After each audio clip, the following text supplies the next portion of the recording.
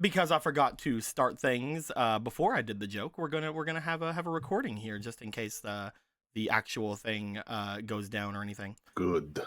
So heck yeah, if you guys were in the stream, then you guys got to see a really funny joke, definitely super funny. That is most funny to everyone, including myself, and not just myself. Hilarious and original. I love it.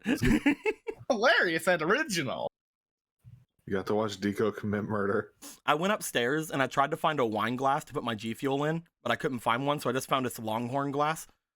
It's from Longhorn Steakhouse. You're gonna fucking put G Fuel in a wine glass?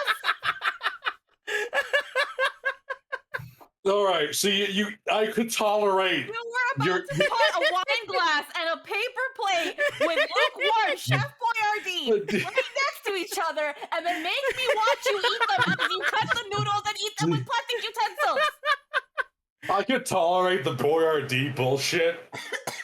You fucking dare put that shit in a wine glass. I cannot wait for the next time I do this joke. I will come to your fucking house. Next time it's gonna be chicken cordon bleu. It's gonna be great. Yeah, and I'll eat it on a paper towel. I didn't know that they came out with that flavor of Chef Boyardee. You just get a chicken cordon bleu in like an MRE wrapper.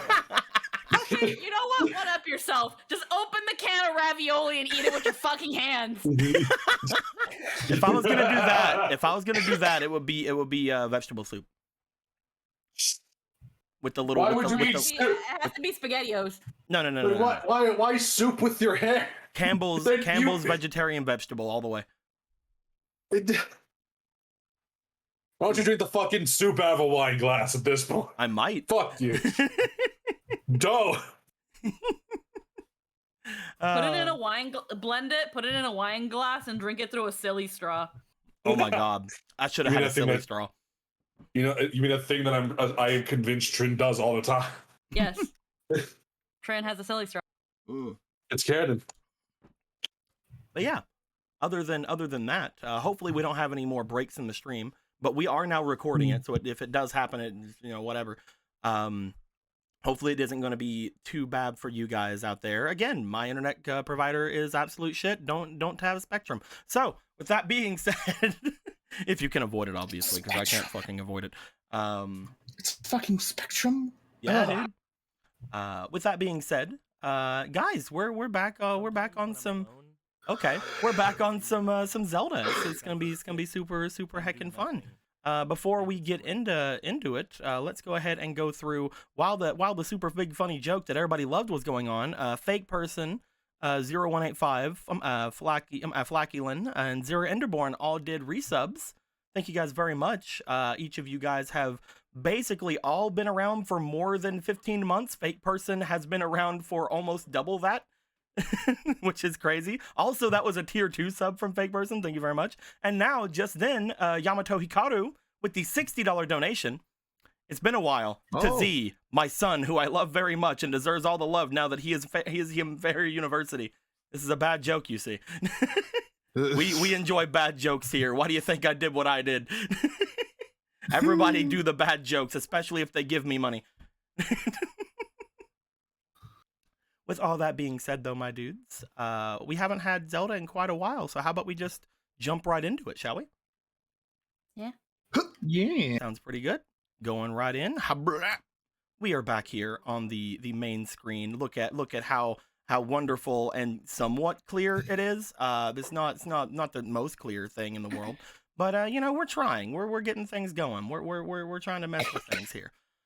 While everything has gone down in the background, I made sure to leave the more important areas up, just in case they were needed, which I'm pretty sure they potentially will be.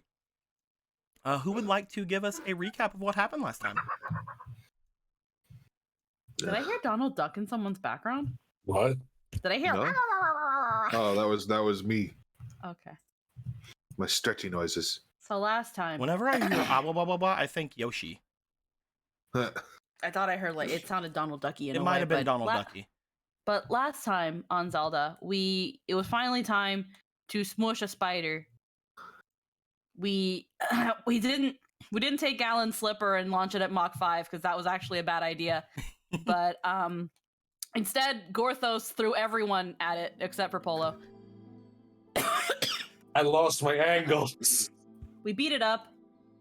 We shot off its tail, shot arrows into its ass that were shockingly effective, blew up chew bombs with barrels at the sacrifice of Globinaldo, who then came back just fine. And thankfully, before the foundation crumbled on top of us and made us the smoosh, we harvested a really good deal of that good old Goma boy. But not before my cough decided it wanted to get worse. Oh, jeez. And I think it was a piece of the Triforce of power came out of it. And the Triforce that was all crackly wackly fixed itself a little bit. Some of the cracks are gone, and we all felt a little semblance of power, even the people who were unconscious. And that was pretty darn neato. But now it was a matter of, how do we get the fuck out? For the path behind us was closed off, and we didn't want to climb rocks. And forward, while we were going to Death Mountain, we would like to not immediately press forward. To which Clarity here pulled out her last useful token and said, I've got a house. And Polo said, I've got a doorknob. And we made a cute little archway that took us back to our house, where we could now be connected to this freeway to Death Mountain. Globinaldo and Jeremy are like, we kind of like this little tunnel here that we've got that's got little lava pieces of us. This is gonna be neato and swanky. I like the sound of this. I can't wait to build a highway. And we made our way home, dragging all the unconscious people in card form, to which Clarity then laid them all down by activating her trap card. And just as we tried to situate what all the conscious people were going to do, we went to go check on our Chefos friend, because last time we did something like this with a doorknob, he chose violence. So we're going carefully this time. So Marco, Gallon, and Polo went up into the kitchen, and instead of finding a Wolfos choosing violence, we found a dead one. And that's where we left off on Zelda. Yeah. Thank you very much, Squeaky. Much appreciated, much appreciated. Let me go ahead and give you some Polo aspirations, or some Baspirations, I believe is what they're actually called. Baspirations. Baspirations. As was mentioned in chat, we've had another bit of a break in the stream. There's nothing that can really be done. I have no idea what's going on.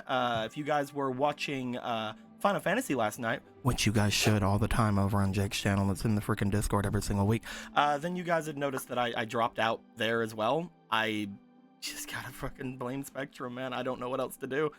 Hopefully we'll be able to keep the recording through everything, and hopefully it won't happen too many times in the background, but we will definitely see. But thank you guys for being patient. With all that being said, as you guys have made it back here to the main area, one thing to go over before we actually start game off immediately is that I have talked with most of you off screen about what you guys want to do with the extra power you have been given. And we have solidified stuff for most of you, but that thing does not have to be entirely solidified for the next couple of games. If you guys want to change things out or do things any different, obviously you can. A couple of you, we've talked about potentially what you might want to do, and sort of like want to shift around to things now. If you guys do still want to do that, just make some of those decisions we talked about. So try to move your decision making and thinking off into those directions and see how things kind of go from there. For example, I know that one of you wants to go to a certain place that will potentially get you guys started in maybe working towards something you've been going on with, but you need to go there potentially during certain circumstances. So how about we just figure some things out. I'm being very vague because I don't want everybody to know exactly what people want to do. So vague as to be completely pointless to say. No, because the person who I'm talking to probably knows what I'm talking about. So I was getting throaty stuff. What? Never mind. But I was starting to cough really badly, so I went to get my throaty stuff and I started talking about stuff and what? No. That's amazing. I was about to say. I was literally gonna say it's okay. He's talking about me. No, And then you cut in. I was talking about Squeaky. It's okay. You weren't doing anything. You go just being vague about class decisions. Oh. It's okay. I was being vague about you guys potentially using some of the power you guys have talked about, and whenever I was coming up with an example, I'm like, I've talked with one of you on how and when such a power would potentially awaken in you, and if you want to go about trying to go forth with that today, you know where to go and what to do. And I was trying to be vague about who it was, but then you... No, it's fine. Don't worry. I'm so happy. Today has been the greatest return to Zelda that I could have ever hoped for. This is a return to form, okay? Everything is as it should be for the Zelda RP. With all of that being said, none of that has to happen today if anybody doesn't want it to happen today, obviously. If people still want to talk about things, because I know that with two of you in particular, I haven't solidified things 100% with, and if I have, I was sick, so we need to maybe remind me that I have. But I know that three of you, I believe, are pretty fine with how you're going to be going about things. With all that being said, last time you guys made your way here into the basement, most people are still unconscious. There are still several people you guys have not let out because they're criminals. Yes. So you guys can decide what to do with them at a later time. Clarity still has them perfectly brought into things. Clarity also is a criminal if you guys want to just fucking yeet her at the guards. Like, that's perfectly fine. But it really just depends on how you guys want to go about things. I mean, hell, fucking Adam's a criminal. Throw him in the fucking brig. Let's see how he's gonna get out of there. But we'll see how things go with you guys separating into your separate areas, going several different ways. What are you guys planning for some stuff going on? First off, some of you went upstairs to collect yourselves. The last thing that was shown was Polo, Gallon, and Marco making their way into the kitchen, noticing a collapsed and in pain looking Shefos. So I think that's where we're going to be starting things off this time with. With that being said, Polo, you had seen Shefos collapsing onto the ground. You see that he is just like always, seemingly gaining whatever sort of knowledge or craziness that is happening around him because you guys have expanded this place. Looking out onto the stove, he looked as if he was in the middle of cooking some sort of a snack or dinner. As things are going through, what would you guys like to do? The three of you are all three here. Well, she ran towards Shefos, calling out towards them and trying to see if because if I'm remembering correctly, they were collapsed and there was like spilled food everywhere. Yes. It looked as if he was in the middle of cooking whenever all this happened. Yeah, so it's getting his head out of potentially drowning in a puddle of soup. And like trying to like see if he's breathing. As you try to move them, they are extremely big and extremely heavy. So as you are trying to like move them around, Marco and Gallon, you can see that Polo is struggling. Distressful Baz. Oh, it's time for the noodle arms to come help. The strongest bitches in all the land unite. Gallon, do you want to do anything? Yeah, I'll go help, like, move him. Get him somewhere more comfortable because he's just on the fucking ground. At least be all laying on his back. With the three of you together, you don't have to make any rolls. If it was just the two noodle arms, then we might have had a roll had to be made. But with the three of you together, you guys move Shefos off of the floor slightly, dragging him back and away from potentially the stove, which, by the way, again, is still on and still doing things. As you guys drag him away, you do see... You guys remember the pained noises he did last time, where he did lash out last time he was like this. Gonna grab one of his front paws. As like a... That she does, just a hand on the shoulder. How about we step back in case anything that can hurt us happens? Right. I shall go this way. You should go this Marco, way. can you also turn on the stove, Marco, while you're there? That is also why I'm going this way. Marco is quickly going over here to turn off the stove. Marco, you go over here. This is the first time you've really used the stove here, Marco. Looking at it especially, this stove is made for a humongous fucking Wolfos. But as you go about things, you go to turn off any sort of flames that are being through here. This is from what you can tell, a very advanced looking stove. You remember seeing something like this back in Ateno as well, since Ateno is more of a cooking village than anything. There is Hateno? Hateno, my bad. Lon. Lon. As you do realize that this is a very modern-esque like gas-powered stove and decent kind of with decent kind of things going on there. So you do know out of everybody how to work this without Shefos having to tell you. Yeah. So as you and go if about, if it's too big for him, he can't just jump in the air and stand for a couple seconds with more reach. You amazingly can. It is not like too big, but like for someone like Polo has to like reach up and around to do things with it. But you know, she can still use it. So it's not that big. But it does look as if it is made to fit Shefos. It's like the top of the stove reaches like the bottom of her breast. Like she's only a few inches off. But yeah, so you reach around, you start messing around with some things, and you do eventually get the gas turned off. Gallon, you try to move Polo away just in case any danger or lashing out. Yeah. As the two of you move back, Shefos begins growling and kind of lurching around on the ground for a moment. As this is going down, I'm gonna have to roll for Shefos really quick.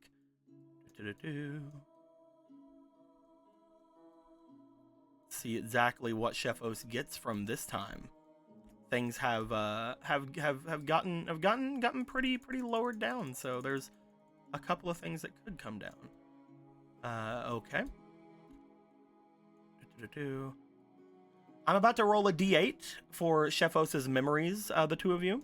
I would like to know, or the three of you, I would like to know out of the three of you, can each of you choose one number on a d8? 2. 8. 4. I will remove those three memories from this. If we reach a 2, 8, and 4, then we will reroll. As a 2, we're going to reroll. That is a 5. Okay, interesting.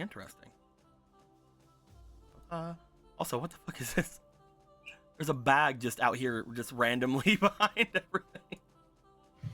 Isn't that little bag? Oh, I don't know what you're talking about actually. It was like a little freaking bag that was just on the side of the thing down here. Oh, I remember this. I lost it before, and I made a redo of it. Now I have both of them. It's right here. Okay. That's funny. All right. As you guys see Shefos sort of lurching around, and for a moment you see the eyes of just a rabid beast for a second seemingly come onto the three of you as the growls become more threatening. After a minute, you see that he begins to stand up as if going to his full height. But right as he comes to that sort of apex, you see that with one of his claws, he seems to grab onto his hand and dig down directly into it with his claws.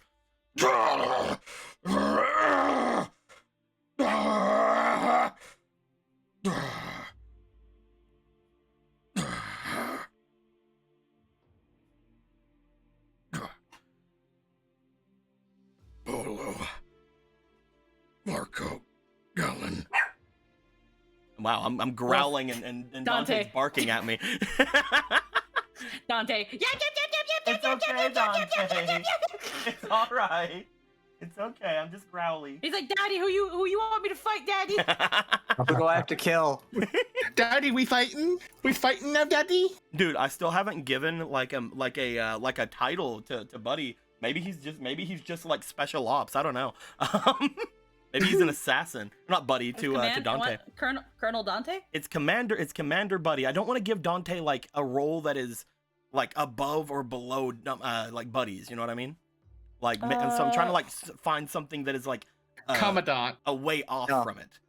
No. Here's what you do. You put him in the Navy. He's an admiral. We'll see.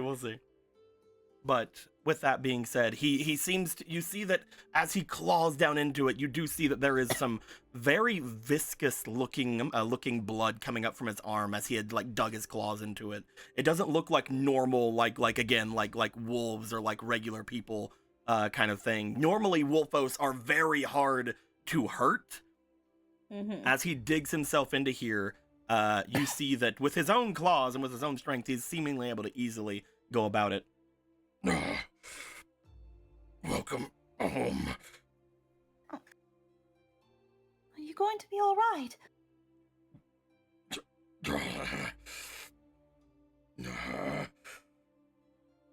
He seems to not respond immediately. I guess that's a dumb question. My apologies. Do you want us to help you in any way? Step.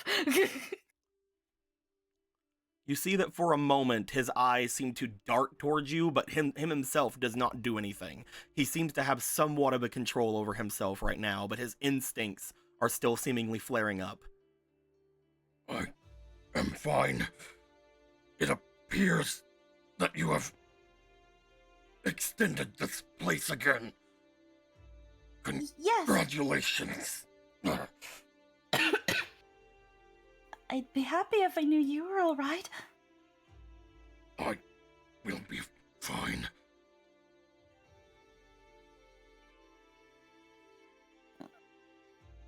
Don't worry about the cleanup. I can handle that. Maybe you need to retire to your room for now? You see him look back toward Marco. Again, Marco, you would note that almost involuntarily, the eyes would dart to you immediately with just this instinctual, like ferocity. But as he begins walking, you do see him walking in like a, sort of a lumbering way in this direction, trying not to seem threatening. Yeah, Marco understands what is happening. He does not have any. He has like.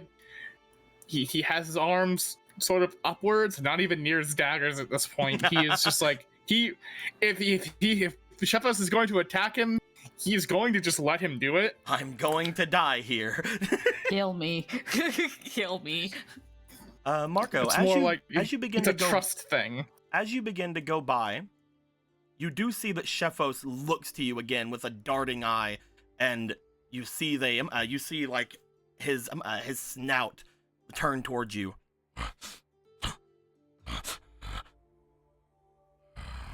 It's okay, Shepos. Everything's going to be fine. You have changed. He looks off toward Gallon and Polo. You all have changed. You could say that. I can handle cleaning. Please let me do it. Alright then, big guy. You want me to take care of the arm before I go? You see, as you say that, he sort of looks down as if he didn't even notice what he did. If you would like. Gonna heal his arm. You send up a bit of a heal. You will notice, Gallon, as you go to send a heal towards Shefos. You've healed him before, but right now, whenever you send a heal toward them, it seems a bit tougher to take, as you do see that it takes a little bit longer to actually see the results of the healing of the wound than it normally would for you. Thank you. Anytime, buddy. Just make sure to take it easy. There are many things we must discuss about things I have remembered and things that have happened since you were gone. And things that we've found out. I will rest tonight and try to respond in the future.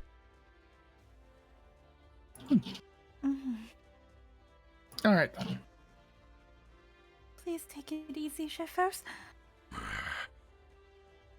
Yes. I will.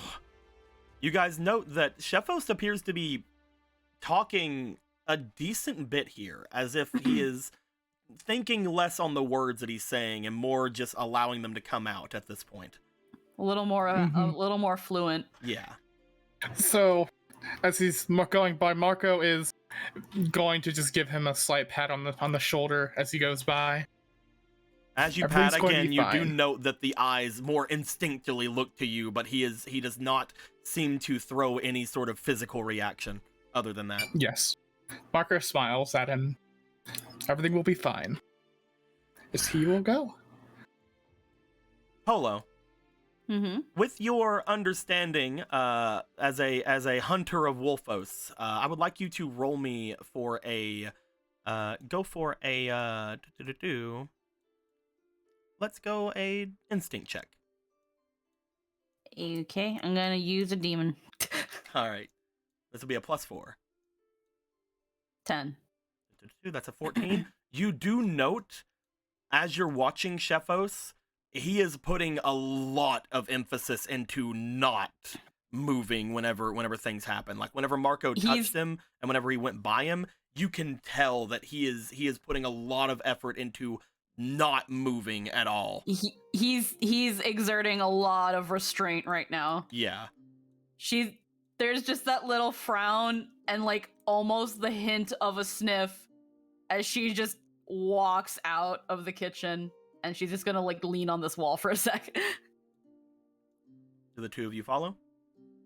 Yep.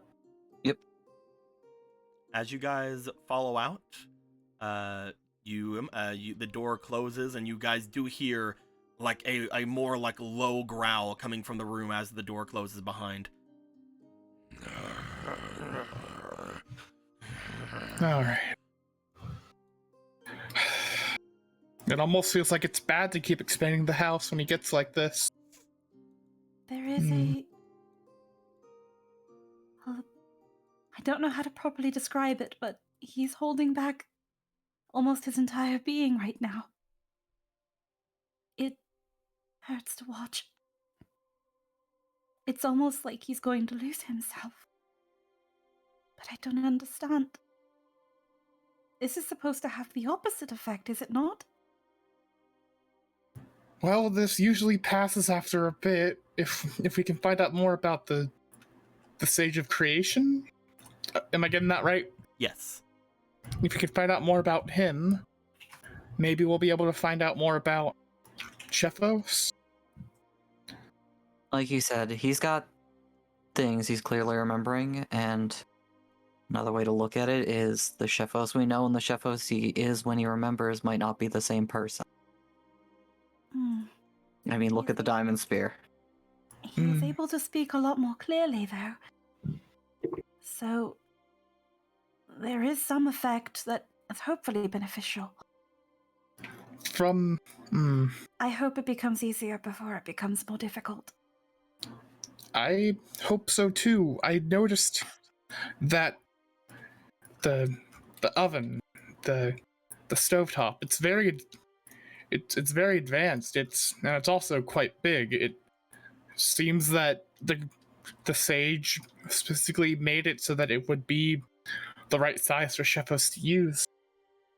As if he intended that Sheffos would remain what he is, or if he was ever anything else. But why would he turn him into a Wolfos in the first place? Well, that's also it. He could have always been one. I will remind, just because I do, this is a long time ago.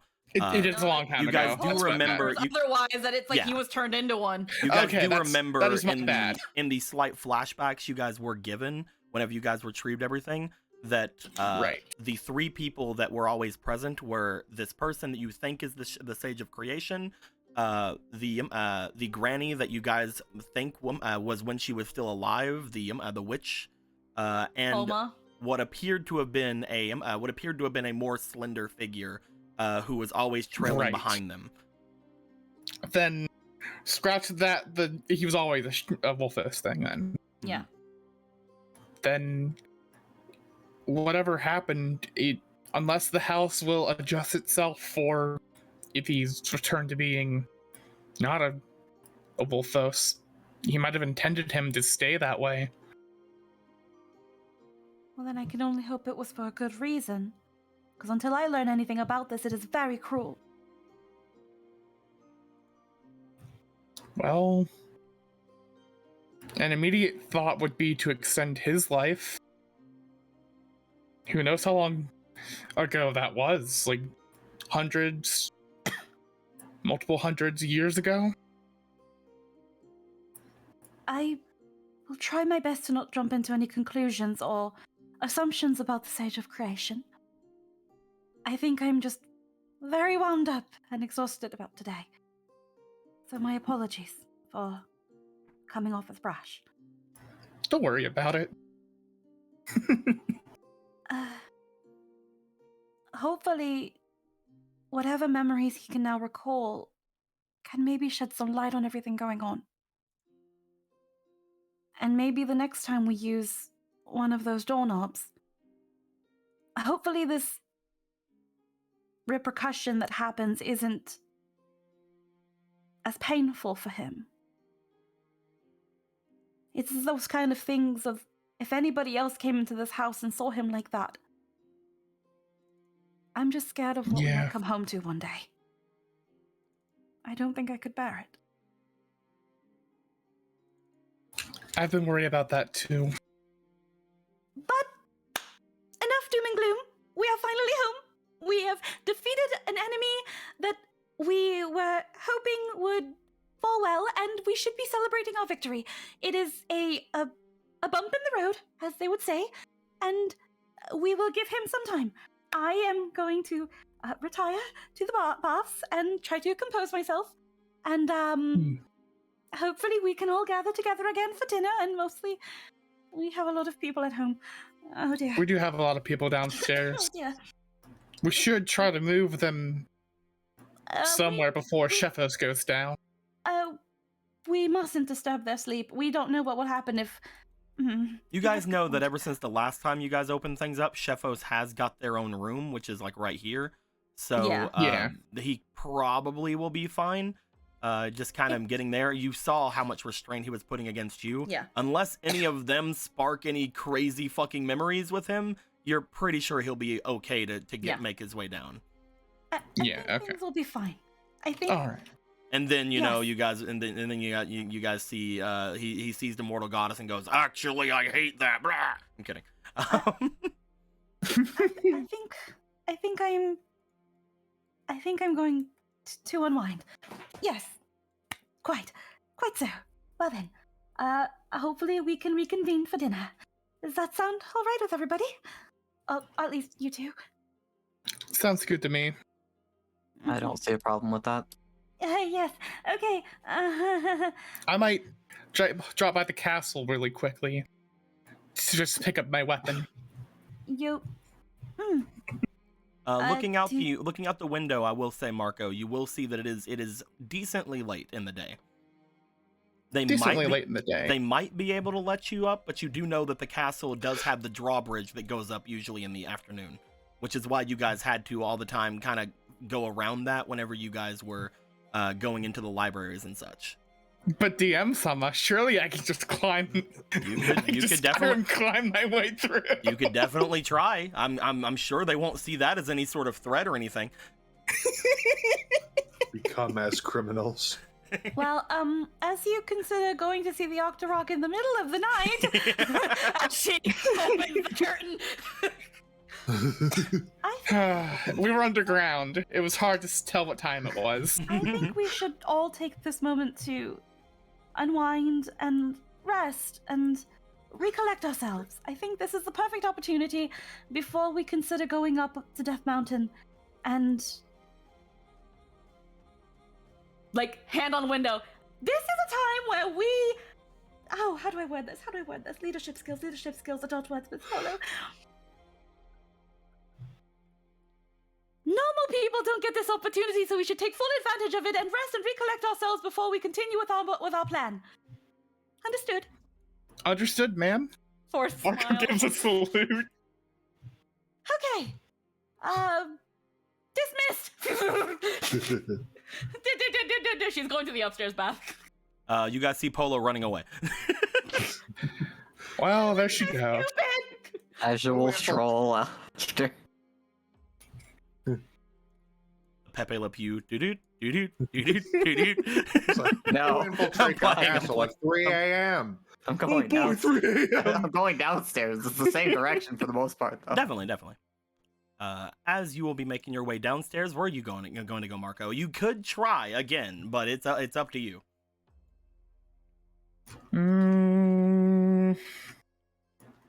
I will say you also did just come out of a huge fight in a dungeon. That is true. I guess I'll go. Pool party. I guess I'll just go downstairs, see how everyone's doing after checking on Sheffos. Speaking of downstairs, Cole. let's talk about the downstairs peeps first. As Gorthos, you had changed into your smaller Gorthos form after placing the large skeletal Gorthos off in this corner, basically at a position where the wine cases are keeping him in a standing position. As you have done that, Ronan, you had started checking on people, and you had seen that Obra had started to awaken and move as you were doing so. As this is going on, she is not like completely to a cognitive sort of form, but you do see that she does sort of sit up and smile to you before looking as if she is again rather tired. Oh, you should take it easy. It's been a day. Take it easy, huh? Well, I have a lot of questions. Shoot. But, like, while taking it easy. If you don't mind, I would like to find somewhere that I could, well, have a bit of, She looks to, like, her arm and, like, looks to you. A bit of a soak, if possible. Oh, yeah, we got just the place for that. Are you good to stand? Here, let me help. She just reaches up to you, like Yeah. me. Like, Probably not. Up, Zora Daddy. We'll lift her. Gorthos, you see that the two of them, like that, Obra is lifted up off of the seating area. You would also note, Gorthos, that because you had now gotten back into this form after having defeated the Sage before, after having defeated the Sage of the Wilds, as well as different things going on, this body feels a lot more light to you than it did before. So it's kind of like bounces up and down a little, like, You feel a lot more comfortable in the skin of this body for a moment. As we are gonna actually, I don't have the thing for the Hylian hero quite yet, for the thing going on, but you will be gaining another addition, this time to your spirit. go ahead. While you're in this body. Currently, we have your stats made for this, so like there's the extra stats are over through here, but I'm gonna give you one extra spirit point. Hey. Hiya, look at that, it's gonna be great. Look at you go. The body feels lighter for you. You do feel as if you could probably take on the world at this point with your magical abilities. My magical ability of taser. You also do feel that somewhere inside of you, a new spell has awoken. Oh, what? However, you don't really understand it quite yet. Perhaps whenever you rest, you can gain further insight as to what this could be.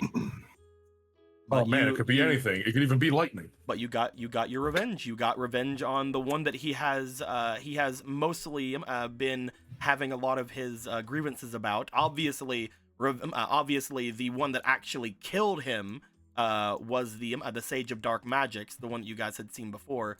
But the one that he was chasing after and the one that he was looking into, his unfinished business was with the Sage of was with the corrupted sage who was with you before, the Necromancer.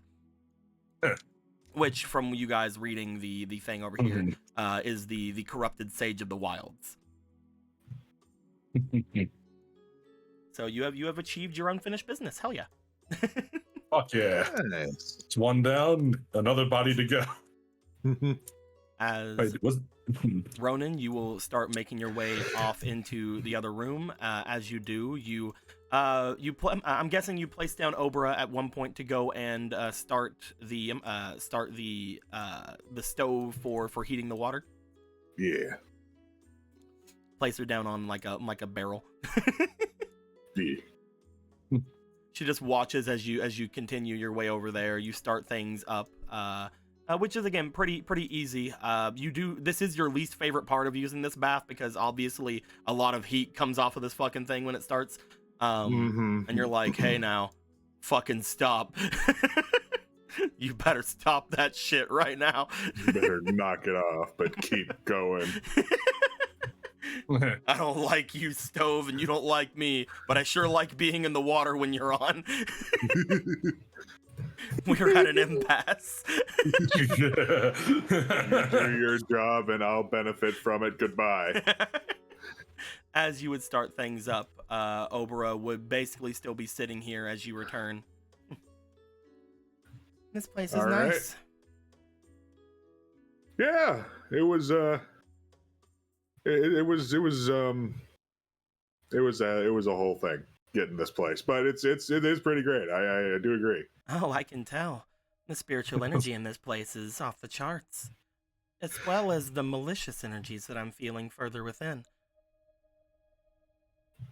The spirits make sense. They're kind of chilling out in the in one of the other rooms. But what do you mean by the other thing? She looks to you before looking back. Do you not feel it? Oh, I suppose it would take someone, potentially Gallon, maybe.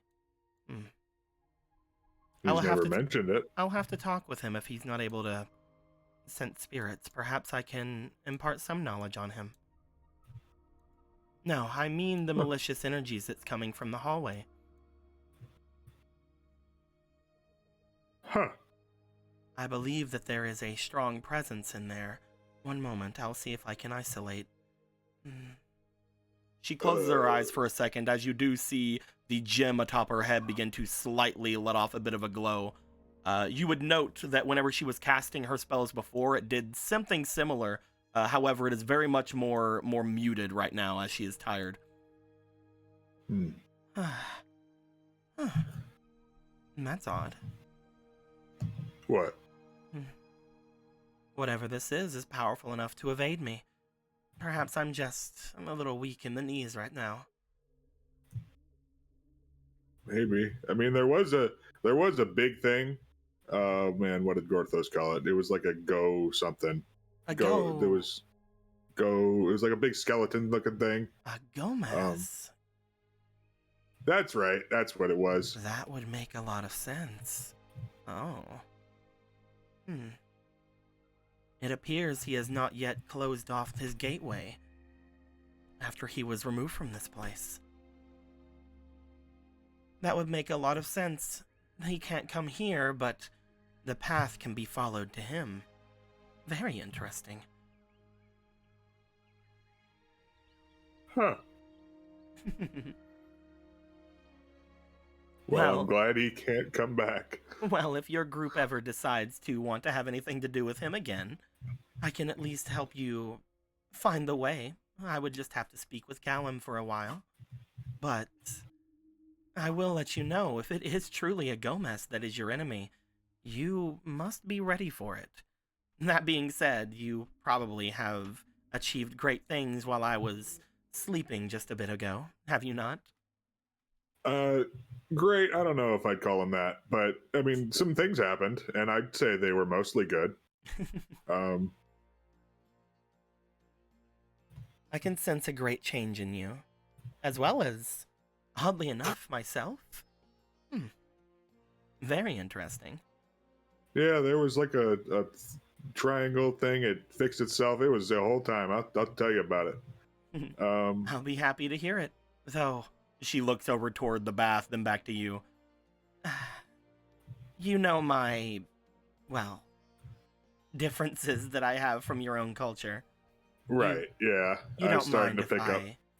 You don't mind if I'm more to myself in here, I suppose? No. I don't mind company. This place looks rather large, but I will also say that I'm a lot more comfortable bathing less publicly.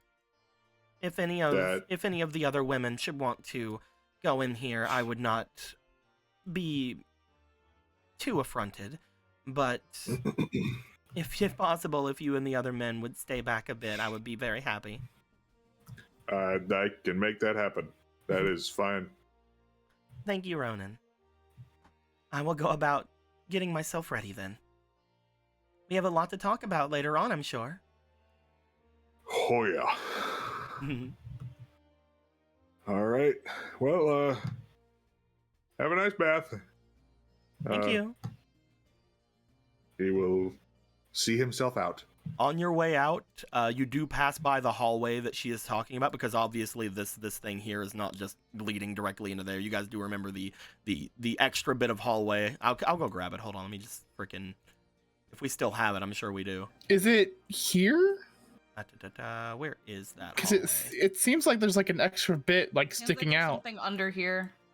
Where is It might be under this. I might be under this. It might be under something. Oh. But Or there is a not under, but inside. there is a slight bit of there is a slight bit of. Well, you guys moved it.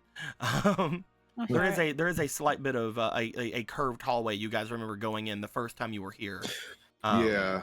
I haven't used Okay, so it that's with actually anything because nothing. we haven't needed it. But there is a slight bit of it. I'm trying to find it now. No, yeah, it's not. There actually is nothing under here. It looked like there was. I didn't think I left it out. Because like I was only curious because like there was just a little tiny bit poking out the side of the the big rectangle, but it's actually part of the shape. Yeah. Neat. Either way, we don't have to worry about it currently. But it is. You guys do remember the slight hallway that is there. As you pass by it, Ronan, you do feel for a moment as you just look around. You're like, you don't know if it's paranoia, but now that you've been reminded of that feeling, you kind of like look in the shadows of like the corners, like I'm fucking watching you, whoever you are. I know Just something's does here the now. pointy eye thing to every wall in the place. It's like I know something's fucking here now. I'm on it. Stop spying us from the bath, Gomez. Gosh. Might not know where you are, but I'm watching you. I'm actually just looking through all of the different like things and seeing if I can find it. It's not anywhere. That's fine. I can bring it back in whenever we need it. But you do like point off toward the toward that entrance, and you just sort of like go, don't you fucking you better calm down. But at that as that happens, what is this? Oh no, that isn't anything. All right. Gorthos. They have gone in there. They've had that little bit of a conversation. You are now again in this body, in this form. You do remember that your other two bodies are still off in the woods next to the temple that you just had gone into. But again, you are feeling extremely not fatigued, because it's very hard for you to feel fatigued, but you do know that there is a wear and tear on your spirit from having had this fighting and all of the staying up that you've been doing. The spirit is willing, but the body is soft and weak. It's kind of the opposite here. Shut up. How dare you? As you sort of look yourself over and debate on things, you do see that the people who are awake do sort of like keep a look over to you. At this point, several of them have made their way away from each other. as you do see that that Kira has taken Jason over to the side, still kind of eyeing at the mortal goddess, like with a very confused and very sort of scared look, not really understanding exactly what's going on over there. And you do see that Faraday is going between all of the different Zora, making sure that they are seemingly all right with everything that has been happening, and tending to them as well as she can. Other than that, I believe Riva. No, Riva woke up, didn't she? I think. I could be wrong. Go back to Yeah, sleep. no, she Riva. woke up. Okay, No, she did wake up. Okay, She did wake up. okay. I forgot completely. Her name is Ellen the Jenner. I completely forgot. I didn't add the generous part, but Oh someone my did. god. I think I did that a long time ago. She was saying that she was being generous by like offering stuff, and then Yeah. we I started joking noticed about it generous. changed. I noticed it changed like a while ago, but I never changed it because it's like, yeah, it's funny. But as all of that is sort of going down, you do see that Nimbus and Kuro have kind of been watching over June as well, trying to see if things are going down. You see that Nimbus is or Kuro's trying to like convey everything to Nimbus as to what had happened to you guys. But most everybody else is still kind of out of it, still kind of going through the motions of things. And you see that Clavier has gathered up the two fairies, and is They're like safe basically going over with them and trying to make them a bit safer, a bit different. You see that Atalanta has also woke up, because I'm guessing she's standing, so I'm saying she's woke up, and is taking care of Argo. I believe she'd be up before most people. Yeah. With all of that, He's just off in the middle. With all that kind of showing itself, what would you like to be doing currently? Also, before anything, Blade Singer just gave $10. Says better find a priest for Shefulf. Also inspiration to Marco. Heck yeah, Marco's gets inspiration. Hey. Ooh, hell yeah! Thank you. Thank you very much. Much I'll appreciated. put that towards the finding a priest fund. Dude, that's gonna be 5 for Marco. But yes, what would you like to be doing right now? He's probably just going to approach Zelda since everyone else seems perfectly fine. Well, this place of yours is rather interesting. It was a steal. She seems to look around it with a bit of a smile about it. Her hands behind her back as she's just sort of turning and looking. She looks back to you. This form is rather different for you. I can sense a sort of frustration coming from you now. Do your different bodies change how you think about things? Lithos actually looks like he thinks for a second. Do they? I can Lithos sense hasn't from noticed. I can sense from this body a sort of influence over you. That makes a lot of sense, I believe, actually. Anytime I've seen you in a different form, it's always as if I sense a slightly different version of you. I like it. It's like seeing the different sides. Though, I guess, for somebody who it's affecting, it'll probably be a lot more of a hit or miss quality. Well, Lithos hasn't noticed, so I suppose he doesn't mind. You're about as tall as me here. I wonder who's taller. Yeah, she just like measures with his hand, like, Orthos thinks it's Lithos. We'll go with that for now. She seems amused as you say that. So, this has been an adventure, hasn't it? Very much so. I will admit that I'm still a little confused as to what exactly happened, but not incredibly, I guess, remorseful of it. It's interesting being back in the living world. After being gone for so long, it's quite, different.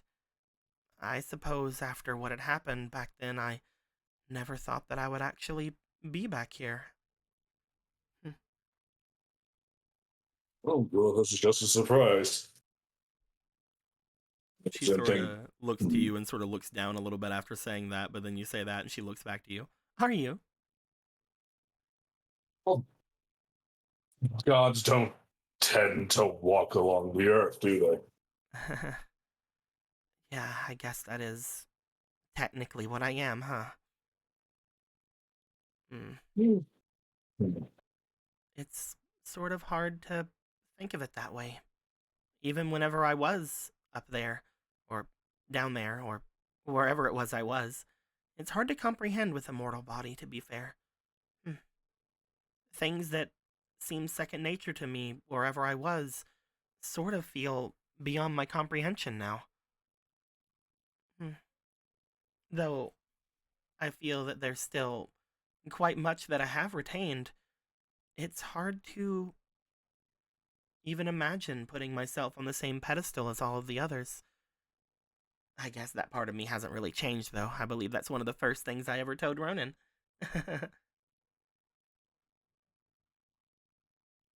Well, if the other gods were just so great, Gorthos wouldn't be there. Wouldn't be just your champion, would he? He is still your champion. There, Gorthos isn't mistaken about that.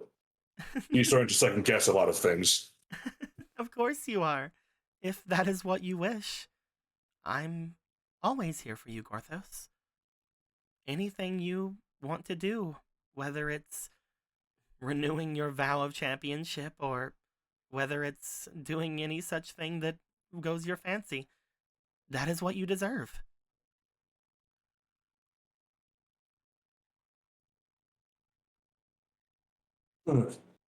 No, I know that you find it hard sometimes, but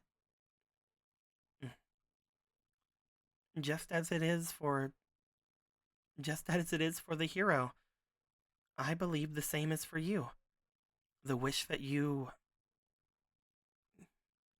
She stops for a second. Never mind. tilts his head. He's like, "Wish? What Mm, wish?" Well, Nothing. Gorthos' wish for many things, though he does not believe they've ever come true. Uh, Nothing, Gorthos. Don't worry about it. Though, one thing that does pain me is that it looks as if this may be the final time around, isn't it? Gorthos has tried to come to terms with that. I am very sorry. Perhaps if you were a champion of a stronger deity, then maybe it wouldn't come to an end so soon.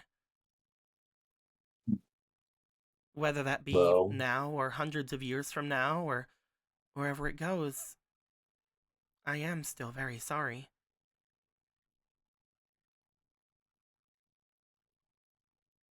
the beauty of mortality is that one can really appreciate the world around them, knowing it's so finite.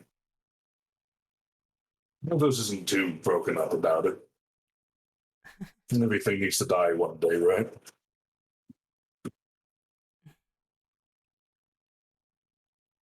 To hear that. She seems very amused as you say this. Or those things you're making fun of them. No, of course not, Gorthos. I'm just elated.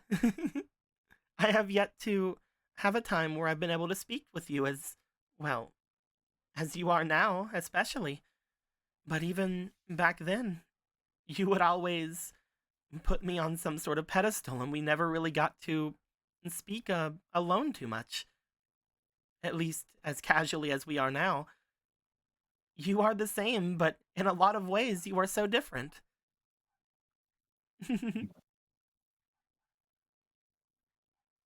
The Gorthos from back then, I do not imagine some of the things you are saying now to even come from his lips. Yet, the familiarity is still there.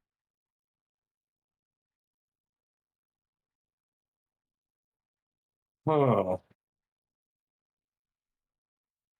Well, doesn't know how to take that. I do not mean it in any bad way. People change. You have changed and I have changed, but what really makes me happy is that even though you have changed, you have stayed the same as well. I do not know if I can say the same for myself, but I'm happy that you're able to change and grow.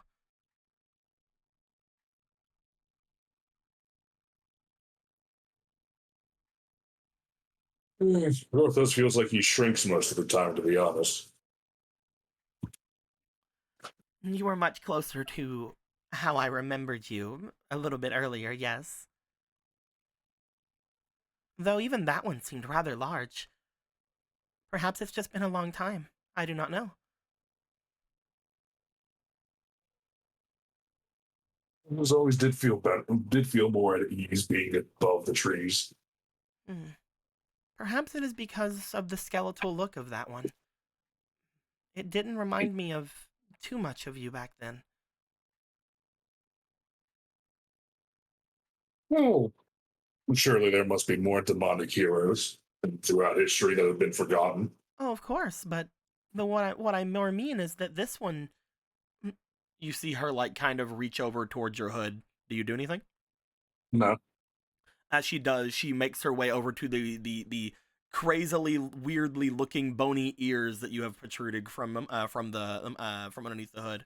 This one is far closer to what I remember, though again far smaller. You were always an enigma, you know. There Oh, shouldn't be well, any those- there shouldn't be any bones in ears after all. He pulls up the hood. Well, maybe Gorthos likes having ears. I prefer you having ears as well.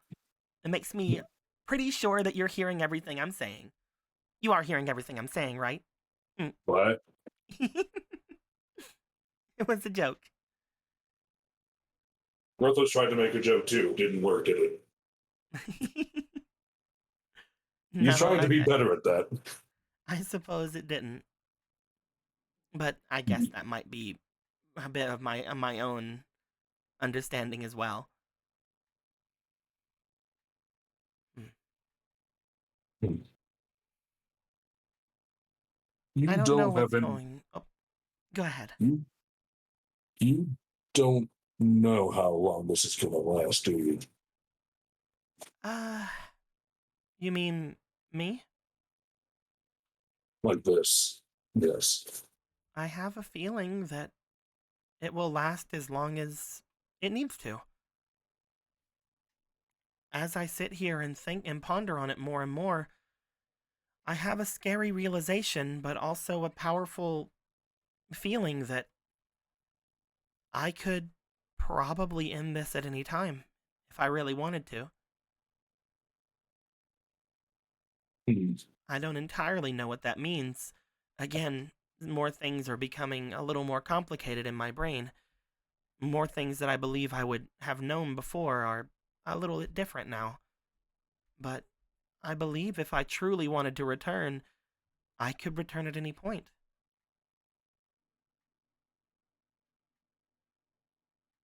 But at the same time, I believe this may be the last time for me as well. What Ronan did, I do not understand. What I achieved, I still do not understand.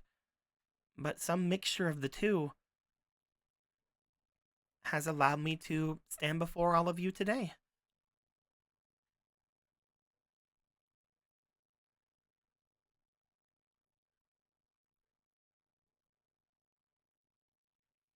As she is saying this, Ronan, you would be making your way up at this point. Yep. Don't chill. by the hallway. You're just like And just- sitting here, like staring off, like nobody better come this way. And he's just gonna like sit on a fucking barrel or something and then plays violin. You go over here, you grab a barrel. It does the thing for like a desk. You like go like start sliding it this way, like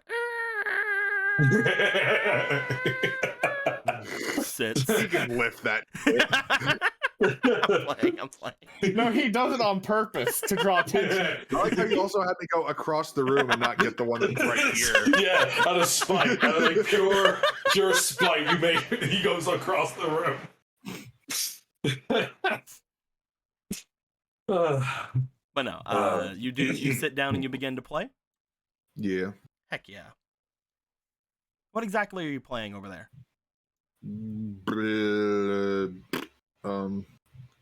Sing of Tim, obviously. No, The Sing of Tim? Sing of Tim. Don't drop that. Da-da-da. Hey, don't drop that. I'll just do heckin' Song of Healing again. Okay. As you are over there performing the Song of Healing, you do feel as this goes down, Gorthos looking around at everyone. You do see again like a slightly more peaceful kind of look go across a lot of the more unconscious people's faces. As this is going down, you do also look back towards your large skeletal form behind you, and while again you can tell that the song is having some sort of an effect, whatever it is that is up with this skeleton, it is far more gone than any of the ones you had before. That conversation you had with it before taking it over really just like radiates in your mind.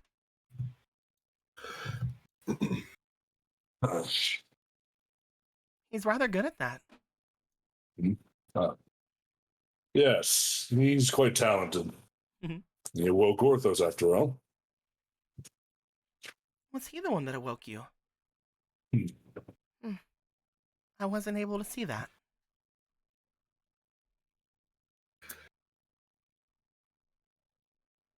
You can see where Orthos rests, and he's like that. Oh, I mean, sometimes, but not this time. This latest time, at least. Though, I do not believe that was by accident.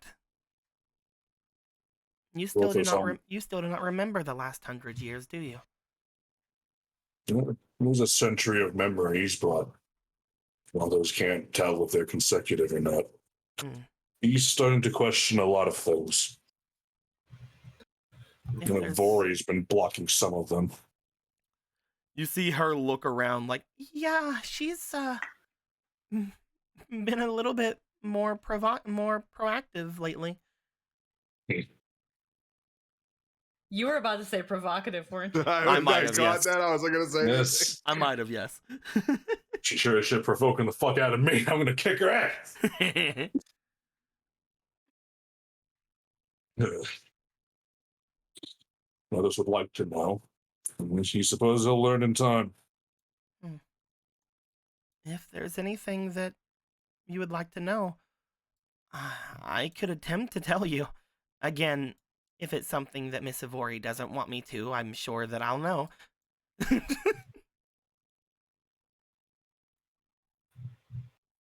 Orthos remembers gathering quite a number of people. A large number of people. You're speaking of the gathering. What was that? The gathering of heroes, correct? Is that what that was? Well, I believe that is what a lot came to call it around the time it was happening. A great hero going around to the different lands and collecting on old debts. Bringing in a large number of a force to achieve great goals. At least that's what most people would talk of it as.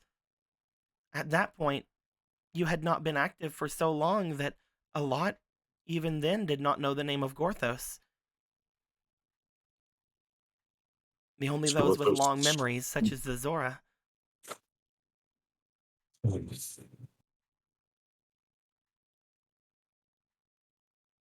Orthos thinks it might have ended in a failure. Mm. Did Gorthos lead them all to their death? Mm. Mm. I don't know how much I can tell you, and even then, it's not because I'm afraid of Ivori or anything. It's because, as I just mentioned, I believe it was purposeful that I could not see you then.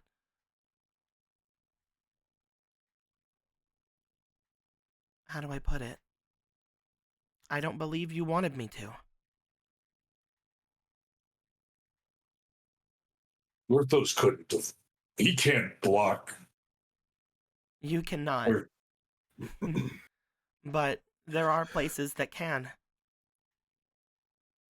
Whenever you were choosing to gather everyone, you specifically brought them all to the Lost Woods.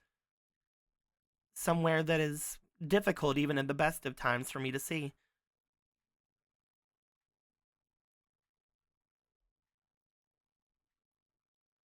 I cannot tell you anything of exactly what happened there, Gorthos. All I know is that for the longest time I wondered why. Why it was that you went to such lengths that you did not wish for me to know. And why you disappeared afterwards. When others did not.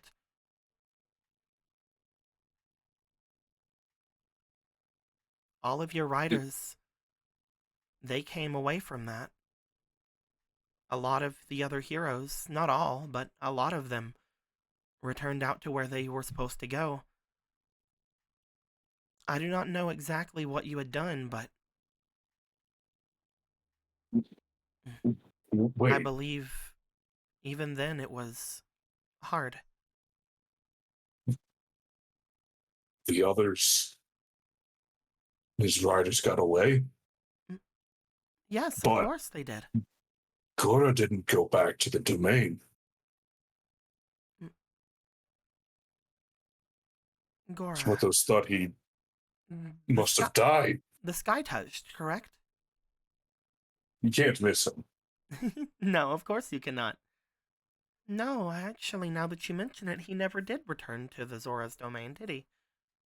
He made his way off to the north. Why did he go there? Did they all go north? I do not think so. But now that you mention it, the four of them, other than Ivori, they went different places. They didn't go home. That is very odd. Then the young man there, Nimbus, said he found Cortani's blade in the dungeon, just sitting there. After everything had happened, Cartani did everything in their power to go through many dungeons. I suppose one of them was eventually what sealed her fate.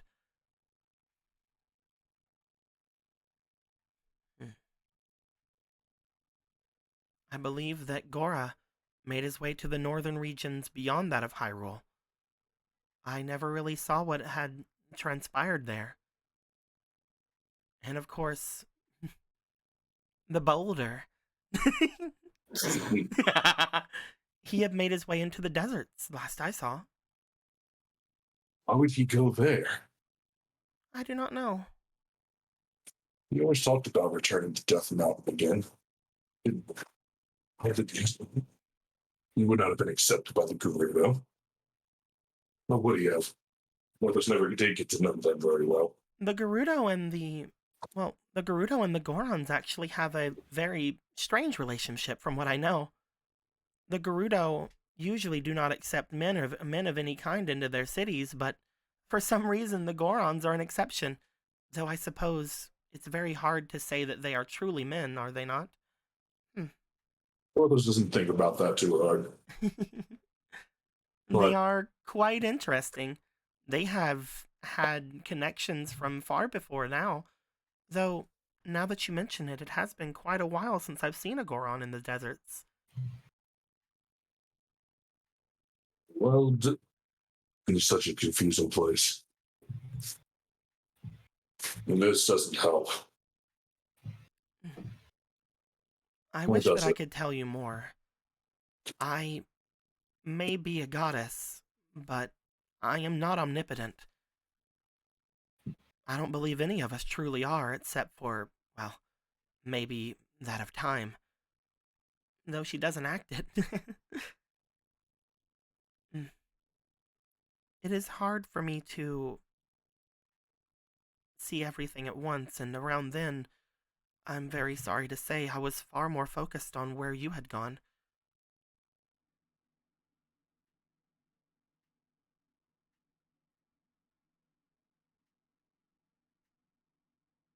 It would be around this time, just because there has been a lot of conversation, that Marco and Gallon would be making their way downstairs.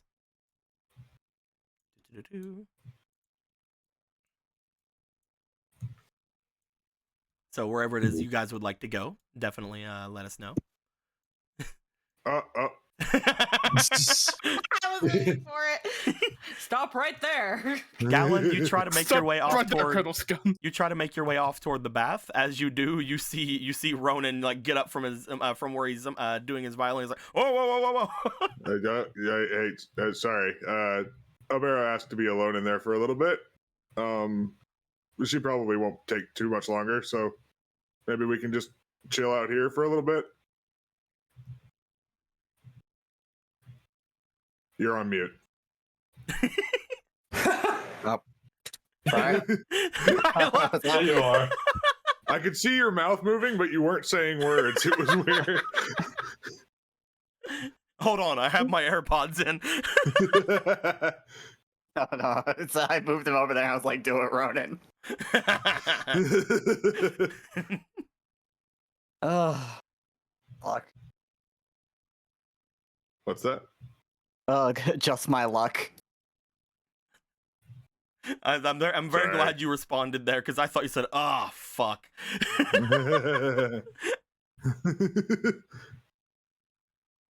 Look at Ronan. He's gonna look at the bath. You know, maybe the bed's preferable at this point.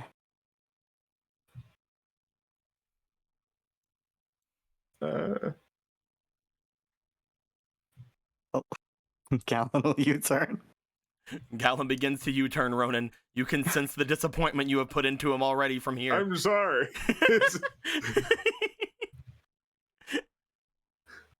No. People want their privacy. I don't get it either, man. I'm just respecting it. So am I. I don't get it either, man. But then you remember, there's a bathtub upstairs.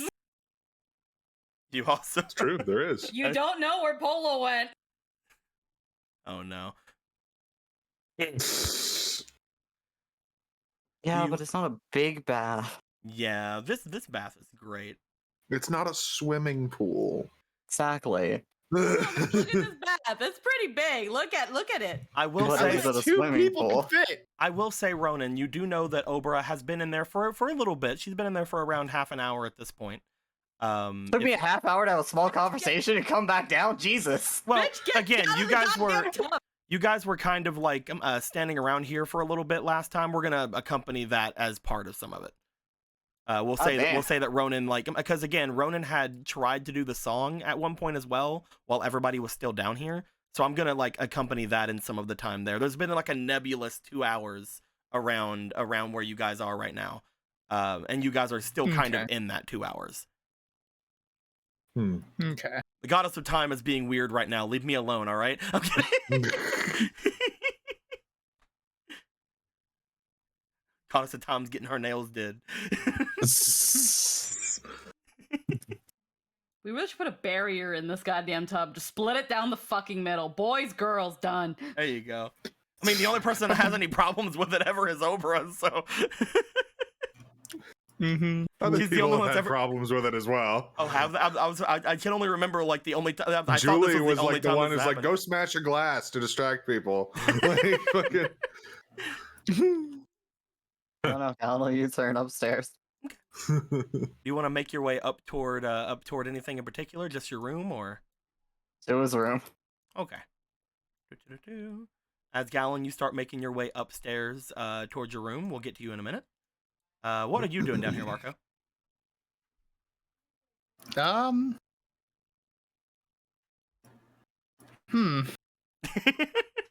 What did I come hadn't down actually here thought. for? What was I coming down here for? I think I've forgotten. Problem is, I can't Marco just remember what I've scans forgotten. the room. I've forgotten completely. Huh. Marco shrugs and goes to get his doorknob. Why not? You make your way into the knob room. You go to collect your doorknob. You expect there to be resistance. No, there's no doorknobs in place. You just kind of take yours. There we go. I would expect there would be resistance. Because last time there was a lot of resistance. I mean, there's not a fucking dumb fuckery going on with the doorknob situation. So he just nabs it. Nice. You want to start making your way back upstairs? Everyone seems like they're fine down here, basically. Yeah. At the moment, it looks like several people have been moved around.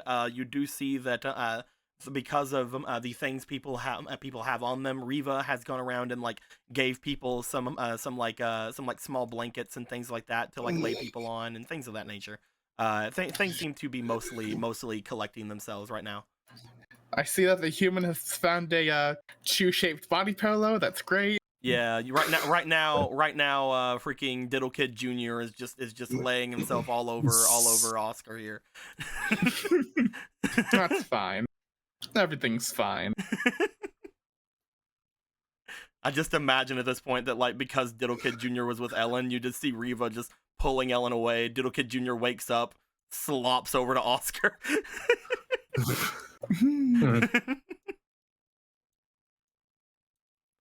Yeah, do you want to make your way back upstairs?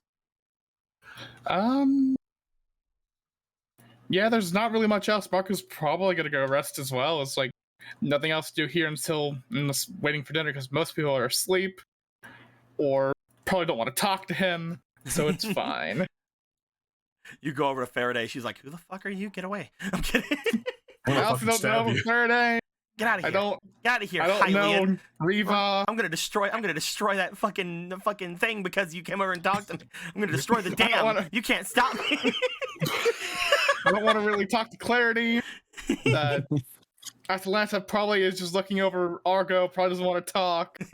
And then there's Kira, who's like, she might stab me anyway. Look at you making all these assumptions of stabbings. All these so potentially true resting assumptions. stab face. It's not even resting bitch face, it's resting stab face.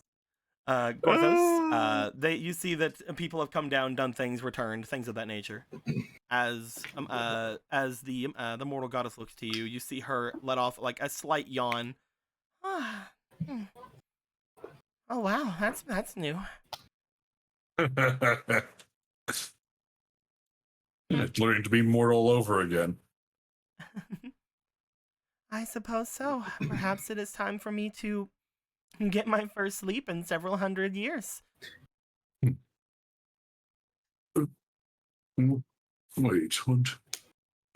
She looks at you as you start counting. You see a slight like wrinkle in her brow as she furrows her brow slightly as you're trying to calculate age.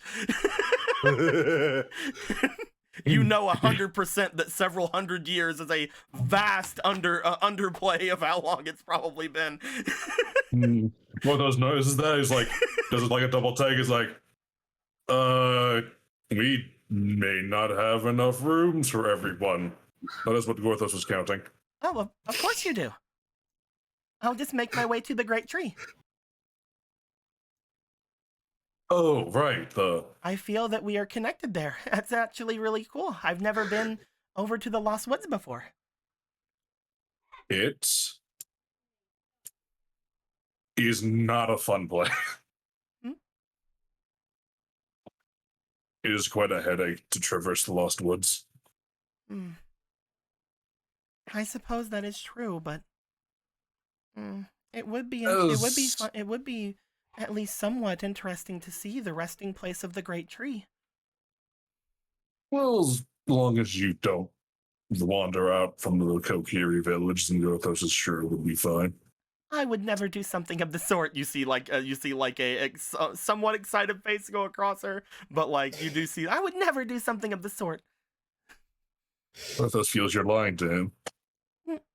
I mean, I'm tired. I would like to rest before doing any sort of sightseeing or anything like that.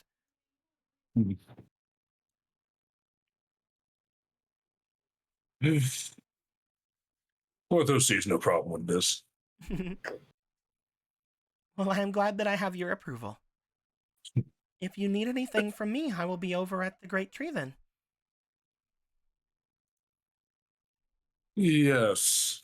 Just worry about resting for now. I will do so. Until the next we meet then. This should be interesting.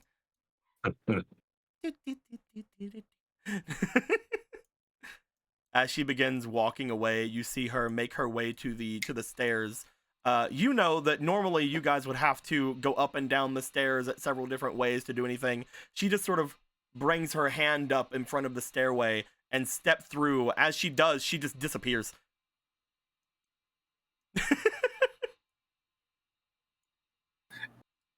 Surely Gothos' mortal mind could not comprehend that. And in her clumsiness, she's accidentally opened a portal back to the spirit realm. Oh no! Gothos just lets out an exasperated sigh. Where is someone Gothos can talk to?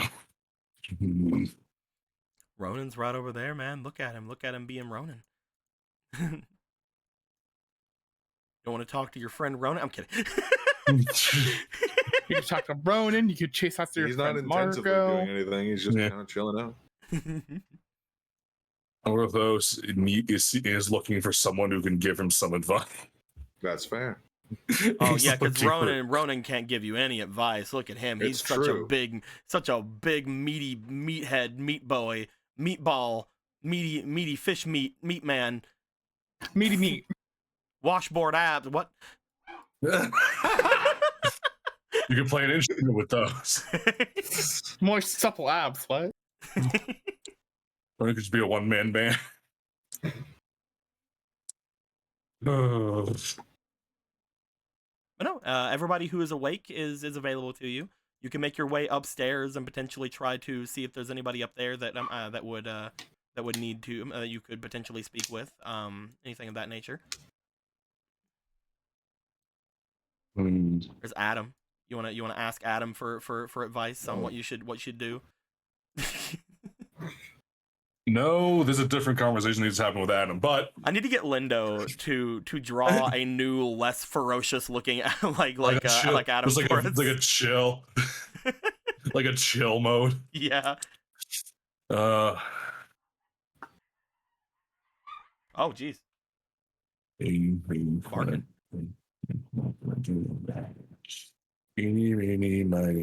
Hurry, your eeny meeny miny mo's up. Tell me who you're going to, or I'll kill you. You can try, but I think that Gothos is gonna look for Polo. You can definitely do that. You begin to make your way upstairs at that point. Since everybody else is upstairs, I would like to talk with Ronan very, very quickly. Ronan, it takes a little bit of extra time as you watch the others make their way away and go upstairs and do their different things. Eventually, you do see that there is an Obera making their way out from where things are. You can tell that now that she has gotten a lot more of a good soak, that a lot of color seems to have returned to her. As she steps out, she looks off to you. She goes, "Oh, that was wonderful." Ah, you look like you're feeling better. Did you stay guard here for me the entire time? Yeah, just kind of chilling out. That's, I can see that that is something one could get used to. Much better than what had happened when we were the last time we had bathed near each other. Yeah, things got crowded. Though there was a bit of a fun about that. The old king himself was much more, well, interesting than I would have realized back then. Oh yeah, he's great. Love that guy. I hope to one day be able to see him again.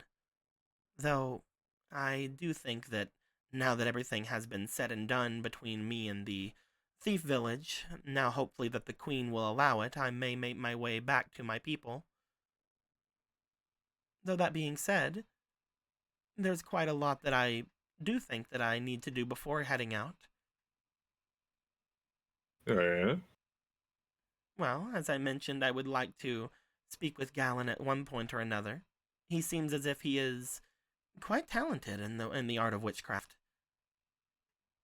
Yeah, he's pretty good. The rest of your group seems rather interesting as well. Perhaps I can do something to aid any of them. Or perhaps all of you would be more interested in seeing my mother. I mean, I'd love to meet her. She does have a way about her. There is a, well, old tale among our people that she is able to grant the desires of those that she enjoys the company of.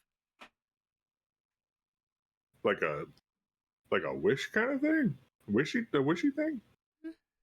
Who knows? She's never really desired my company, so I couldn't tell you. Oh. Well. I wouldn't take it too seriously. Everyone in the village is said to have been descended from her. She does not treat any of us any differently than the other. Right, I think you mentioned that. It is interesting enough. Out of everyone in the village, however, I believe that I'm the only one who can directly call myself a direct descendant of her.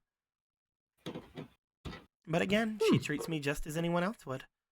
Just as she would anyone else, I mean.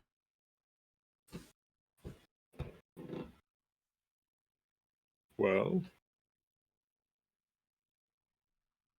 I'm excited to see the place. I've heard a lot about it, and there's a lot of bias. I'm excited to see it as well, Lindo. What? Not what? What? What? Well, anyway. Where'd that come from? I don't know.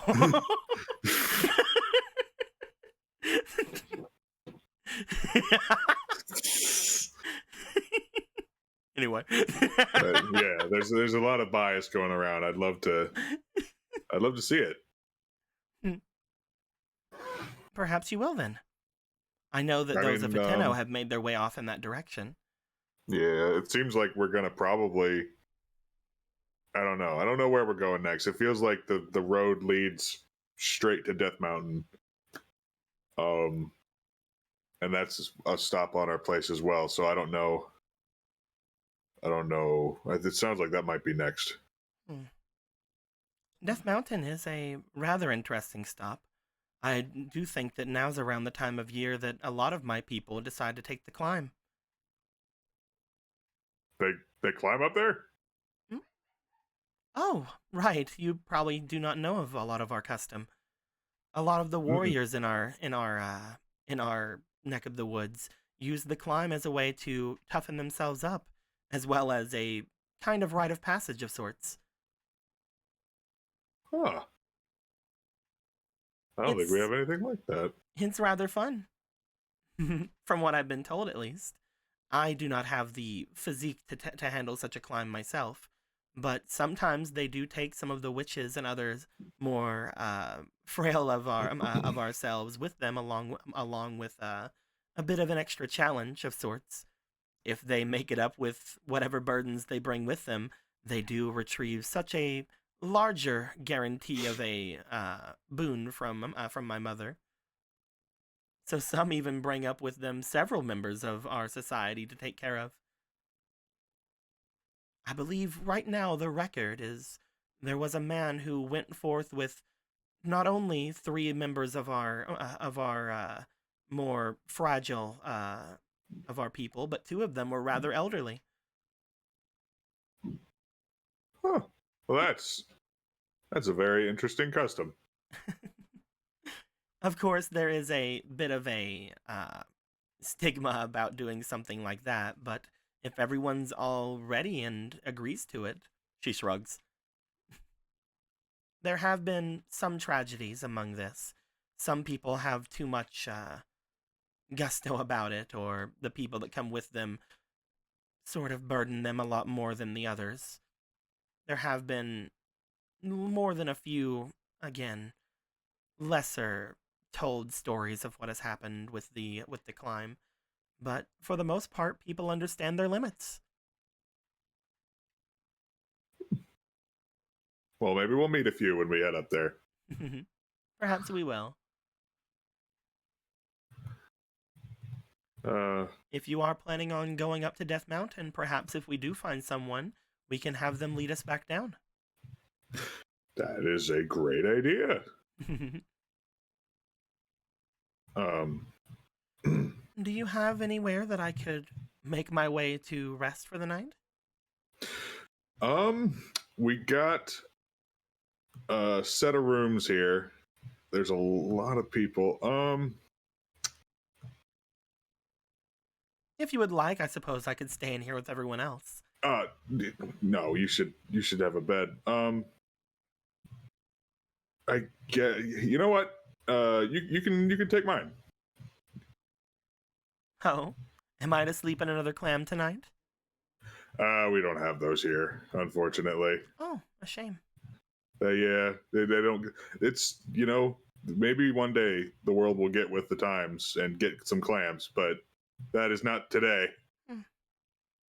You should ask the thief queen or the bandit queen if you would allow to do that strange door thing that you seem to be able to do. She has quite the number of beds, each of them very comfortable. That maybe we can look into that. That sounds like a good idea. If you're running out of beds in this place, I could only see that would be beneficial to you. Yeah, we could load this place up with a few of them just to have. But yeah, I can show you there. You wouldn't be put out? No, not at all. Then lead the way. All right, and he will do so.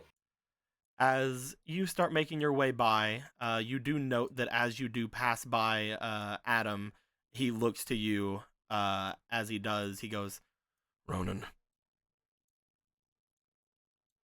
He looks over to him. He glances back at Obera for a split second and then back to him. Yeah? I do not mean to interrupt. Could we talk on the morrow? Sure. That works. He gives a nod, and without any more clarification, he just starts making his way away. Yeah, that's another thing I gotta tell you about. That is something I was wondering about, yes. Yeah, I'll tell you on the way. And he resumes leading her up. Okay. As you guys start making your way up, you will be the last to go up to the top floor. So first things first, Polo. Baby. You would find yourself up in the top area for a moment. You would step out into the little balcony for a moment, making sure that everything is locked and ready for you. You start your bath, and obviously this is the same kind of system of water usage that happens downstairs. You never really thought about it before it was brought up by Marco, but it is very interesting that this bath even works at all. Seeing is on this second floor, and you don't really know how the plumbing of this place would really work. It seems very advanced for most of the other things you've seen in Hyrule. There's just that, like, while she's laying in the bath and she gets curious, there's that, like, snooping around the bath while she's in it, and then, like, freaking almost falls out of it. It's like, ah!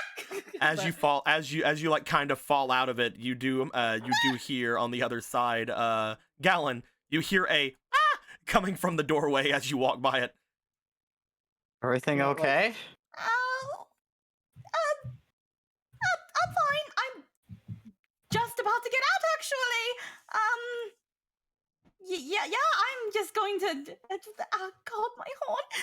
Yeah, I'm just gonna. I'm getting out of. I'm just gonna get the towel. Yes, right here. You hear all of that, but slightly mumbled through the door. I'll just fold his arms outside. As you fold your arms outside, are you preparing to come? Are you preparing to come out? Yeah, Polo? just like grabs towel, like, oh god, and then wraps up. But she's not expecting anyone to be there. She's just like, someone heard me hurt myself. I'm gotta get out of here now. Hey Marco, you start making your way up as you see Gallon standing there with his arms folded. Hey, Gallon. I'm going to my room. Hey, Marco. Marco makes an assumption in his mind. He just smiles as he leaves. I love the oh hey Gallon just walks by. Oh no, he's not gonna mess anything up here. He's like I'll get it. Marco knows how to make himself scarce. Marco knows how to make himself scarce. Marco then rolls a stall. Marco just fucking crouches in the corner and disappears. Door slightly cracked open. Poor Polo just hit her fucking head on the damn tub. No. Fucking Polo, you eventually get towels around you and things of that nature. As you go to the door, you look out. Oh. Hi. How are you actually fine? probably like a little bruise on her forehead. Perfectly fine. Didn't feel a thing. I'd say it'd be I'm less of a fine. bruise. I'd say it'd be less of a bruise and more like a red mark. spot. Yeah. There you go. Yeah, a red spot. That's what I mean. Perfectly fine. You're tough. You're tougher. You made a tougher stuff than that. I'm so much sturdier than anyone would ever have me believe. Ever have to believe. Why are you doubting me? Regardless. Little prayer. You feel yourself feeling better. Touch his forehead. Now that was awfully kind of you, sir. But I will vacate the bathroom. Just hugging the corner, hugging the wall. And you are free to do what you wish with your night, Gallon. It was a pleasure. Alice taking a was bath. walking back towards his room. Doo-doo. Doo-doo. Doo-doo. Doo-doo. Doo-doo. I'm playing. There's just that awkwardly hugging the wall, and then looks and he's still on his way. And As you're like awkwardly hugging the wall, you get around here as you hug, but you find that the railing is behind you instead of wall now. You're going this way too. It's totally that. Yeah, Polo. My room is that one. As he points to the end of the hall. How long is that? Wow, I can't see without my glasses. She slips with the glasses on. She just stage dives into the doorway and slams it. fucking trip. I'm gonna take this trip as canon. Gallon just like watches, moves his way into his room. She's on the floor, just like, good job, god damn it! She Move says, the spot. "Everyone can hear Got her." him.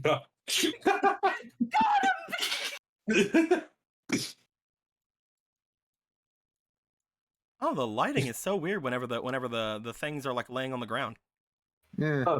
Yeah. Like look at this. Like whenever I like flick over Polo, like it's super freaking Yo, bright. what the fuck? The fucking contrast. It's because there's a stage light right there. Yeah, it's kind of weird. You know, it's like that scene from Fresh Prince where he just looks up and he's like, "Why don't we got a roof?" I'll try to fix it later. Poor Polo scurried out. She left her clothes and glasses in the fucking bathroom. Eventually, the boy makes his way up. Gorthos, as you make your way out, you pass by the restroom. You're saying you're saying you're looking for Polo. Yeah. There's wet footprints on the floor. They're This is a hazard. Yeah. Just looks at the bathroom and just sees like a fucking sheep-shaped dent in the tub. You look in the bathroom, you see a pile of clothes off to the side on like the thing here, and you just see like wet sheep prints. Shit in the bath, got so embarrassed that you fucking just ran. Is the water still in the tub? It is just like it has been mostly let out. It is somewhat fine. Wait, Gorthos, bottle what's left. We can sell it and make a fortune. No. Cheap girl Demon bathwater. Princess bathwater. There we go. Perfect. You know, Bottle it twice. One is cheap girl, one is demon princess. Jasna's not here. If you ever had your third class go into being a dealer. It's a good thing Gorthos doesn't understand the value of capitalism. Or else the world would be fucked beyond repair. It is unfortunate that Gorthos is in fact socialist. The one place that is free from the binds of capitalism, wherever Gorthos is. It's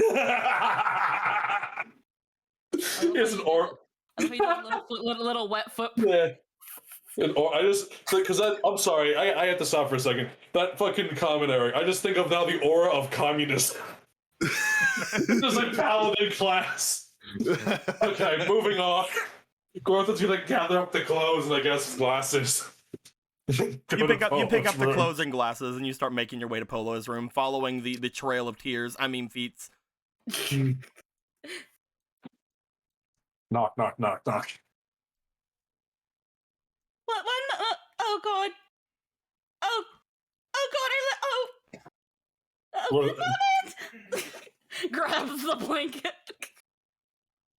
And then What? just wraps herself up in a burrito and then just hop. After you say one moment, there's like a moment passes as you get the blanket around you, the door just opens.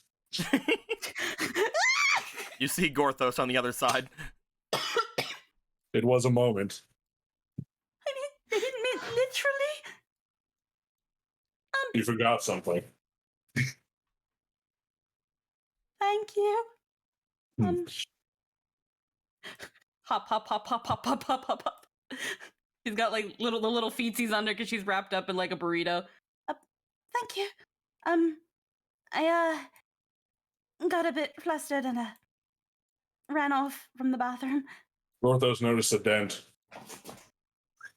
I slipped and I hit my horn. Sturdy. I'm sorry. You don't have to apologize. It's good you're all right. It's nothing that you, like if you did see like any sort of dent or anything, it's nothing you don't think could be immediately buffed out. Like especially you as a blacksmith, like you're like, no, I can fucking handle that. Yeah. That's why he said he's noticed a dent, because he's a fucking blacksmith. He knows he sees everything. Can Gorthos ask you some? Gorthos needs advice from you. It's like you see Gorthos like twiddling his fingers a little bit, like Sure. he steps in, shuts the door. I don't know what advice I could offer you, but Polo you've helped sits me here, draped in the red sheets of modesty. Like a fucking nun. Like a little fucking nun in a babushka. Babushka Polo. Little babushka nun. Sits on the corner and just like, yes, I could try to assist you in any way I can. You did help me before. Gorthos doesn't know who to go to. Gorthos is unsure how well versed our friends are with matters like this. Gorthos is not well versed in matters like this. He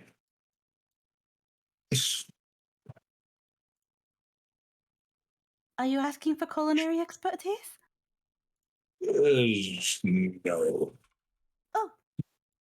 Oh. Gorthos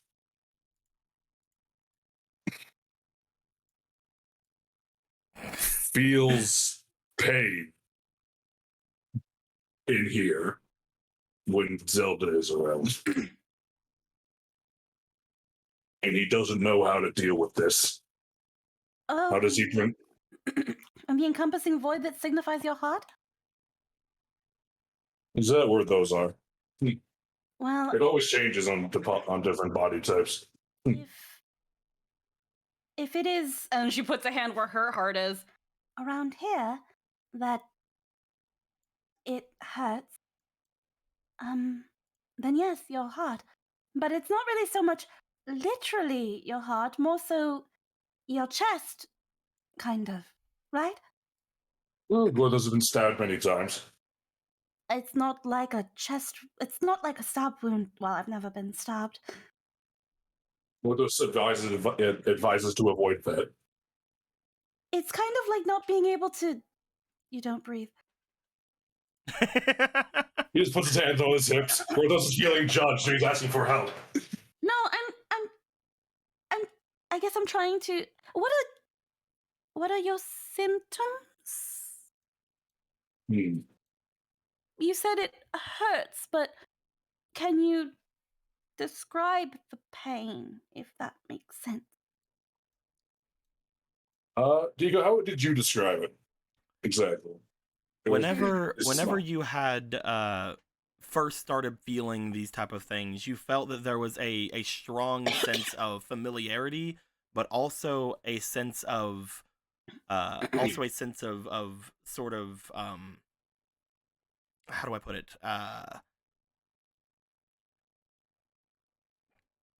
Kind of like a sense of loss, even to an extent.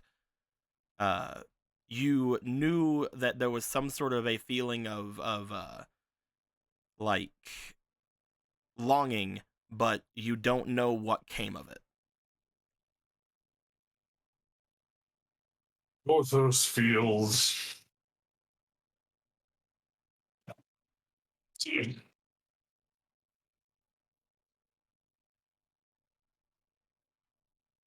like The music's off. Oh fuck. Oh, dude. I like how you just added more and more water as it's going on. Hold on, Yeah, man. I'll grab a new lullaby. We'll do Yeah, man. this. No, she freaking ran into her room and slipped and busted her ass. No, this is canon. Fucking smooth. Very. She's real It's smooth. wet. Man. She's gonna get the guy at the end. Watch. Oh, I got a thing on Discord saying they paused freaking Spotify. Don't fucking do that. How dare you? Yes. It hurts. It's pain, loss, longing. It's familiar, but Orthos doesn't know it. It's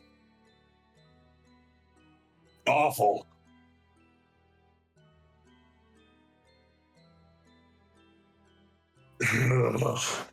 It's frustrating. It's a lot of things. But it's only when you're around her? When we talked the first time about talking to Galen, confessing to Galen, that feeling Gorthos had, it's the same, but worse.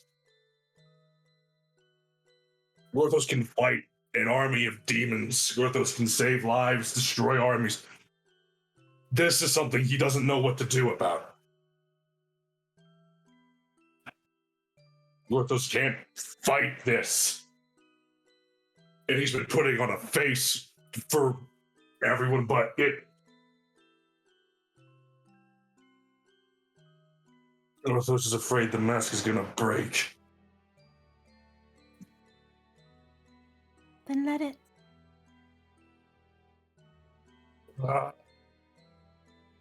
Brothos can't let them. How could he let Blip. them? Hobble. Hobble, hobble, hobble, hobble, hobble.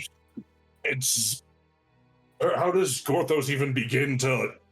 The reason it hurts is because it wants to be let out. Like you said before with my feelings. I think if I had held on to them any longer, I would have gone mad. Mad and Looks at the puddles of water.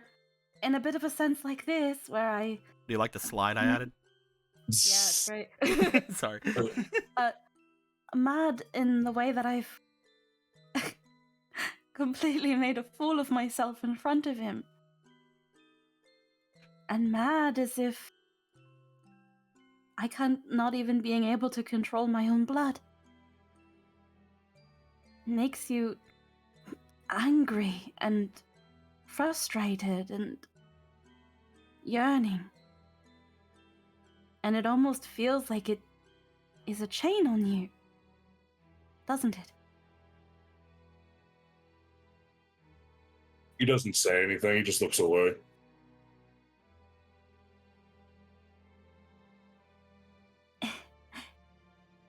When I told him how I felt, I also made a fool of myself. I even cried a little bit. But even after he said what he did, it still felt like a weight off my shoulders. It still hurt, but not as bad. I know something has changed. But they also still stayed a little bit the same.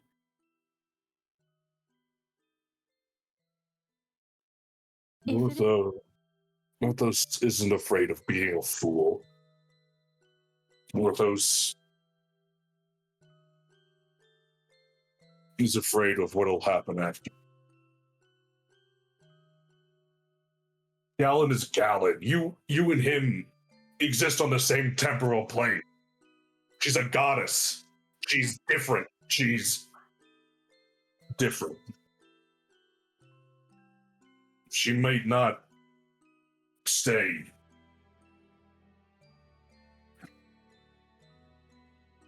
But she's here right now, correct?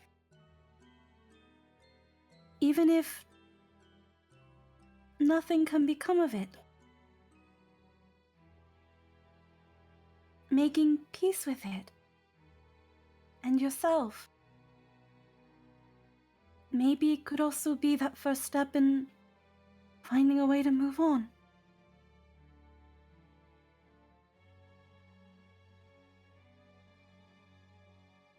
And maybe somehow you can reach her again, if it is meant to. I might be speaking a bit over-optimistically. Mother always said love finds a way.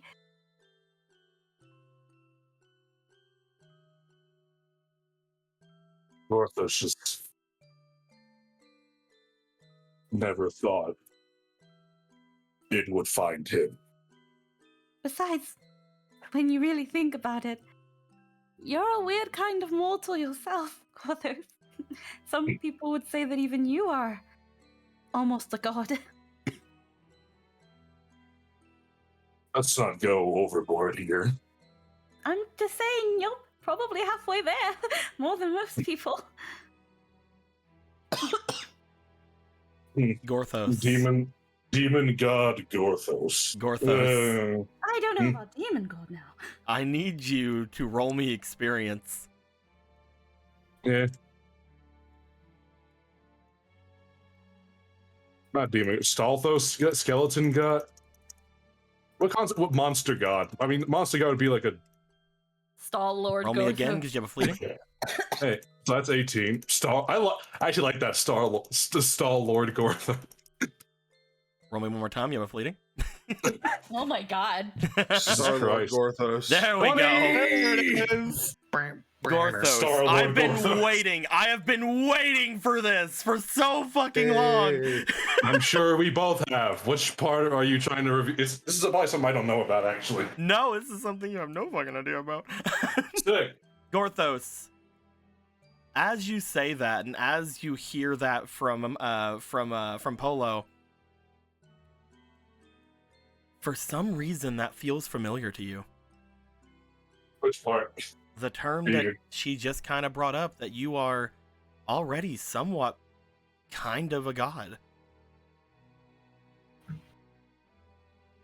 For some reason, a wave of kind of understanding goes about, but also some kind of urgency seems to return to you for some reason, and you don't know where it came from. Something you've forgotten, but you know you shouldn't have. Oh, fuck me. What did I forget? Who knows? Oh, fuck At that you. moment, Polo, you see Gorthos as he's kind of playing around, as he just goes like, Demon God Gorthos, or like Stall Lord Gorthos. For a second, you notice him stop, the redness of his eyes slightly open, and then immediately close, as if something about him has realized something, but he's not even sure what.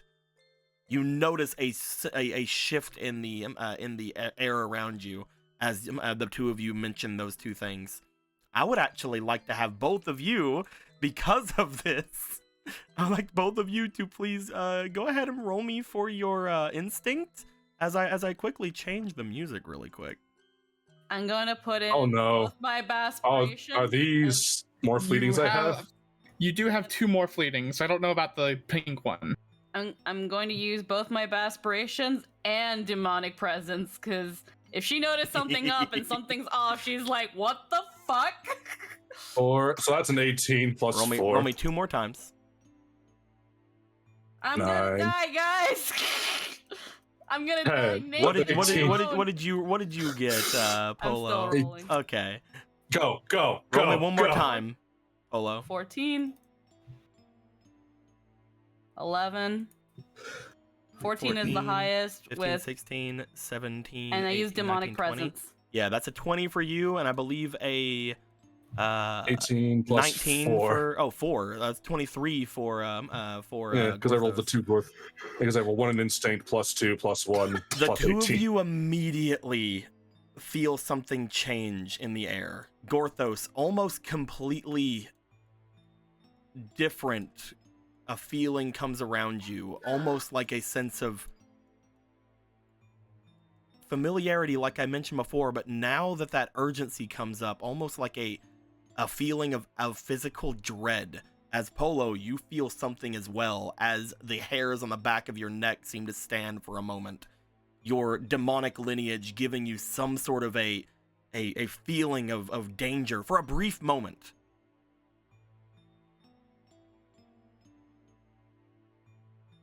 Gorthos? Yes. Are you alright? Am I alright? It happened for like the briefest of moments. You are fine now, but both of you know that something just happened.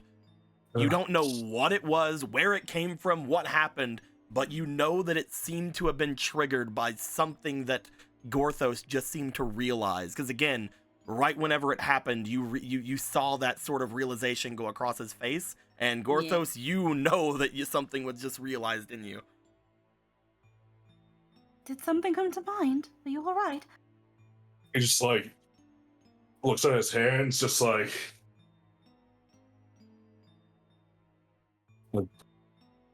oh god.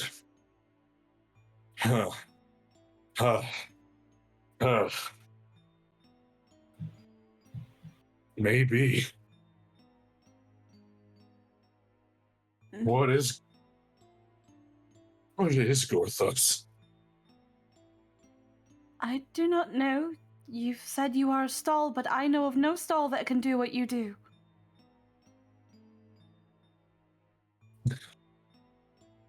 And just now, something seemed ominous.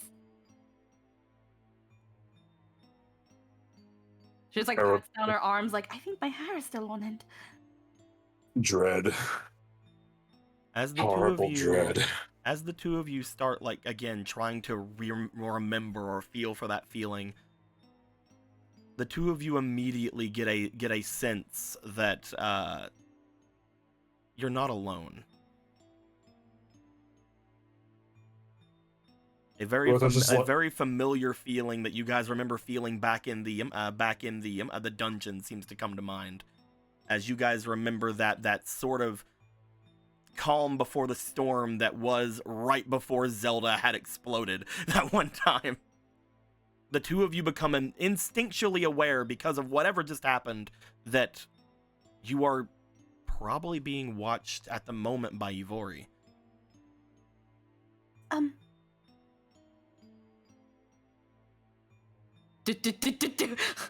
Wine bottle, tap, tap, tap. Miss Ivori!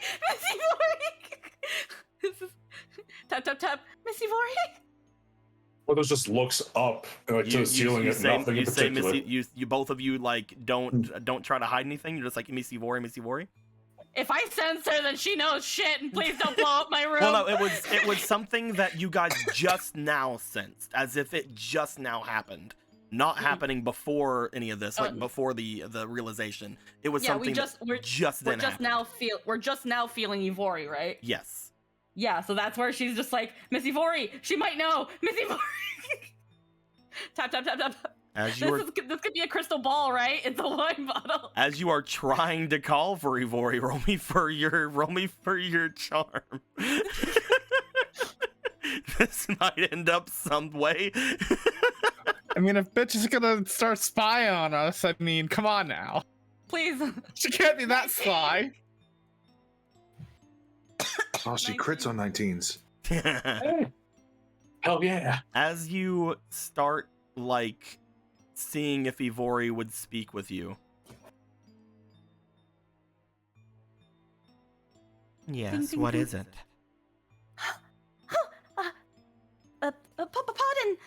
Pardon the bother, Miss Ivori, but we just suddenly sensed your presence, and I think Gorthos remembered something.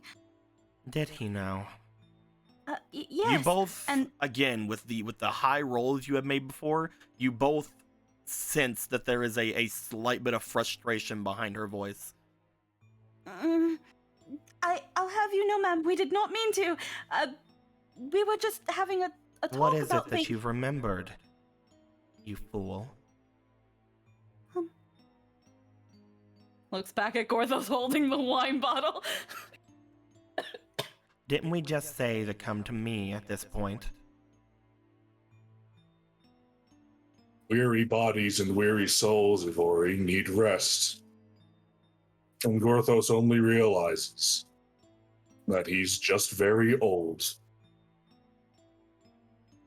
Well, then perhaps you should bring your weary body up here. More sooner than later. We didn't mean to, Miss Ivori.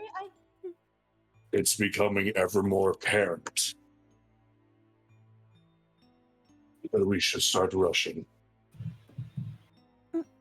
When you say that, Gorthos, I'd like to know what sort of a feeling is behind that.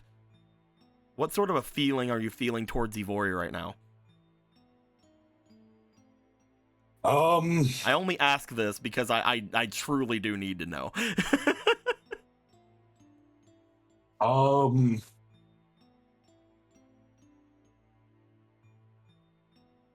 Just, I think it's some suspicion and sadness, like genuine sadness.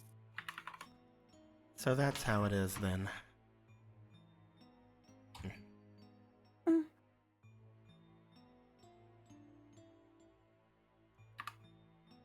Don't contact me again. I'll see you when I see you. Immediately cuts off. You guys no longer feel the connection. There's just that Yes, ma'am. And then she puts the wine bottle back where it was.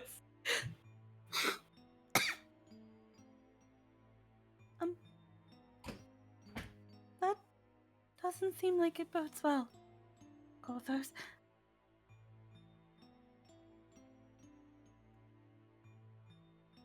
Perhaps not. Gorthos is too much of a fool to think it could be anything bad. I'm sorry I haven't been much help so far. You don't know how helpful you've been, Polo. About everything. Thank you. But perhaps these kinds of things should wait to be told to the others.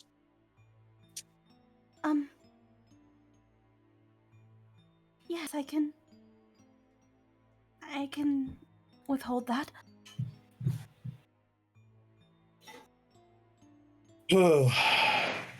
Perhaps she and Gorthos aren't so different after all. Good night, Polo. Good night, Gothos. As Gorthos, you begin to make your way away. You do feel that something has definitely changed within you. For a moment again, whenever you had first felt Ivori just a moment ago, that feeling of that she was watching you felt extremely familiar. The absence of such a feeling now feels very strange to you, which leads you to believe that she's been watching you for a long time.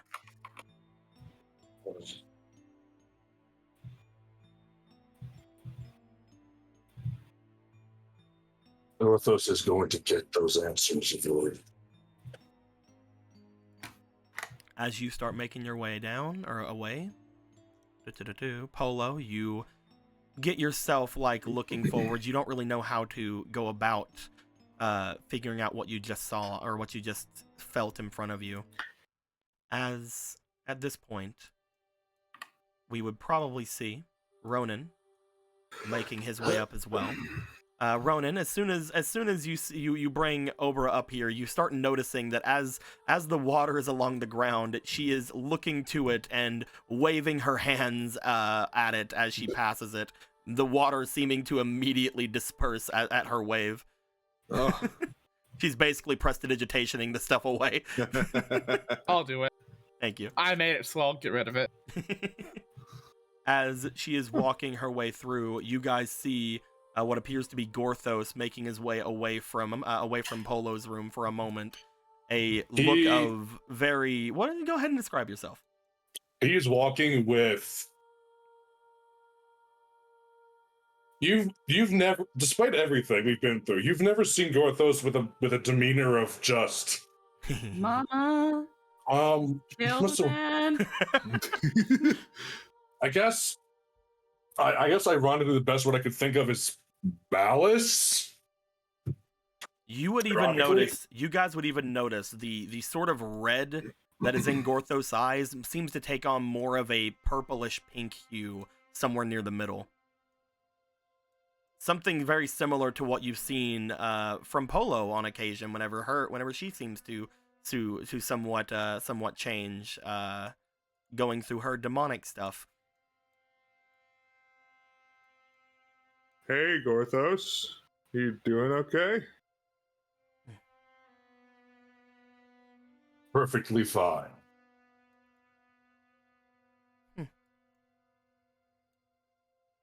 That's not normal. Well, something's changed in the air. It's very odd for me not to know what, though. Has it? Gorthos hasn't noticed.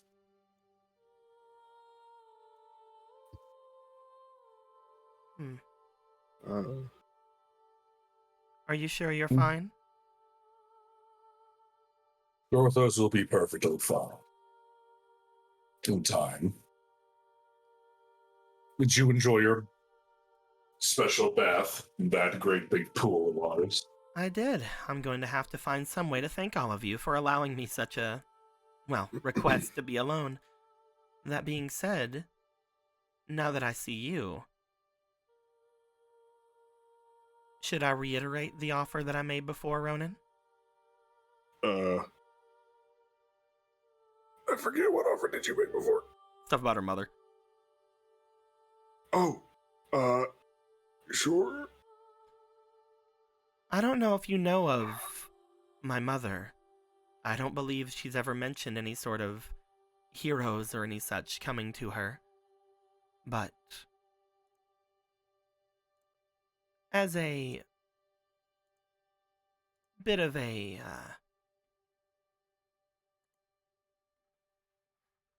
offering for saving not only the village that I was in, but myself to a degree, as well as allowing me to stay here, I do think that someone like you would be very interesting to her. She is quite old, quite experienced, and quite powerful. We River Zora have always had an air about us of magic. And from what I can see of you, you seem to be unlocking some very strange forces even then. Again, it is very rare for me to not know what's going on.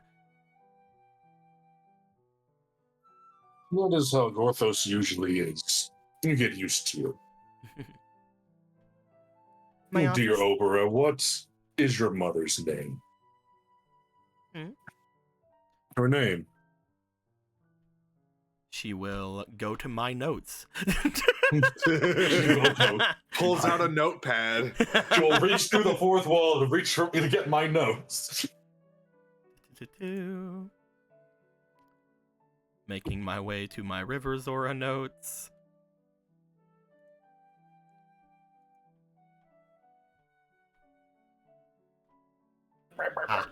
Oh, right. I remember now. Yeah? Was it a pun? No. Those in my village just call her, of course, Mother or the Queen. Though, I suppose if anybody would know her name, you may know her as Lady Persephone. I'd like to roll experience, please. I would like to know more, please. I would like to know how I can do my part. Go ahead, my dude. Nat 20, baby! Yeah! Tonight's the next series! Okay. I can't wait for Reborn to hit us with another fireball, you know? Man, she ain't watching no more. Yeah, you guys have definitely fucking got rid of her. Mm-hmm. Da-da. As you look off toward her upon her saying that, you're not sure exactly if it would be the same person, but you do know of the name Lady Persephone. It's a name that has been said at some point in your lifetime, whether it be by some of your riders or potentially by people around you. But you know of a woman who claims to be descended of a god. As well, in her ability, you know that she has sometimes said and here mentioned that she has power over the dead, those who would be passing on to the next life. As you think back onto it, you do know that a strong magical presence has always been around the area that is Death Mountain. Mostly around certain areas of worship that used to be there. One thing that you do know is that one of the large lakes of worship that is along Death Mountain has been very hard for you to ever go to. Whenever you would usually try, you do seem to fail. To a point where you know you've never met this Lady Persephone, but you do know that out of everywhere in Hyrule, that is the only place you have never gone.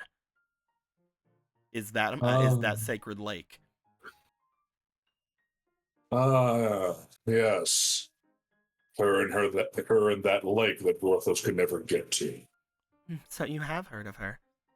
The self-proclaimed demigod who ferries the dead. Gothos has always wanted to meet her. The only place in all of this world Gothos hasn't been. How auspicious that he would run into one of her daughters. One of her what? Daughters, right? Oh, okay. I thought you She said calls her dogs mother. for a second. I'm like, whoa. No, daughters. But you just said that everyone calls her mother, so that Well, whole thing. out of everyone back in my village, I am the only one who can, for sure, bring up that I am a direct descendant. But most of us feel as if we have ties to her. She did well then. She was your mother. If it were not should for be my very proud. mother, we would have probably not be as prosperous as we are now.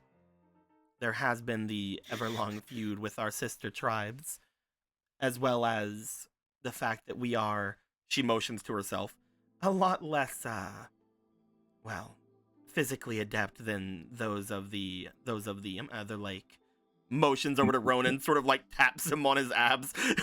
Just like looks to her and then looks back to Gorthos with empty, vacant stare. See a smile go on Gorthos' face.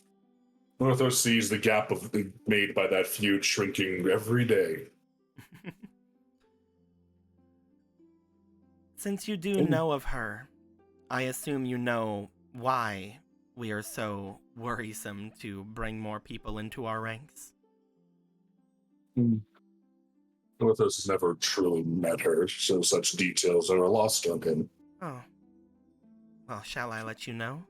That way, perhaps the two of you would be a little bit more knowledgeable as to why we are so secretive. Gorthos is ever full of secrets. There's one more. While it has not happened, I believe, in recent memory, my mother's memory is long and does not forget a time where, well, the people of this world rejected us, calling us monsters, to the point even where some would look to us as the only thing we have to give, being the fact that she brings her hand over to her arm and sort of like pinches at it. We make rather succulent meals, according to legend. How barbaric. That's awful. She looks up to you as you say that, Ronan. Again, this is not something of my own recent memory. I don't believe anyone's ever said that around me, so you don't have to worry. My mother, however, again, if she is telling the truth, she does not forget. Perhaps she can help Gorthos remember them. If you could finally make it past that limit. I can promise you, as I promised Ronan before, if you ever wish to make your way into the domain, you will need me. Otherwise, all of you will be turned away. The mountain itself, giving its divine protection to us. Which is a very good thing then, and Gorthos enjoys your company. I will bring up one other thing, though. Now that I see you, and this becomes even more of a thing that may actually come to pass, I must warn, we are not all as welcoming as I am, or my mother would possibly be, given I vouch for you. There are some of us who, well, reject the divine gifts.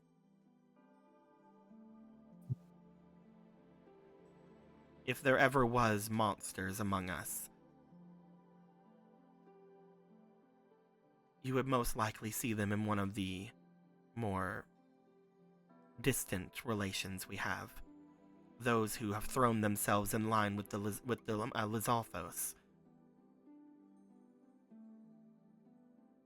Well,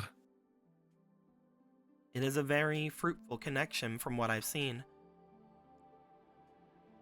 The prowess, brawn, and protection of the Lizalfos, with the magical adeptitude of, well, most of us in the Riverzora clan. I do warn, if we go through the normal ways, we will most likely come across them. They are much more adept at keeping people away in the physical sense. But if we go by motion of Death Mountain, looks over toward Ronan, the way that I mentioned before of the great ascension, the climbing of the Death Mountain through the bit of a show-offitude of our warriors, we would most likely be able to get there quite easily, avoiding them entirely. Would there be love? Sorry. No, go ahead. Would there be love lost if we were to run into those cousins of yours? They are still brothers and sisters of us. However, they are... We understand what happens whenever you start something with those of the other races. While they are very kind to us and we are kind to them, they are not so kind to those outside. You reap what you sow. We've always left it at that. Porthos abhors unnecessary conflict. Mm-hmm. Then I suggest making our way to Death Mountain and hoping that someone there has ascended for the climb. If they have, we may follow them right back down. We'll see. Hey, don't let Gorthos keep either of you up. He has business, so. Well, I think that I can probably find my way from here, right, Ronan? Which door should I go to? It's this one right over here. And he guides her over to that room. Hey, Deco, real quick, can I roll stealth to have been listening in on this? I saw you moving around back there, and I was wondering if you were. Go ahead, I was like, I didn't know when to pipe up about it, because, I don't want to be rude and interrupt the scene. Go ahead, my dude. Roll me for your. We'll say this will be an experience kind of thing. You need to actually have some sort of a knowledge of how to do something like this. All right, and then I have that was 13, and I had a fleeting for the very beginning, 17, 18, 19, 20, 30, 20. Got yourself a dirty 20. Yeah. To Gorthos and Ronan, would you guys be super vigilant right now? Nope. I think Gorthos would be pretty on edge, just given everything. Okay, I will look over at Ronan's sheet. I would say, given your thing over here, Roland, I would say that you wouldn't be able to passively notice anything. But go ahead, Gorthos, and give me a roll. Yeah. Hell yeah. Also, nothing they discussed is anything he would want to keep a secret. I would say that you as well, Gorthos. You've already told each of these guys that they would be counted amongst even like heroes you have seen before. Marcos can be fucking quiet when he wants to be, man. That's why his arm-related antics. So yeah, as long as Marco doesn't self-sabotage, you heard anything you want to have heard right through that. Hell yeah. Yeah, I guess you notice Gorthos a little bit off kilter right now. You would definitely hear that there was something up, but you wouldn't see anything about Gorthos right now because obviously you're behind your door. Obra would look over to Ronan, and then I guess I'll see you tomorrow. I guess so. If there's anything left after you and the Diamond Spear have your talk. It will be fine. Trust me. You seem to make some interesting friends then. Good night, Ronan. Is a strong word. Good night. She just sort of, as she says that, she just like turns and starts immediately going, as if she knows you're gonna say something else, but she wants to have the satisfaction of causing you some sort of weird, strange discomfort. Maybe it's a kink thing. Who knows? She has denial kink. Oh no. Oh no, Rowan, I'm so sorry. I don't know if this is gonna work. You know what they say about denial? It's a river. Haha. Aren't I funny? Gorthos, you gonna start making your way down? Yeah. Ronan? I forget how these work. Do you will yourself somewhere else? How to go somewhere where the doorknob is, or Yes, anytime you go down the stairs, you can will yourself to going to either the forest or to the basement. Right now in the basement, you can make your way through the portal, but other than that, you'd still have to go to the basement. Where are you going? Deku Tree. You make your way to the Deku Tree. You would notice upon getting there that there is not a lot of people waiting for you as soon as you step out. You see that there are quite the number of Kokiri sort of like staring upstairs as you see that they are mostly off looking toward a certain room that is up there. You see that Hunter is hanging out around where the pot is, and Magic Frog is sitting atop of it. As you look at Magic Frog, blue, blue, blue, blue. He's bigger. You notice that Magic Frog has grown quite a bit since the last time you were here. We're gonna turn him into a fucking frog NPC for like the next game that's 1,000 years later. I can feel it. But you see that Hunter and Magic Frog are just sort of like looking over there. As soon as you make your way in, both of them turn and look to you. Hey. Hello, Hunter. Magic Frog. I assume I know you. Is Gorthos still wearing the rags and stuff? I forget. Yes, you're still wearing your Hylian outfit. Yeah. Gorthos pulls the hood down and pulls the bandages off. It is Gorthos. Figured. I can see something undead coming a mile away, though you're always a bit of a strange immunity with that. Isn't he, though? That is becoming clearer and clearer all the time. So, what's a god doing here? Oh. Motions over toward the Kokiri, who again are just staring toward a room. A large and complicated series of events has given Zelda a chance to walk among the mortals again. Ah. Gotcha. They didn't say much, they just said they were a friend of yours, but me and Squirrel could notice a bit of difference. He is a good friend. By the way, when do you think that fairy will ever tell us her real name? She seems very paranoid. Squirrel. You know that this is the one that you guys have found outside of Hyrule Castle. I know. I remember Squirrel. Okay. Oh, her. Maybe never. Maybe tomorrow. Who's to say? Shrugs. Looking for a place to stay? I'm looking for someone to talk to. And I think Gorthos is looking for someone to talk to. And he feels he knows exactly where they are. Oh, don't let me hold you up. As well, Hunter. Magic Frog. Magic Frog looks to you. sort of like dips its tongue down into the cauldron, slurping something up in its wake. Aha, he's eating mold too! He's drinking magic potion. So which way's the stairs? I can't recall how this place works. The stairs are over here. They go kind of spirally up. Don't crane your necks too hard. They'll get stuck that way. As well as walking by. I mean, there's no way that's true, right? I mean, that would never... Were you making your way? Perhaps not. I was just walking up the stairs. Do. Where do you want to go?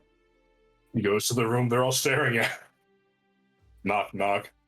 You make your way over toward the room. As you knock on the door, you notice that it seems to slide open very, very carefully as you do so. Looking into the room. Do-do-do-do. Unamomomo. Trying to find a thing. Thingamajig. Hmm.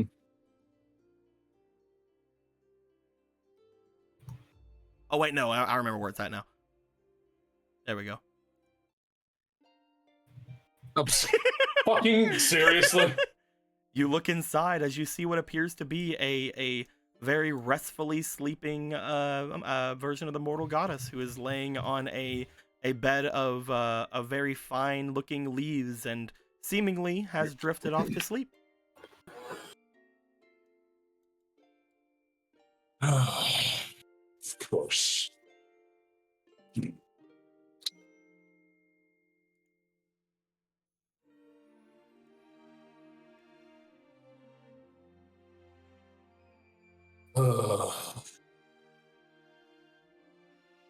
He just like pinches the bridge of his nose, just like. You see, looking at the window of the Deku tree, a beam of moonlight going in and illuminating her. Rose just walks over the fucking window and closes the curtain.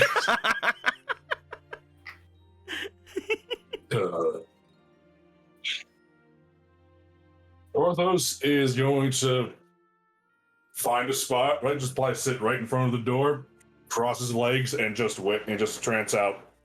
Okay. You definitely can do that.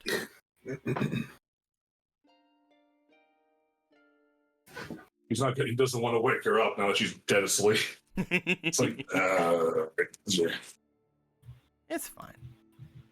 At this point, everybody except for Ronan has a bed to go to. Ronan, where do you want to go?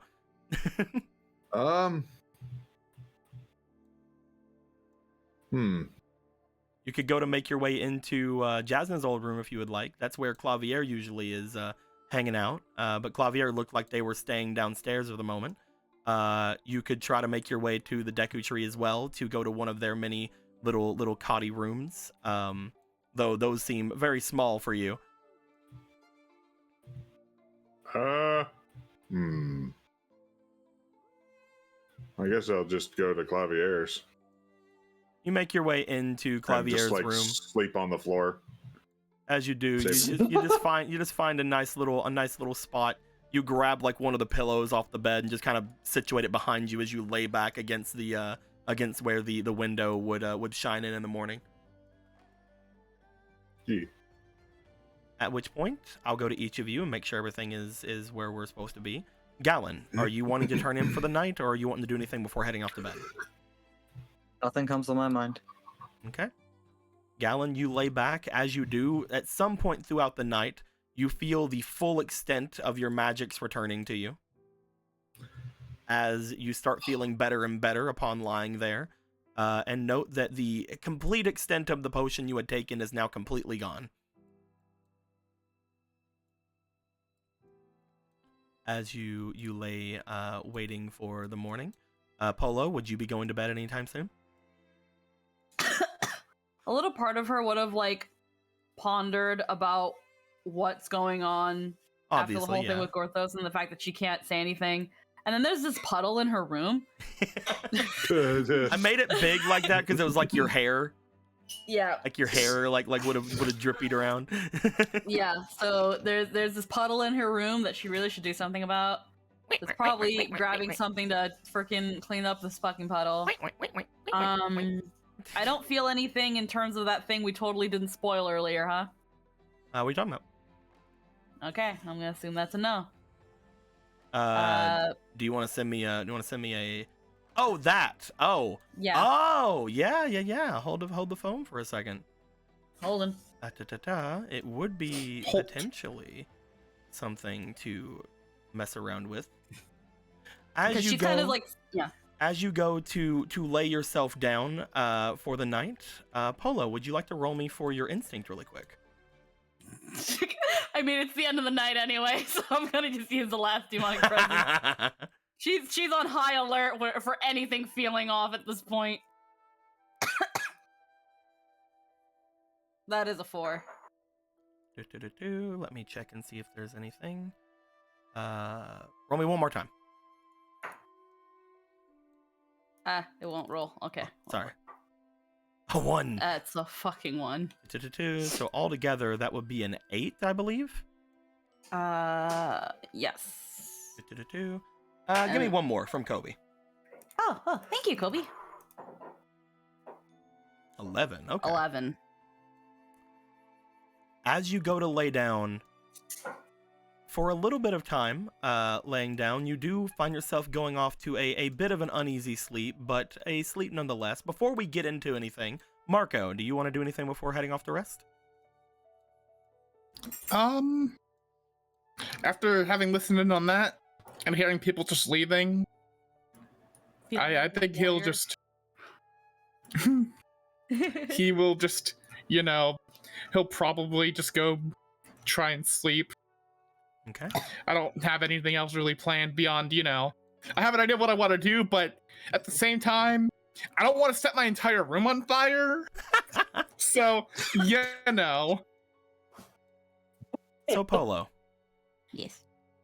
Let me change the music again really quick. Let me get us I'm gonna die today, guys. This is the day. This is the day. I'm gonna be turned into fucking mutton chops and put on sale for 30% off at Superstore. Well, Squeaky, if there are more And rolls then my here. boyfriend's not gonna let me buy it. Listen, Squeaky, That's if there's not it. more Where's it at? rolls here, you can have 2 Bosspiration. Here, you can have your Marco Inspiration, because I forgot I That's even not had it. Where the heck is it? Yeah. It's I one don't of know what these. I'm gonna do with this Rank Inspiration, though. That's not even fucking close. You can have the Rank Inspiration, too. We'll go with this one. We'll just go with She's this here one in for our now. hearts and on our backs.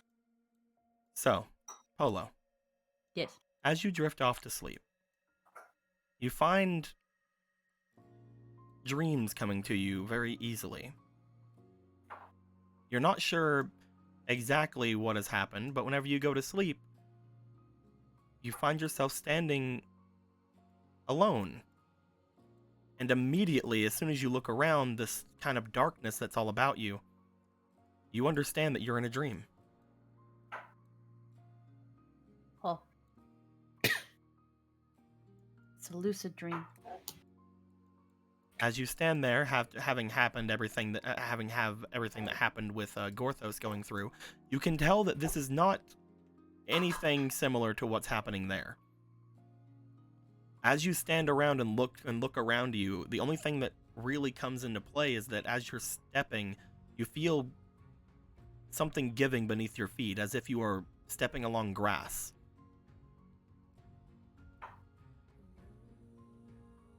What is going on? Is it a dream? It feels like one. Hello? As you look around, you call out hello. You feel something looking back to you from the darkness around. You take a step back as you feel yourself catching your foot very briefly on a small stone. Looking down, now that you have associated with what you're walking on grass, you see that there is a very deep, dark shade of grass below you, as if it is illuminated in some sort of moonlight. You can tell that wherever this grass is, it is night. And as you look back up toward something looking to you, you see almost a sea of eyes looking back in your direction. It's just that first step back, but because it's just like she'll like look at her arms. It's like, okay, this is a dream. Am I armed in my dreams? You are. As soon as you see these eyes in front of you, you look down. As you do, you find yourself holding your old bow. The one that you had whenever you had first came into Hyrule.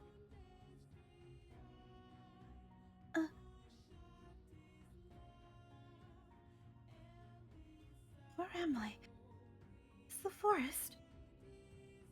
As you start saying that, looking around, you see stones and grass start to show themselves a little bit more around you. You see some trees start to approach, start to engross themselves into your vision.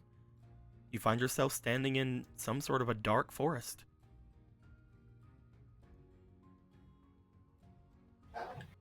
Anybody there? Know you're watching. All of you. You look around and you see all of these eyes looking back to you. Before long, you sense that something... What the hell? You sense that something around you is calling. You don't know what, and you don't sense any sort of malice. However, again, all around you being eyes, as you sense this and you look around, for a moment you can almost see some sort of figures attached to those eyes, except right at that point you sit up from bed.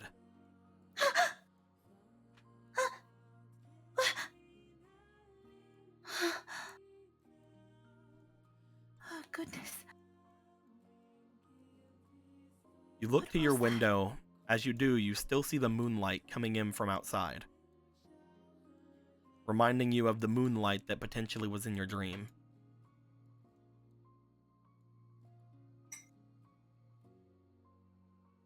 What was that? Do I still feel like something calling? Is that still a residual thing, or? It hasn't gone away.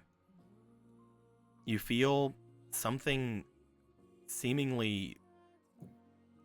you don't know what. In your brain, you remember the dream very vividly. You remember the forest, but that's all that's really coming to you.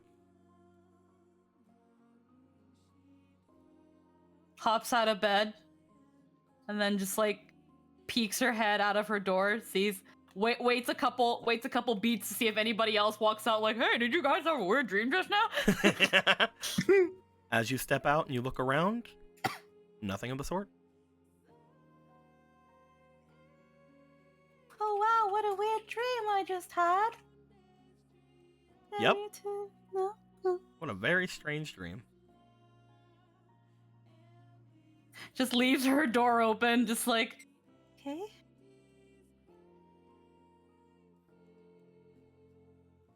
As you step out toward the naked truth. Get rid of it.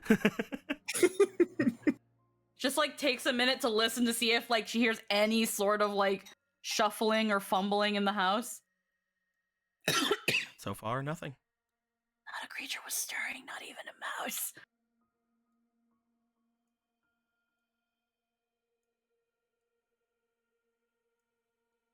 There's a balcony in the bathroom. Goes into the bathroom, looks out the balcony. Still very weird this here. Looks down. Anybody in the little common area here? Nope. And if you look down, it appears that there is no one there.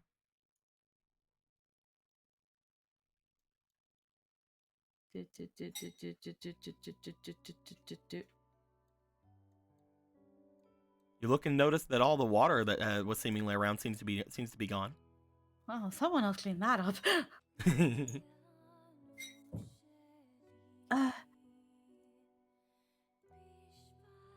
And then it's like if everyone is still sleeping, it's like you don't want to say anything.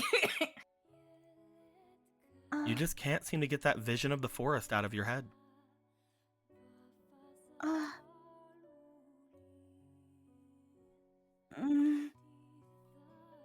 Steps downstairs.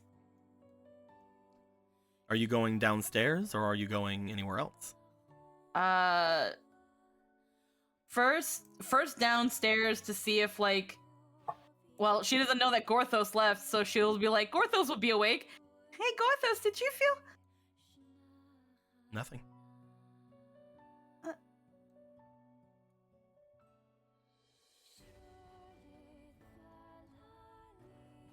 Anybody?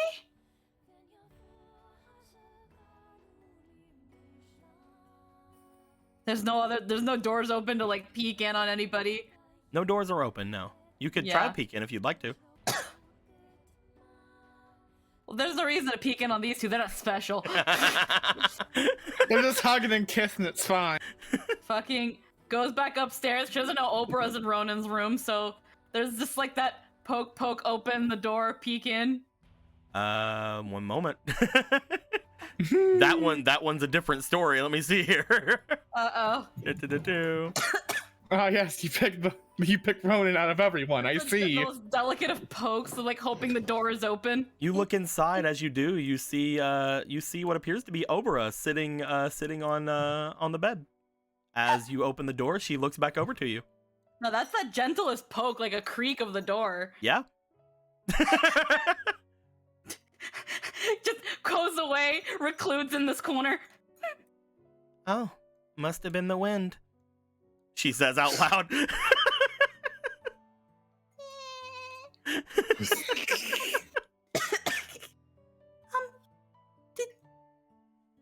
Sorry to bother you, Miss Obera. Come on in, gust of wind. I wasn't seeking you out or anything, ma'am. I just have felt something odd, and I was wondering if anybody else did. Would you like to come in?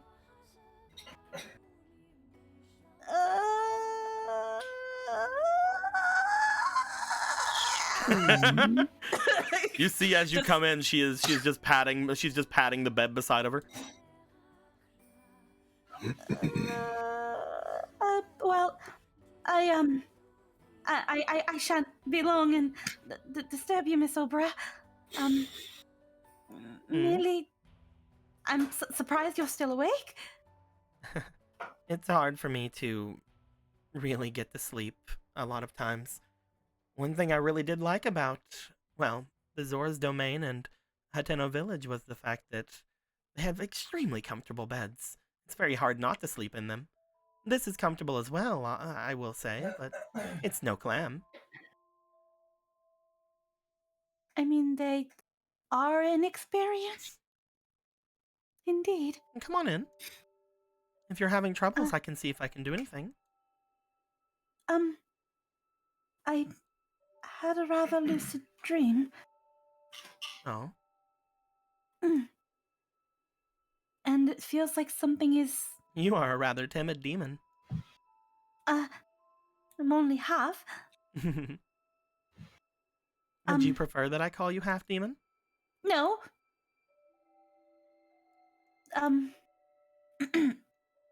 We are digressing. Scoots.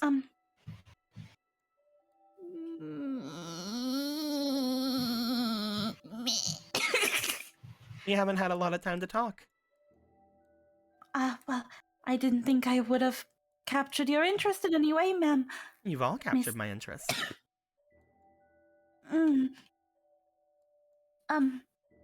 Well, I will be brief because I feel like something is... Tell me about your lucid dream. I'm in the forest for some reason. Mm-hmm. And there are eyes all over, watching me. Did you sense any sort of danger? That's the odd thing. I don't think I did. But it feels like something is calling out to me. But I don't understand. I have no real attachment to the forest. I'm not from the forest.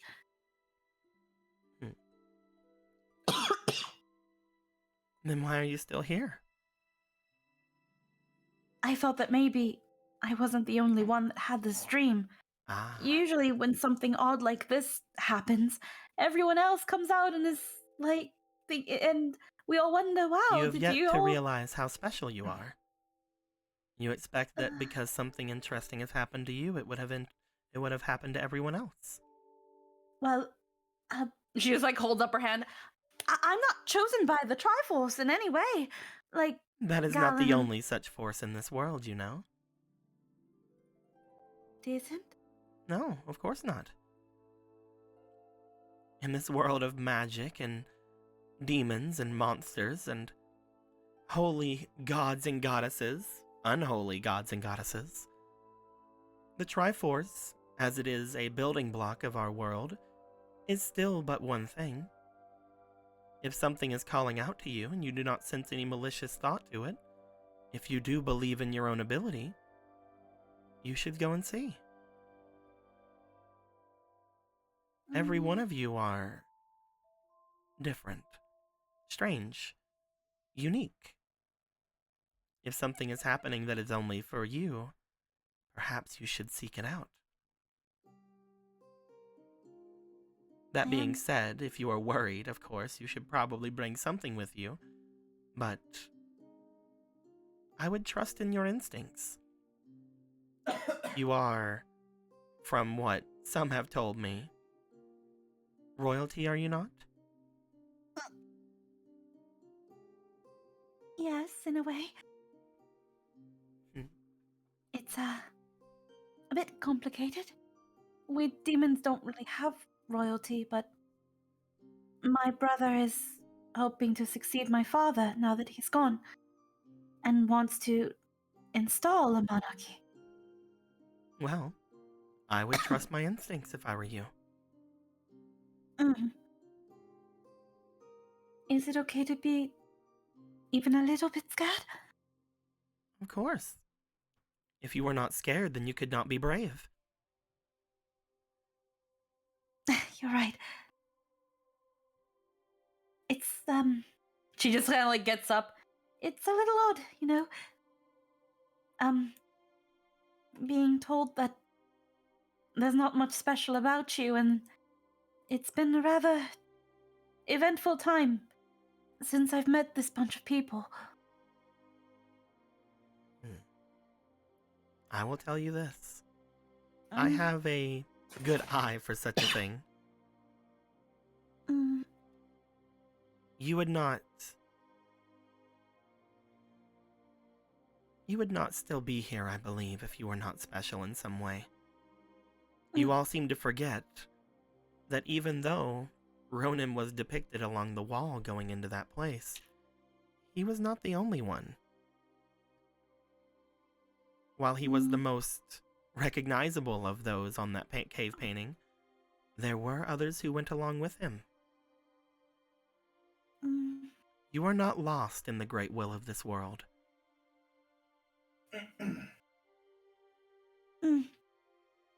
I guess it's for as much of airs as I've been trying to put up, and it's still a little hard to believe.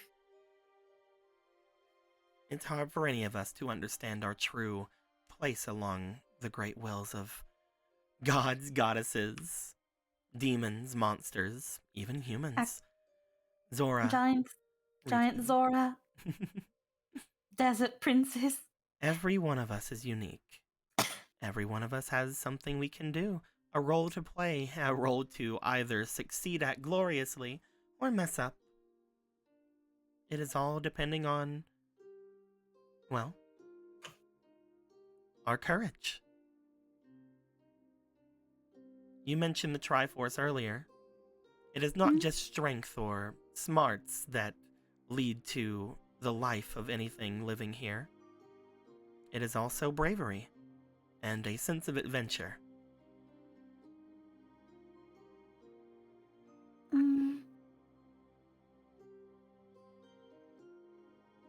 I think I understand, Miss Obra. Thank you. And one rather silly question. Are you and Ronan, considering being together? I mean, you two partook in the fish of love at the bonfire. Huh. Me and Ronan, you say? He seems... Well, before we found you, the possibility of seeing you again, it worried him and excited him. All he could seem to think about was you. You know, if you were to say that to him, his dark scales would turn red. Probably. I do not know. I will be honest. I enjoy his presence around, and he does help and dote on me quite a bit. I do not know where we stand, to be fair. Must I be have not- nice, though. Hmm? To have somebody whose company you like dote on you. Like getting spoiled. It is something that I definitely am not used to. Back in my village, I'm just another face. Mm. Even that I call myself my direct bloodline does not treat me any differently or treat me special. There have been very few that have ever done that. One among them, Ronan, I suppose. I'm not against such a thing, though things do seem as if they'd be more complicated. I would have to give it some more thought. Well, I can only say that I offered him the glazed fish of love, and he took it with the intent of sharing with you. And I don't know if that might actually mean anything, but who knows? All right, you were the one that made that. Mhm. It was very good. Thank you. I have not tried too many things that taste similar to such a thing. It was my first time making it. I wanted to impress somebody with it. Well, I can't say that you've impressed them, but you certainly have impressed me. She says that and she sinks a little. It's just like, It seems Yeah. that you are still lost in the wills of other people. Mhm. I hope that whatever ending you wish from any sort of endeavors goes your way. It's like Mother says, love finds a way. If you ever wish to have any sort of conversations on either anything going on with you or, oddly enough, anything apparently going on between me and Ronan, I am more than happy to continue to speak. I do enjoy speaking with all of you. Again, I'm not a very social person, but ever since meeting Ronan, I suppose I'm potentially turning into one. It's actually kind of funny. I thought I was a bit the same too when I first left home. I didn't really have much of anybody to talk to, but I found that I've changed since meeting everybody. Do you like the Probably- change? It has its ups and downs, but I think I'm in a better place now than where I was before. If you do make your way toward this vision of yours, Mm? be careful. Hmm? You can never know if it's something that is trying to draw you for any reason or not. But trust your instincts. Demons have such great instincts. You should know if you're in danger or not, or if whatever's calling to you is having some sort of malicious intent. After all, I believe that even if we don't want to speak of it too much, malicious intent should be very apparent to those of your situation.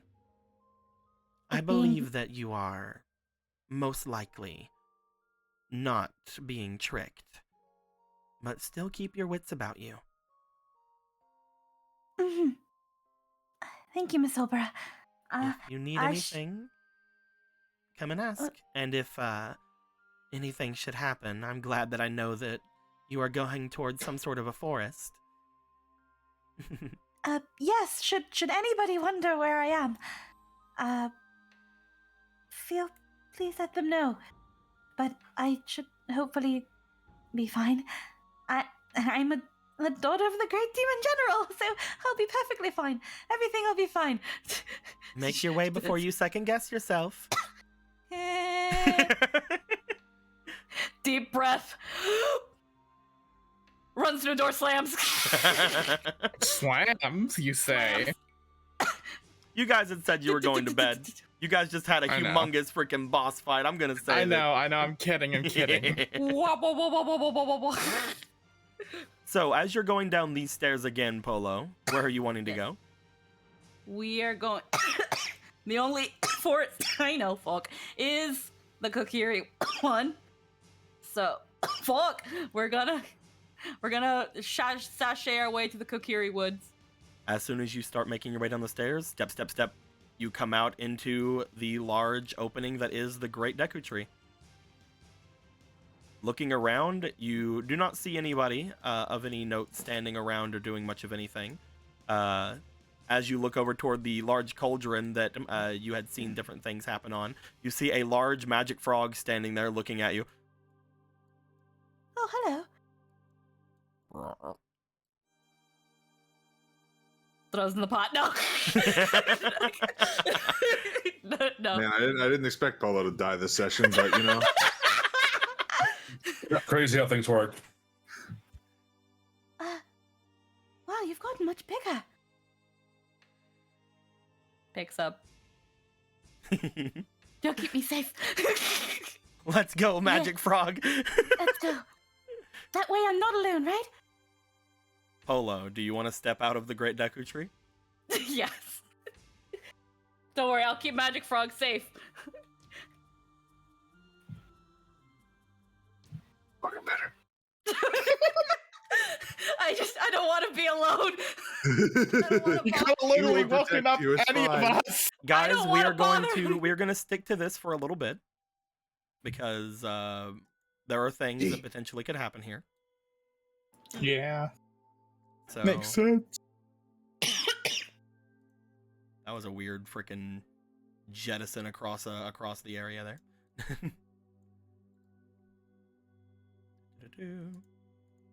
Remember whenever we had them on these freaking borders? Hell yeah. Hell yeah. Polo, Mm-hmm. you make your way out from the Great Deku Tree, even though it's very bright on the thing. You are in still the dead of night here. As you step out, looking around at the area around you, you do note that the moon is much higher in the sky than whenever you were over in Castletown. You know that time is very much different here as you come out into the Lost Woods. It appears to be the absolute dead of night.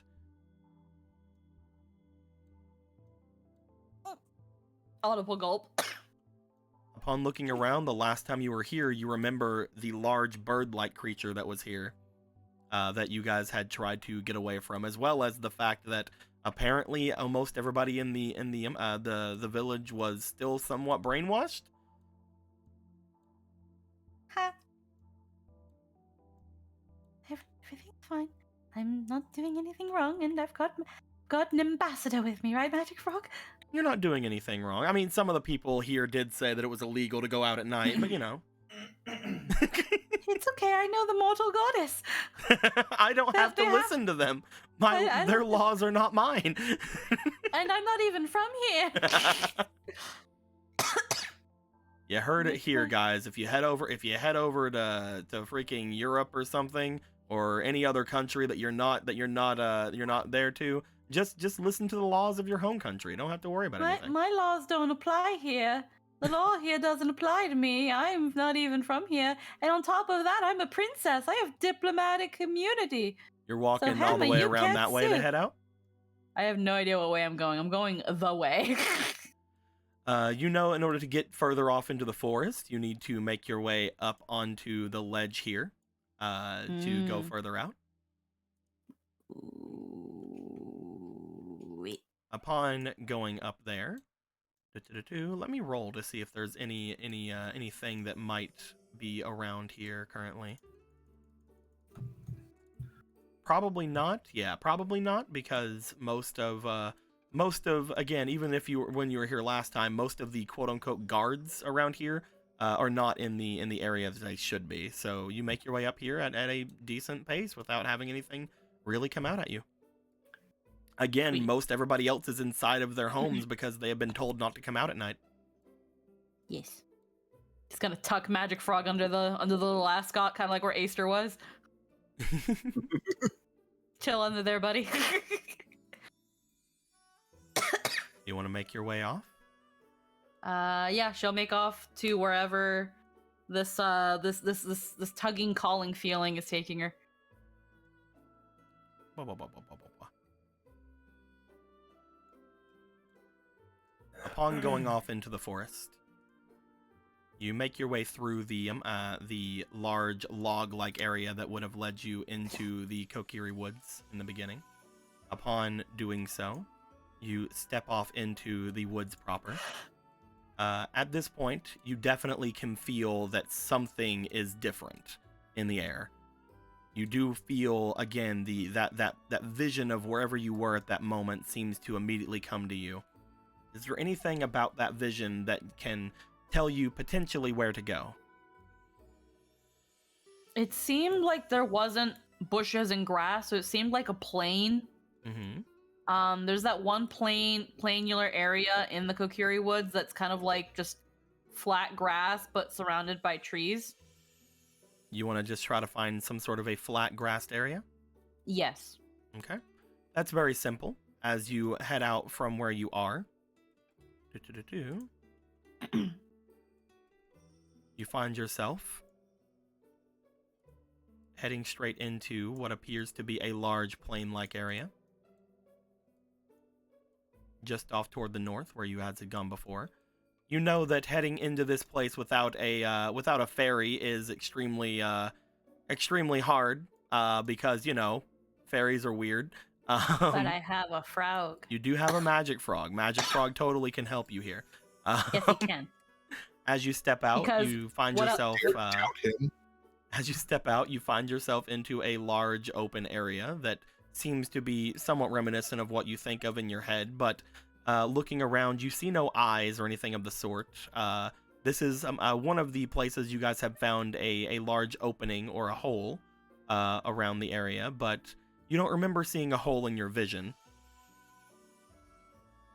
But when she looked up, it was a pretty good view of the moon, so it would probably be like looking up. Definitely did not see many trees, so yes, you are correct about Yeah. it being somewhat of a plain. Do you remember anything else about your vision?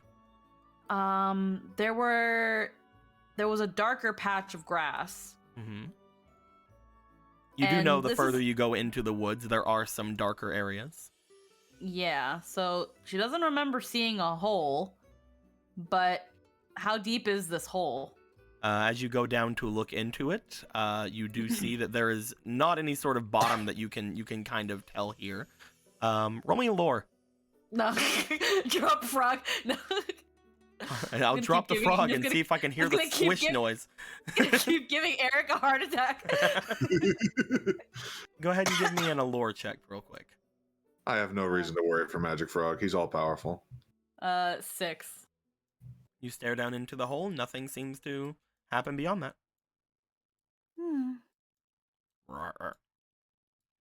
Yeah, it looks rather deep, doesn't it? I wouldn't know if this is the exact place. And it doesn't seem like there's any darker patches around here. The view of the moon is similar, but not quite. There's other planes, right? Holds up frog. Blinks out of sync. You're right, there's got to be. I don't know how Ronan does this, but I'm going to believe in you. I love everything in the DARP extended universe. Blinks out of sync. All right, this one might not be it, but I think we're getting warmer. Let's find another one. What exactly are you looking for here? Anything else you can remember from your vision to maybe find something else? Okay, so there was trees surrounding the area. There was moonlight that was pretty, like, very visible and vivid from what she's going to assume was the center. Looking at the moon, it's not quite the same, right? Looking up, there is definitely a little bit more trees than you remember, even though this is a large plain-like area. You looked off to the sides and you saw trees. You didn't see trees when you looked up, so it was a much bigger plain, potentially, than even this. Yeah. And then it seemed like there were also deeper, darker patches of grass, whether it be a thicker grass or just like levels. Yeah. So that would help her conclude that this isn't quite it, but she might be close. So we are going to find another plane. We're going to assume we're going this way. You're going to go south? Yes. Making sure. Is whatever is calling you going to overwrite what the forest is going to fuck with you on? Let's find out. I'm going to roll. It's called the Lost Woods for a reason. That's pretty good, actually. Okay. As you begin looking further in, going off in some more directions, you find yourself... I'll just scroll down through a lot of things. You find yourself in a darker area of the woods.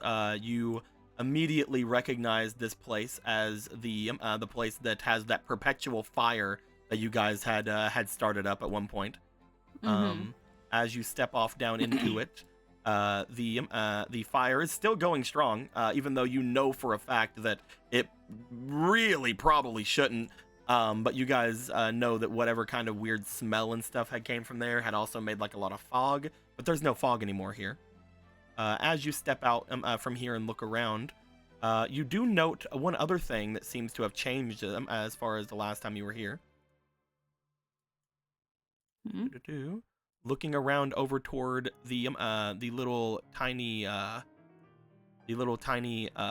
like campsite you remember seeing at one point, you see that there is a bit of smoke coming off of it. Huh? I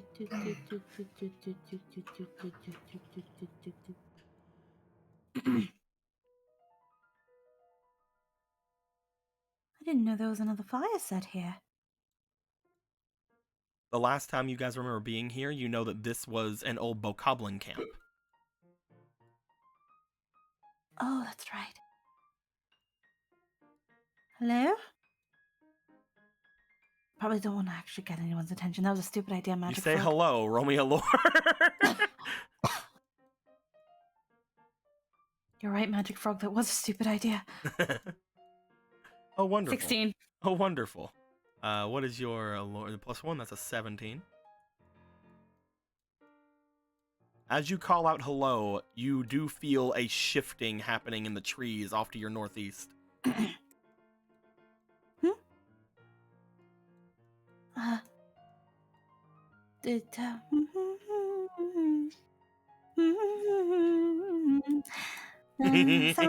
Sounds wet northeast. So we shall go southwest. No, Definitely the can. opposite. You don't. Again, I will let you know that none of this seems familiar for as far as your dream is concerned. Yeah, so it's like sounds going northeast. I shall go southwest. You want to head off and into the Opposite, west. opposite direction. Yeah.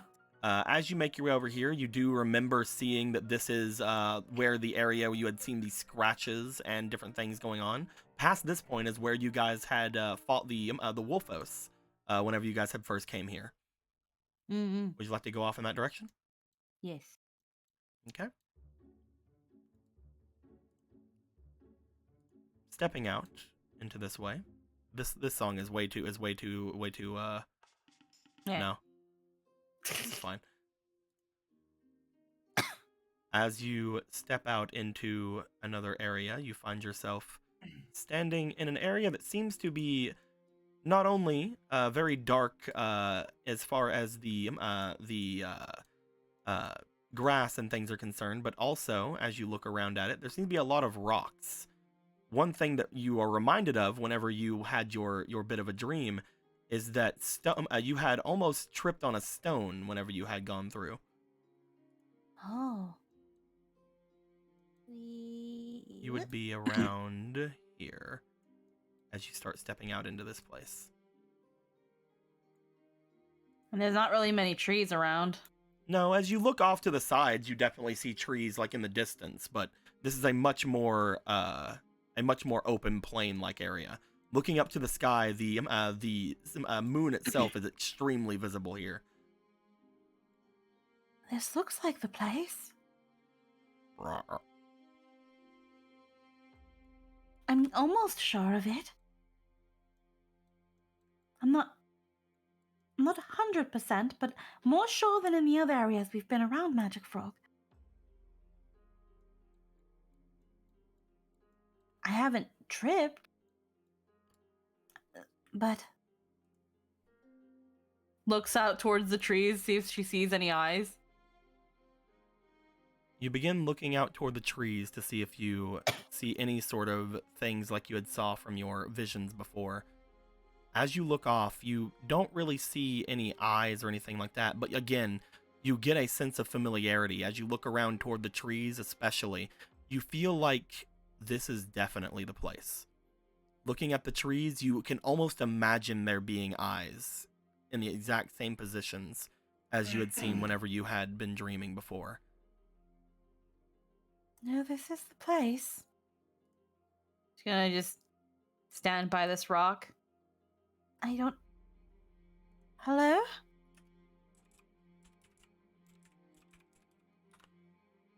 You call Are out you- hello.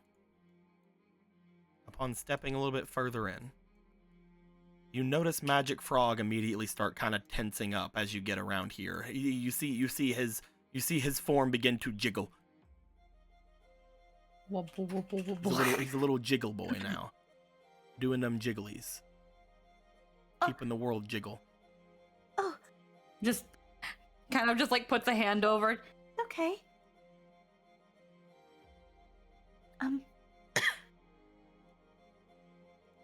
It'll be all right. I'm sorry I dragged you along. Jiggle, jiggle, jiggle. Oh, don't be scared, and don't tell Ronan on me, please. I'll make doesn't- sure you're safe. He does not consent to that. I'm kidding. I'll make sure you're safe. Don't worry. I'm pretty capable myself. You don't believe me? He doesn't believe you in the slightest. No, I'm playing. Upon you looking around, would you like to roll me for your instinct as you're looking to Magic Frog for any sort of guidance? I'll put a bat in this. Oh, you're gonna throw a bat in there. Yeah, I forgot to roll it. 2, 5 plus 2. And then there is a fleeting that I didn't roll earlier. There is a fleeting you didn't roll earlier. Go ahead. Yay. 2. Not any better.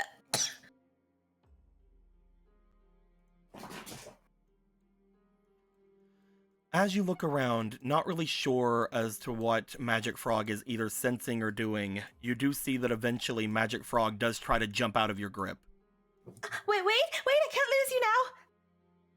Magic Frog jumps out and begins staring off toward one of the larger stones in the area, but then seems to look up from it.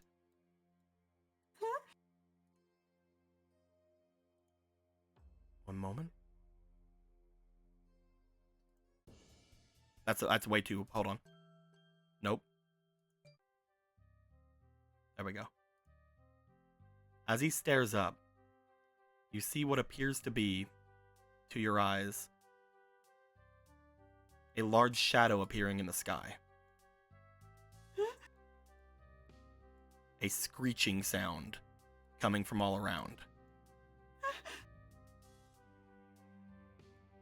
As it looks down towards you, you see what appears to be a large flying creature, one that you guys had seen before. As it looks down, it seems to have noticed that there is some new prey coming down over the top of this place.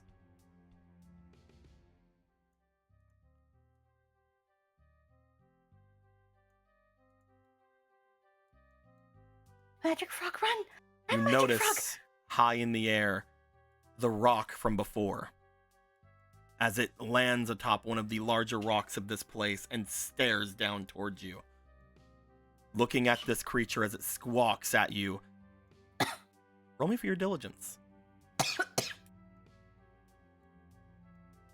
Whip. 9. As a 9, do you have anything in your... No. Oh, you roll as a 9 diligence. plus 3? That is a 12? Yes. Show that surprisingly detailed bird what's boss. Hey man, this is just a D&D rock, man. I don't know what to tell you. As you look over toward this thing, the rock seems to stare back towards you. As you look to it with that 12 in instinct or with diligence you rolled, you see something new about this thing that you didn't notice before. As you stare at this thing, there's a strange liquid seemingly running down its peak.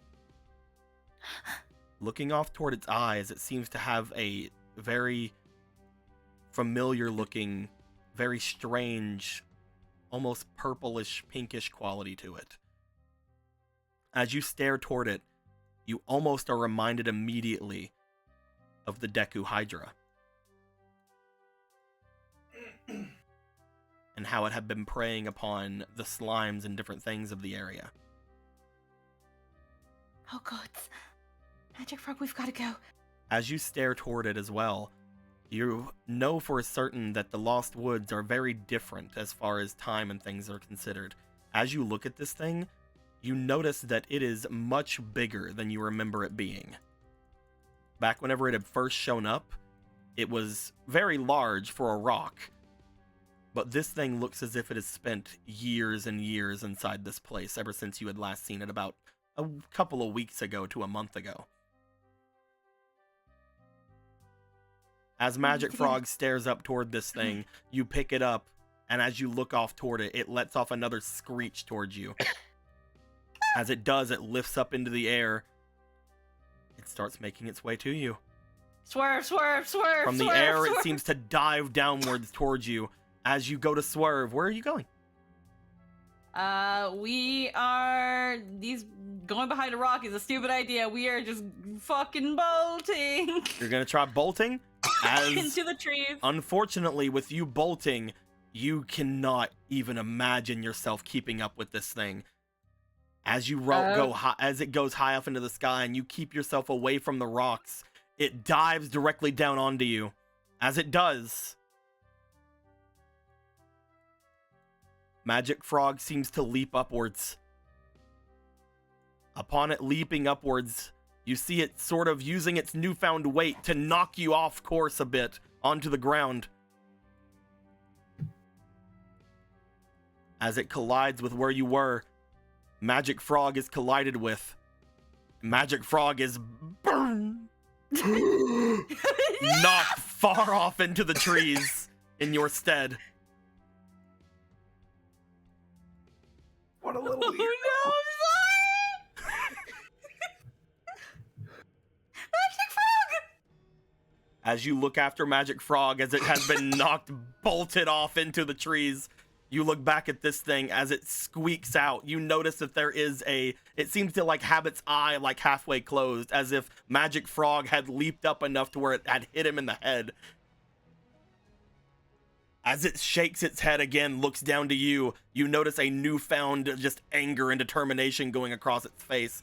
As it screeches out, it rears back its talons and goes down towards you once again. I'm pulling out my bow. You pull out your bow. We're loading up a lightning arrow. As you pull out your bow, Polo, you remember your vision that you had before. As you have pulled out your bow in your dream as well. You look at the bow and you look back toward this creature. Everything seems to almost stand still for a second. You turn your head expectantly as you look to the trees and you see eyes in the trees. As you do, you hear howling. Great. This isn't good. As you do. Do-do-do-do. Where are they at?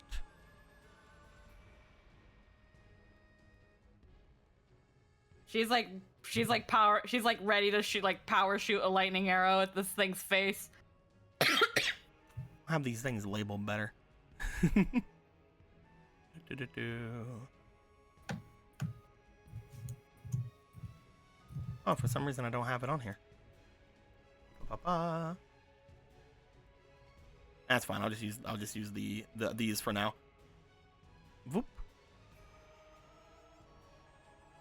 You see, jumping out from the woods, what appears to be two of these.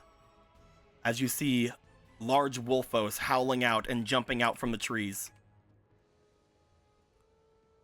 As the two of them jump out, you see one of them immediately take the talons hit and seem to almost break apart and fall to the ground. Again, we're using the Forest Wolfos thing, but these things do not look as if they have plants and moss around them. They look more as if they are true Wolfos with fur. They are wolves. They still seem to have a strange dead-like quality to them.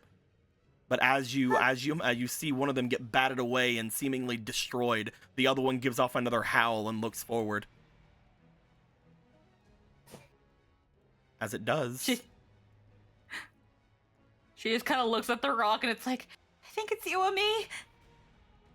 And she's ready to power shot that fucking lightning arrow. Let's fucking go. This is also potentially stupid, so hero point. 1,000%. Do you have a hero point? Yes, I do. I have one right here. Did you drag it over there? No, I didn't drag it in. Hold on. Do I have to drag it somewhere? No, I can't see it on your thing. It's on my sheet. Hold on, but let me. Oh, there it is. Okay, I couldn't see it. You say right here, and I couldn't see your hand or anything. So I'm like, what? Where? It was. Okay, it's been on my sheet. Good. Go ahead and roll me your power shot. This is something you have not done before, so this is great. I've never used a hero point, but I've done a power shot before. Oh, you've done a power shot before? My bad. Yeah, that's how I shot it up the Goma's ass. I need you to roll me first off a d20 to see if this does anything to your bow. Actually, no, wait, no, I'm saving this one for the hit. I'm ready for this bow to break, honestly. It does not break. But I guess it won't. Yeah. This was not something that was going to happen for like any fleetings, so we're not going to count any of the fleetings for that. Go ahead and roll me for the attack. All right, wait. You have, I believe, 3 different fleetings. Oh. Well, 4. Potentially 4, actually, I think. 6. 5. Yo, so one more. Okay, I was gonna say I have a deal. That 15, can I take the 15 from my bow breaking and just say it my bow fucking breaks and you can have a demon point? 15. Plus 2. That sounds like a pretty interesting deal to me. Yeah, break my bow. If you want to break your bow to see if you hit this rock, I would take that for a demon point. Yeah, break my bow, but I hit it. Okay. Plus demon point. Plus hero point. Okay. As you fire off, the lightning arrow that you charge up in your hands begins to let off a much larger charge of lightning than you would expect something like this to do. As you charge things up and you go for a power attack, you let loose the arrow that seems to fly off toward the rock. As it does, another howl is heard as this Wolfos jumps up with it and seems to sink its teeth into the neck of the rock as it looks like the rock was trying to fly away. As the rock seems to throw its wings back in pain, you see that the arrow collides, and not only does it strike, it strikes it directly center into its chest.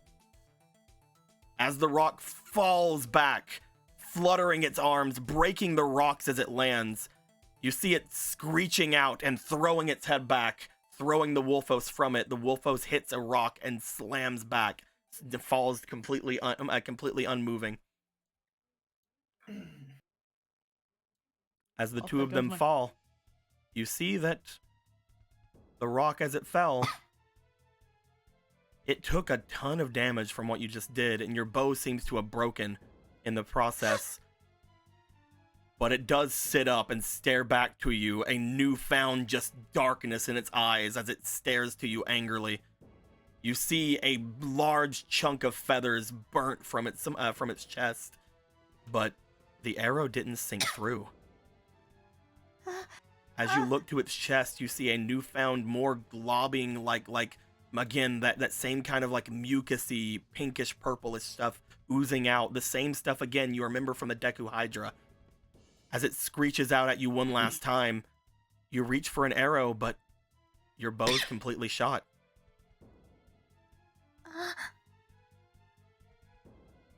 The only thing on you, you pull out what appears to be that skinning knife that you have as you hold it out in front of you.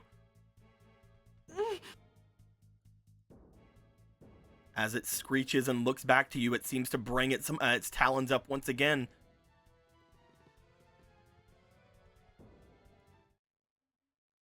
But as it does,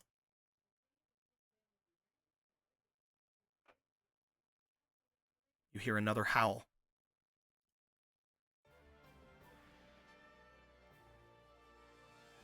As another howl is heard, much louder than the other one, you look back toward its source. As you do, you see a strange creature looking back at you. More eyes. Only this one seems to be glowing a deep green color.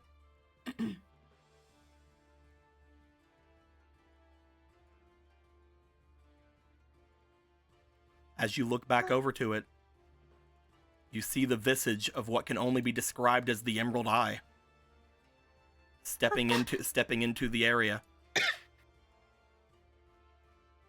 As it does, it lets out this howl as the rock looks over to it. The Emerald Eye looks forward as it howls once again. A couple of creatures off to the side of it seem to rise up from the ground itself. As you see two more Wolfos coming up from the ground. The rock looks to them. As it does, it screeches out once again, completely at this point ignoring that you're there, because as soon as the Emerald Eye shows up, it's like, fuck! As it looks over toward them. I keep thinking of like Dwayne the Rock Dwayne Johnson. the Rock Johnson, yeah. Fucking... I've been trying to ignore it as well, don't worry. As it looks back over toward this creature, the Emerald Eye looks over to you. As you look at it, this is the first time you've seen the Emerald Eye. You remember back when you guys were going after it, Ivori was the one to take it down. But as you look over to it, Polo, you recognize it. You recognize defeating this creature. How did... Whenever you had came into the forest, whenever you had been hunting for the Kokiri people, trying to make as much money as you could to leave, you remember a large wolf, again, looking back to you, much more alive looking than it seems to look at you now, but you do remember a large wolf, and as you look to this one, that sense of understanding seems to immediately come to you. This is the same wolf that whenever you had fired off your arrows before and you were hunting the different wolfos of the forest, this one was the one whose pelt had given you enough money to buy yourself away.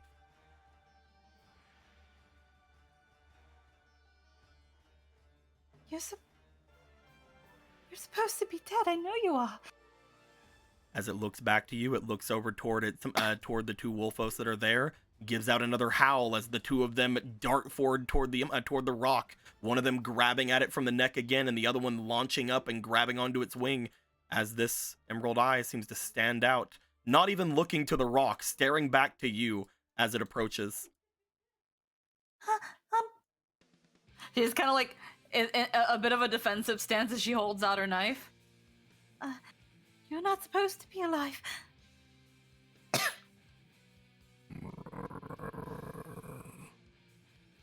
Huh?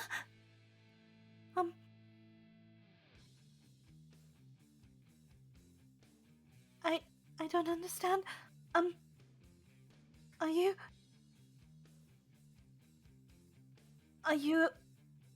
angry with me? Are you who called me here? As you say, are you angry with me? You look to this creature. As you do, you see it look to you quizzically. But nothing really seems to show an anger about it. Just like in your dream, you don't feel malice coming from this creature. It is intimidating, and it is standing above you with a very large form looking down to you. But as you ask it if it was the one that called you, you see it nod.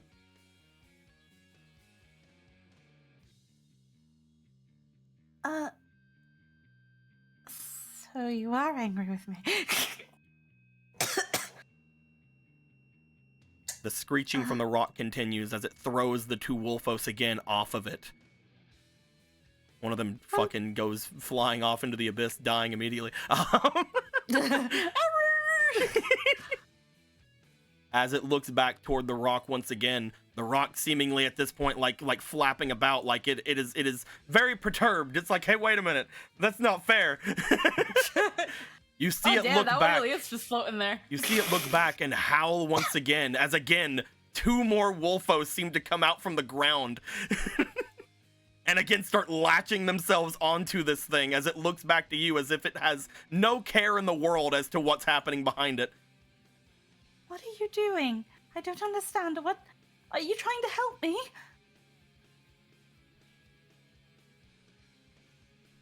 It steps closer to you. She's just kind of like, she doesn't sense any ill intent, and then it's like, thinking back to Obra was like, trust your instinct, and her instinct is telling her to reach out for it. Do you wish to reach out? Yeah, she's gonna like hesitantly reach out towards its snoot. You reach out for its snoot. I want to get something else. Give me a moment. You notice as you reach out to it, it seems to close its eye. And for a moment, you bring yourself back into that dreamlike state that you were in before. Only this time you're looking at it from afar.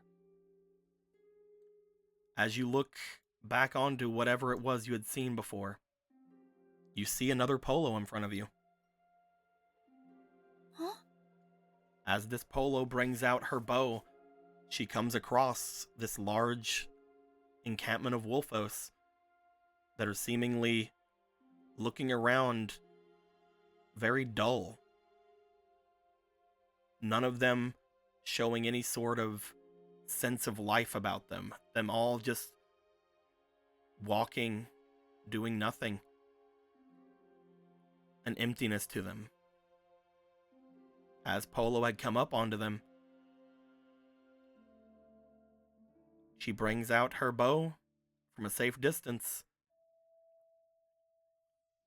and starts to take him down one by one. As she takes them down,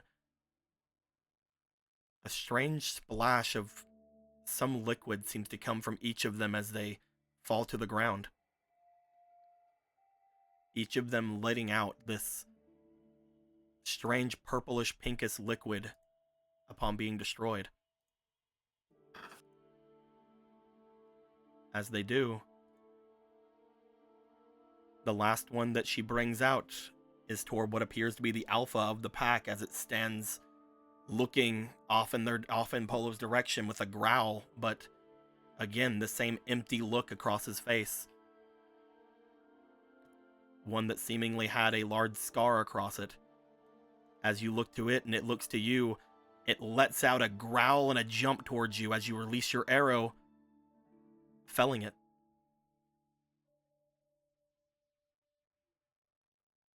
Everything seems to stand still as this emerald eye seems to make its way over toward them.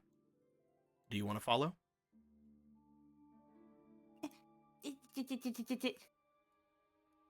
As you follow behind, it seems to look over itself, looking down at its own felled body. As everything seems to pick back up again, it takes the other Polo a little bit of time to get over to them, but looking at the corpses of the Wolfos, whatever this liquid was seems to run out from them and go into the ground before you see what appears to be blood coming from the wounds, as if something was escaping from them into the ground. You recognize that same looking slime that you had seen, that same chew-like substance that you had seen coming from not only things around, but most notably the Prince of the Kokiri. Whatever you had done to these things whenever you had fought them, you had never seen that before. Whenever you had got to them, you just saw blood. You just saw normal creatures. But now looking down at them, you see that these creatures, they were being completely controlled by whatever that slime was doing. Similarly to the Prince of the Forest. Gods. As it looks back to you, you see the Emerald Eye lay itself down onto the ground beside its own dead body. As it looks to you, you see it closing its maw and just sort of staring at you, wondering what you're doing. There's that, like, hand reaches towards its, like, snout and gives it, like, a light pet on, like, the side of its head, and it's like there's, like, little tears forming in her eyes. I'm so sorry. You see it close its eyes as you pet onto its snoot. As you say sorry, its eye opens again, looking to you. You see it sort of moving its snoot into your hand as you do that.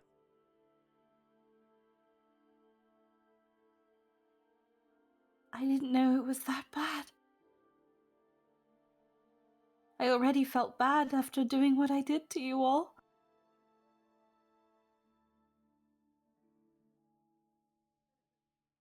As it looks to you. Because of a certain item on your person, Polo. A certain item that I'm now going to take away from you. You see a sort of magic go across your hand as you feel the blessing of the spirits, the pose that you had attained earlier in your journey, seem to wash over as you feel gratitude from this thing. As the creature looks to you, it looks back at itself. You feel a sense of pity going across it as it stares toward its body. But as it looks to you, you feel a sense of pride as well as happiness go across him. It seems that whatever it was doing before, whenever it was being controlled, death was preferable to that. As it moves its head a little bit further into your hand. Again, as if showing gratitude. While not my intent, I'm happy that I was able to grant some semblance of peace. Is that why you're helping me? You see him stand up. As he does, he stands in front of you, the eye of this creature giving off another large twinkle before it turns back around away from you, and the vision completely disappears as you see the rock once again in front of you fighting against those two Wolfos.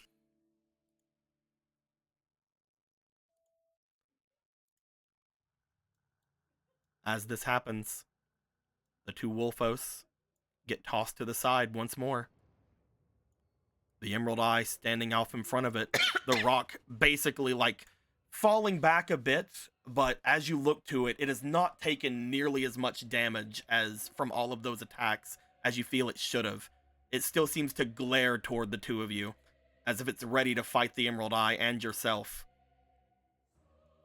The Emerald Eye looks to you, looks back to it, lets out another large growl before howling one final time largely into the air, sending almost a screech going across. You have to cover your ears for a moment.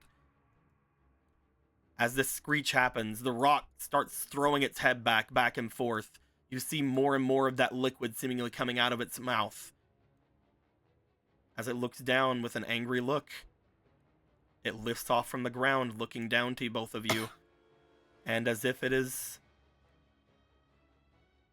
trying to decide which one of you to dive down onto, you see the Emerald Eye once again look forward as two more Wolfos rise to the side of you.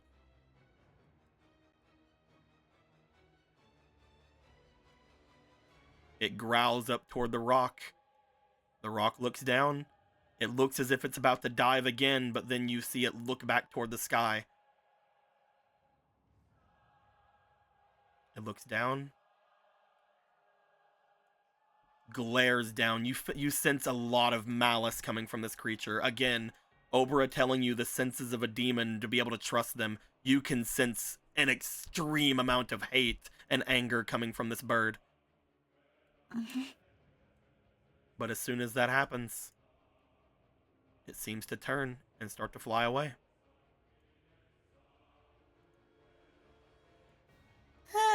Collapse, falls on knees.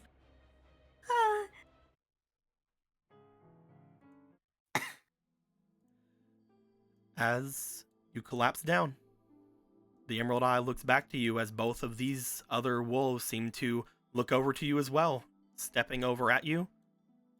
They look to you before giving 2 tiny howls, laying down for a moment next to you and then disappearing.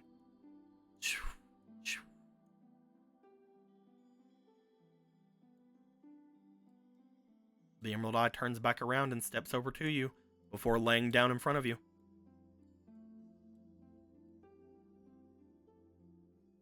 Are you able to call the spirits of all the wolfos? It seems to nod to you. The blessing of the pose that you had before seemingly showing some sort of a connection between the two of you, allowing it to understand your speech for the moment.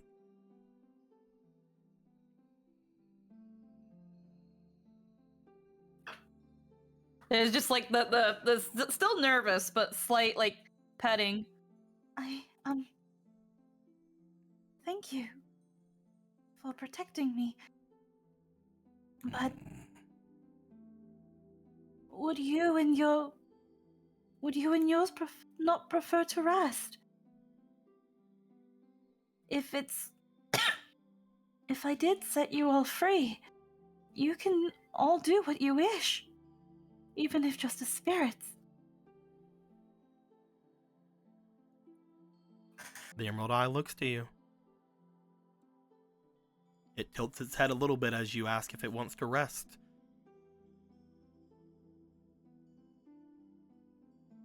It stands up, and as it does, it barks up into the sky. As if trying to show you that it seems to have done enough resting. You get a sense of it that before it died, it was not able to do much of anything because of what had happened to it. It doesn't feel that that death was something that is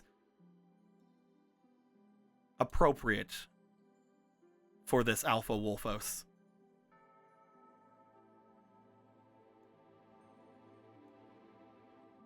It does not look as if it feels like resting.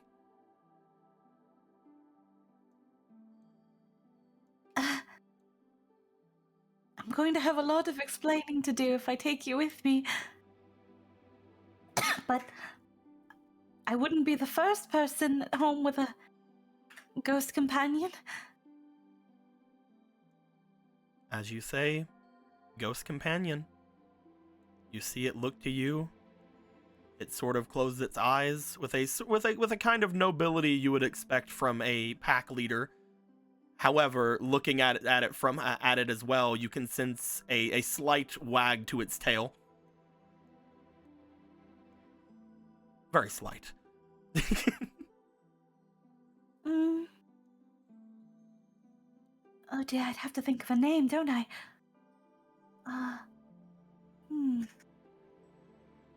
What's a good name? You might have to give me some thought on it.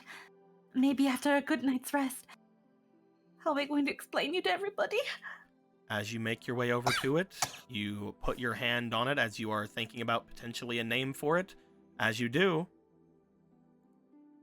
you note the Emerald Eye, upon your touch, Has become a puppy.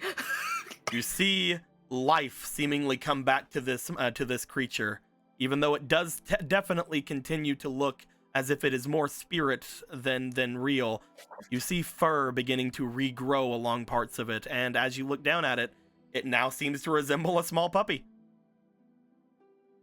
You feel as if you ever wanted it to, it could immediately return to the exact same size and form it was before. As to those of you outside, Squeaky has chosen to take the Tamer class as their third class. Hell yeah. And along with Yo, getting rid of that Booker. Poe's blessing, we've decided that the thing she has tamed, instead of being a living creature, is a spirit of one of the wolves that she had defeated before. And we have decided that that wolf is going to be the Emerald Eye. Hell yeah. Damn. Where's Magic Frog? I'm sure he's somewhere. Don't you worry about Magic Frog. He's the forest problem now. I have mentioned before a couple of times that there were still several classes that the party had not yet seen.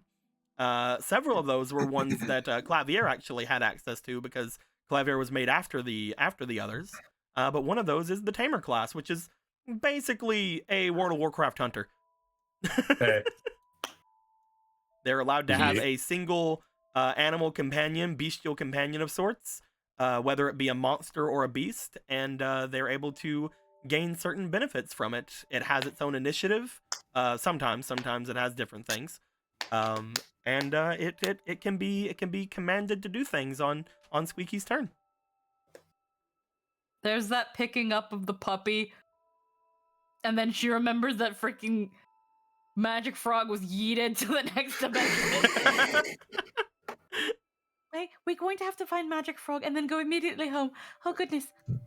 She just like looks up at the sky and like all the stars, and she's just like, If you couldn't call your friends over, naming you after a star wouldn't do it. A constellation. Orion. Orion. What do you think? It seems to just lay in your arms as you have it picked up.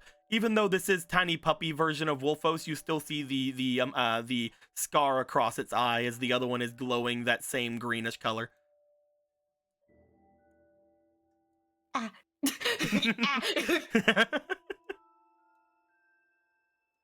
We will workshop the name. There's definitely other constellations. Orion simply comes to mind right now. We'll think of a better one. As you spend a little bit of time looking around, you are not able to find Magic Frog. Oh God. Magic Frog seemingly has disappeared into the forest. she's gonna hope that like Magic Frog just like went immediately home. That would be foolish. I mean, come on, how could it possibly? Oh God, I'm so sorry, Magic Frog. Because it's Magic Frog. because he's magic. That's why. As you start making your way back eventually, we'll say that hours would have passed for you to you eventually have to give up. You return back to the Great Deku Tree as you notice that some activity is starting to start around over there. You want to get back before anybody is patrolling or any sort of things are happening, so as you do, you step inside.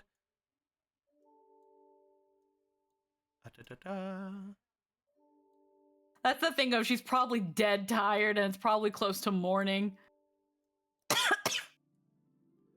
Although the freaking forest has like weird timey-wimey shit going on, so who knows? Speaking of weird timey-wimey shit, as you step back inside, you see Magic Frog. Eh, Oh, thank goodness. he fucking beat you here.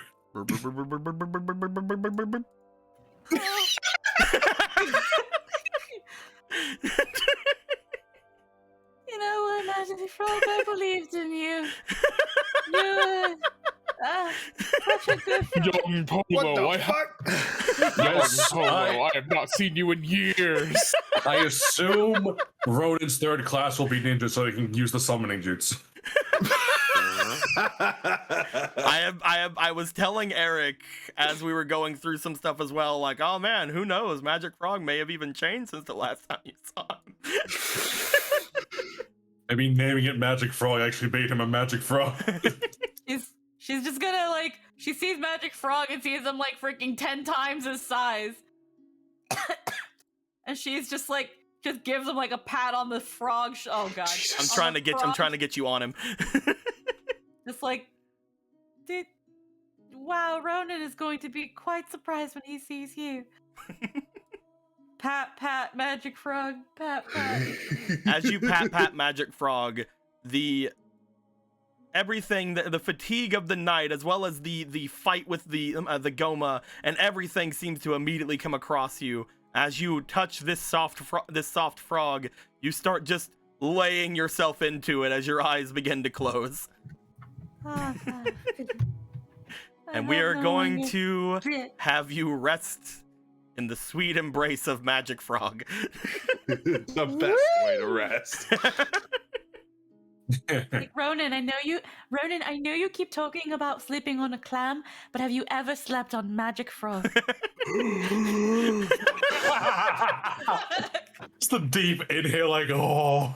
Magic Frog no longer rides Ronan. Ronan rides Magic Frog. Oh my god. Forward, noble steed. As you guys would all begin to wake up for the night. I'm sorry we took a long time with that, but that was something we had planned up for some shenanigans. Oh, that was great. We're gonna hopefully have one of those for each of you whenever we decide different things to go down. Who knows? Who's to say? But I would say that around this point, most of you would begin to wake up for the day. As Gallon, Marco, and Ronan, you guys would wake up in the morning, having stepping out from where you guys would be. Is there anything you guys would like to do in the morning? We gotta go. As He you guys wasn't look feeling well. over, as you guys do look over after coming into the hallway, though, you do see what appears to be an Obera standing in front of Polo's open door. Oh. Morning.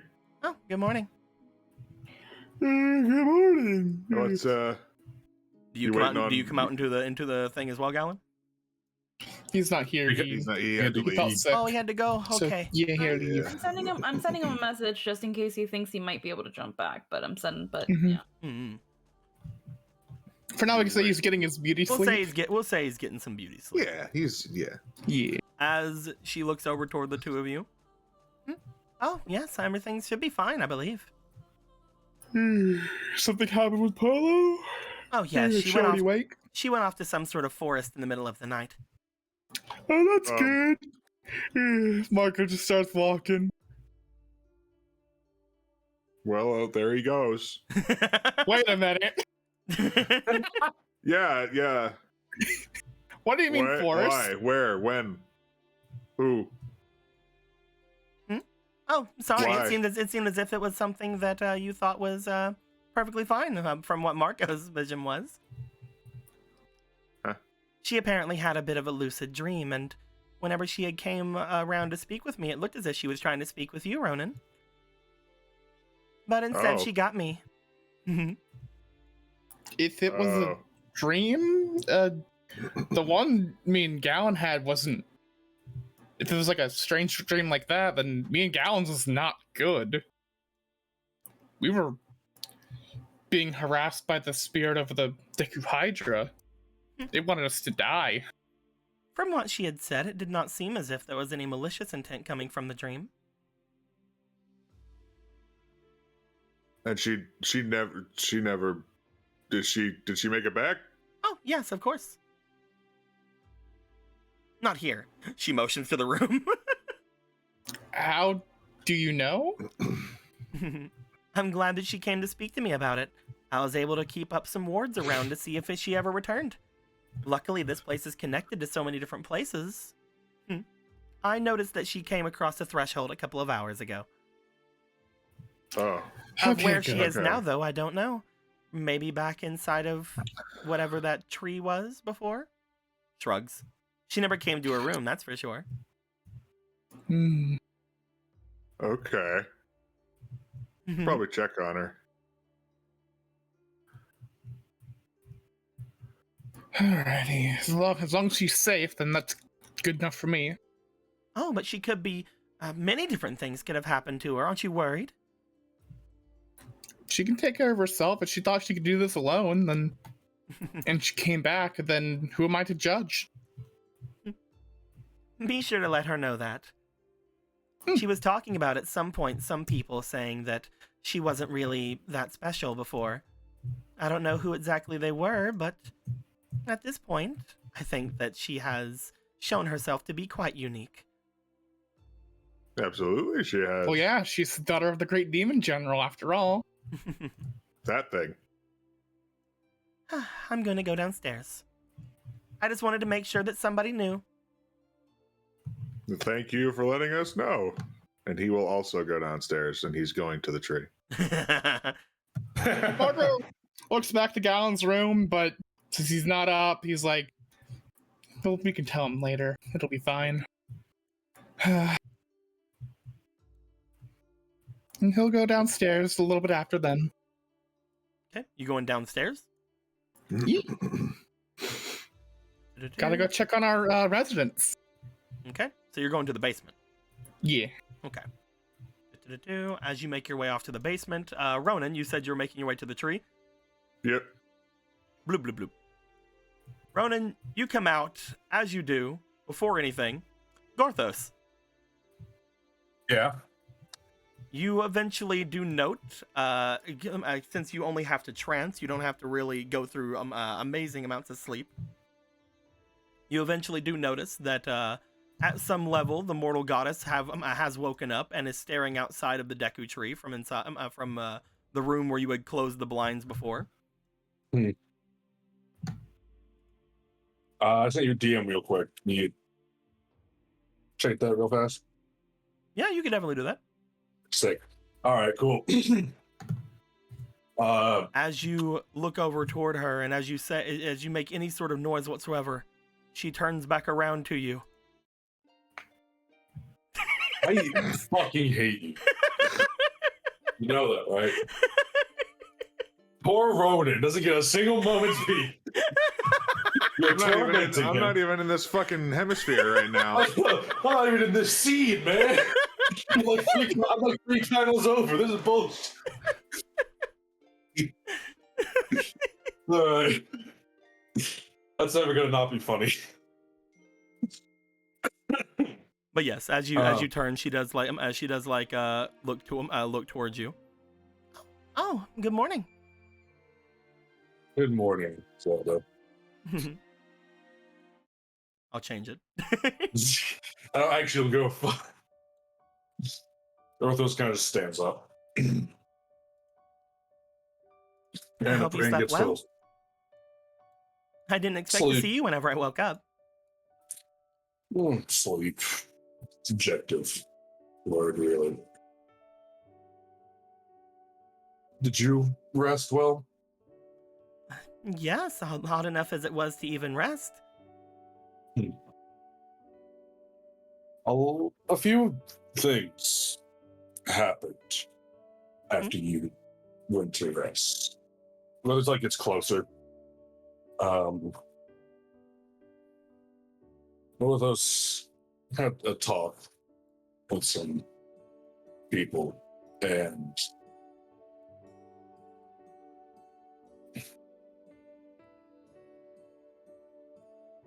is his eye still actually like purple and shit now? Is that still a thing? It's normal for right now. Mm. As long as you are somewhat calm, it is normal for now. There was a lot, actually, from so little that he needed help with. Were you able to get it? If you need any help, I'm right here, you know. As much as I can do, at least. Orthos received a lot of things last night.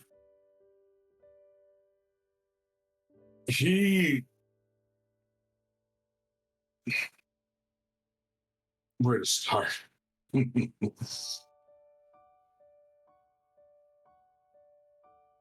Orthos feels pain when he's around people. A deep pain in here. And he doesn't understand why. He's been trying to hide it, and it's been difficult.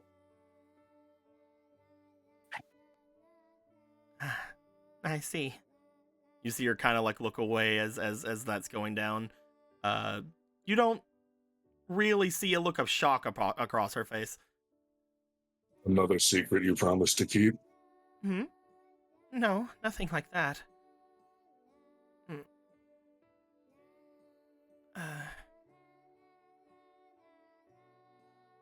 I do not wish to ruin what you're trying to say.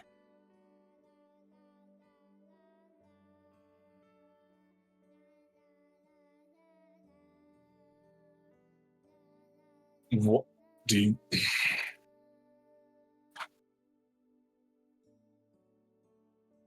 How does Gorthos ask this?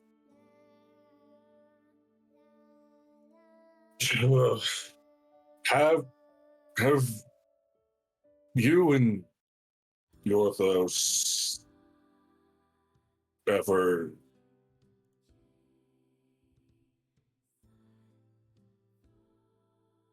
Yeah? Continue. been together?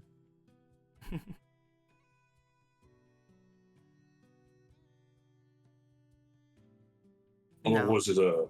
No, we have not, Gorthos.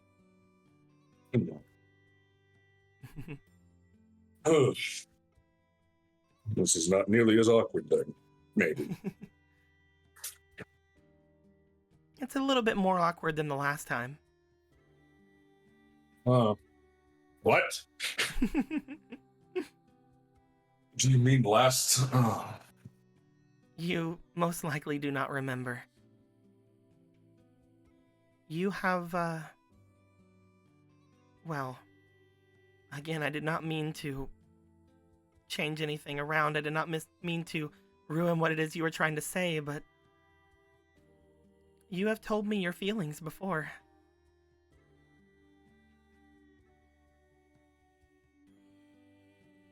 Yeah.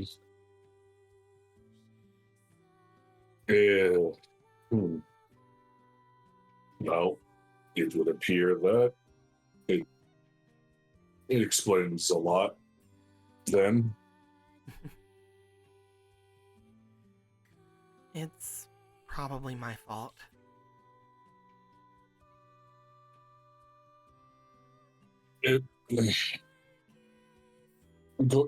Orthos is sure it isn't. He can't remember, but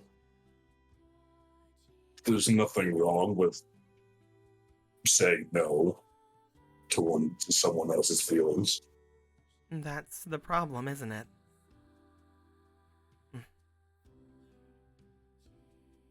I never do. What?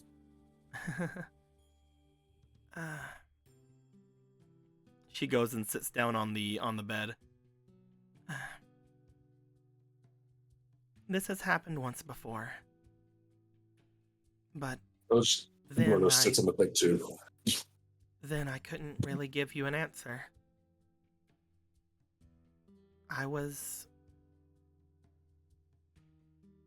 dying.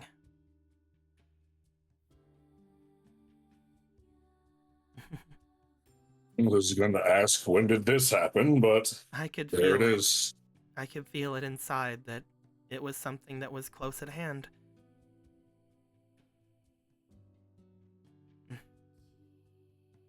I didn't give you an answer back then.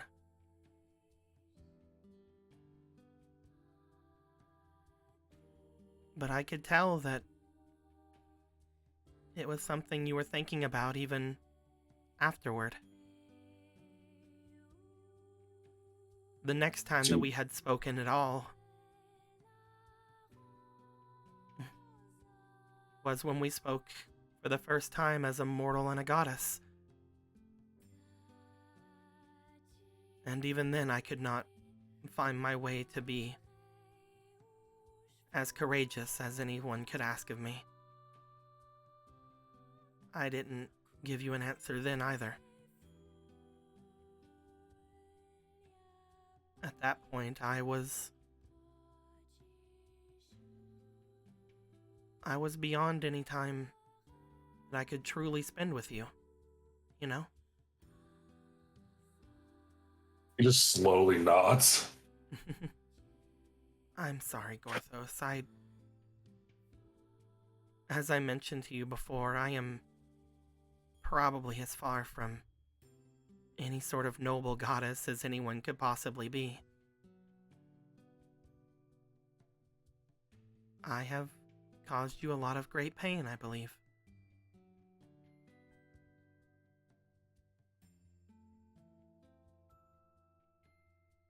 Are you saying that after all this time, you are remembering those feelings again? It started when Polo was having trouble expressing her feelings to another. It's when the pain came back. And just didn't know why or where it came from. Not too long later, we found ourselves using the Master Sword to contact you. And afterwards, after that goodbye, we came back again.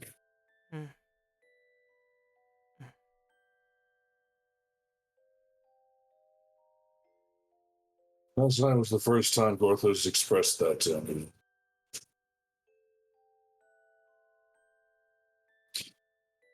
Gorthos didn't know how to express it to you. After all, you're a goddess. Gorthos is whatever Gorthos is. Whatever it was. You are somebody that I've not been able to keep my mind off of. Ever since I ascended, I do feel bad, Gorthos. I really do.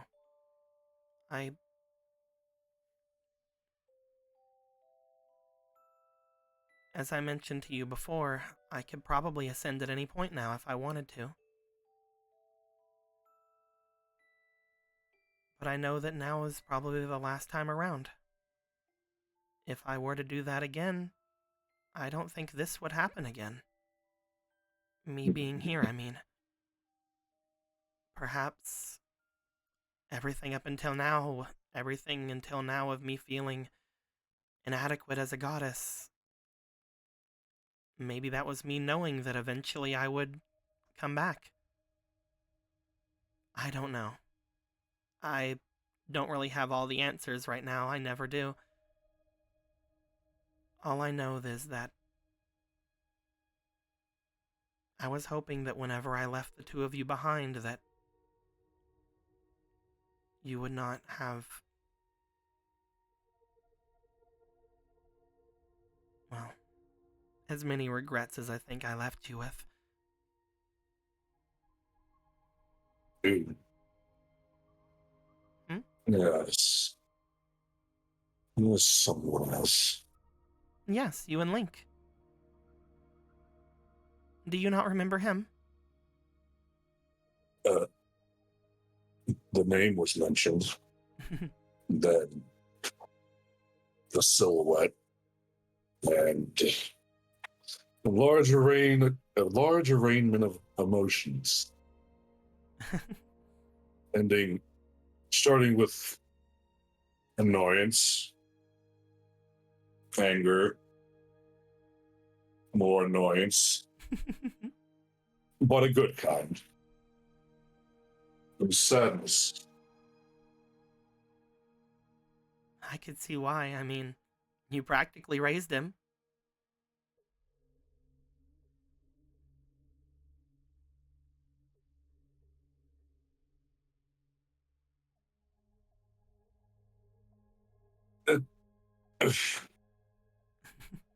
There's a lot that I think is hard for you to remember or recall.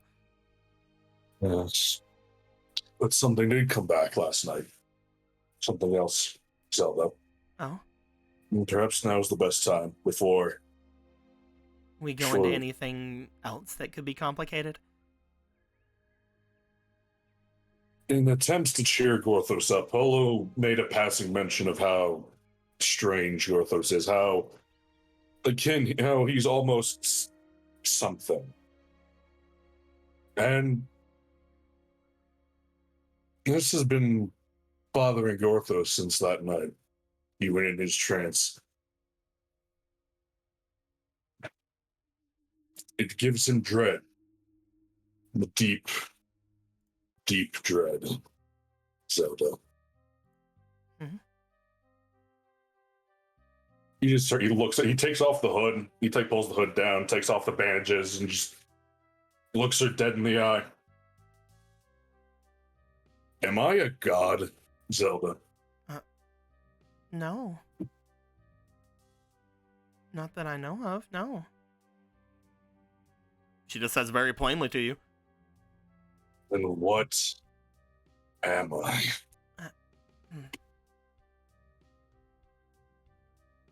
You're Gorthos, I suppose. I think that doing that now, I think now all that stress is coming back, and the eyes would start turning. Hmm.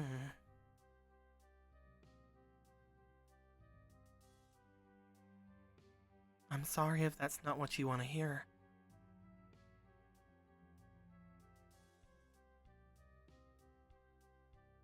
Why does that title fill Gorthos with dread? In urgency and I can't tell you. I do not know. Gorthos, you are no deity. You never have been.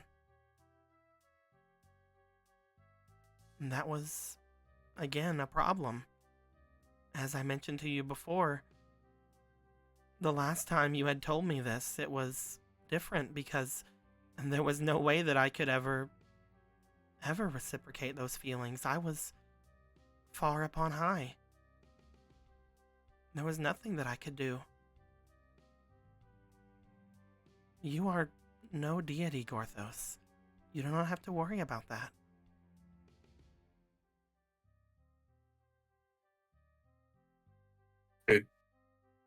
it awakens something different. Not a memory, but something. Gorthos is worried. You are worried for no reason. You are... Even Polo knows. She felt it. She saw it. Whatever it is.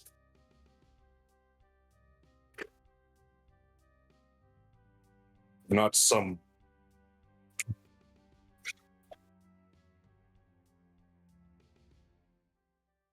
We're no longer spies. Really? Not since last night. Ivori has left? After whatever happened. She said just to meet her as soon as possible, and to not contact her again.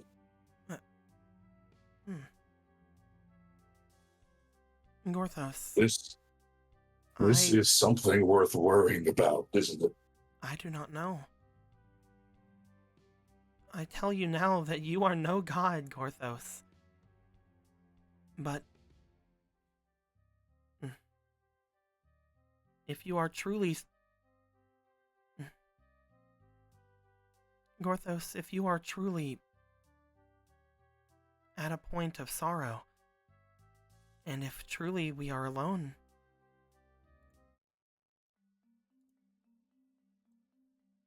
if Ivori is not here, I could answer any questions you have. Anything that I would know. Do I feel Ivori watching? You do not.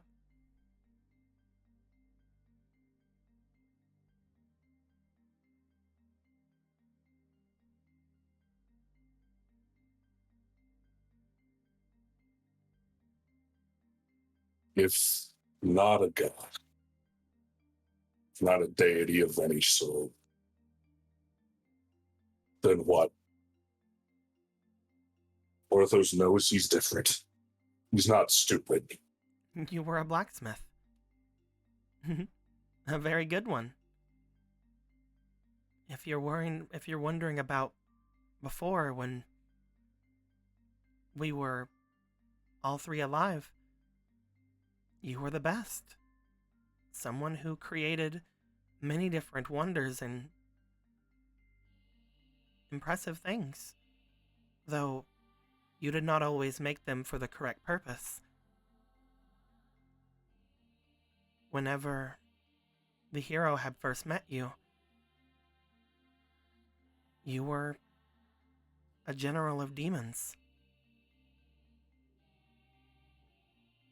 One that was, well, very much so against that of humanity. Any mortal kind, I guess you would call your enemy, as it was the enemy of your lord.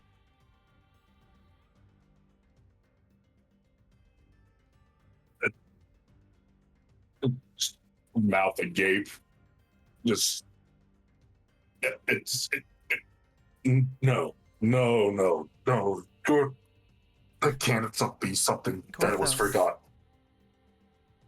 She goes over to you, like, again, scoots down the bed to you a bit. Gorthos. I promise that I will tell you anything you need to know. But just so you know, so you don't get brought in by that, that was your history. It wasn't who you were. Link made sure of that.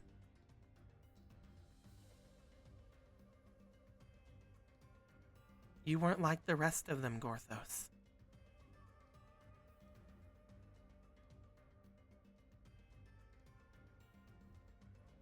You were kind.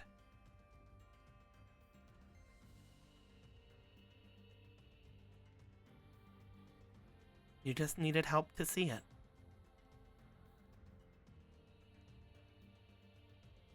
Kind of like slumps down. Just Orthos was a demon general.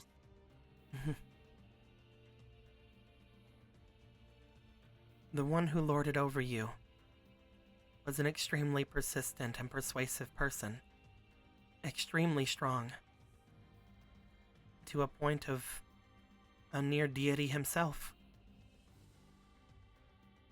Someone beyond saving.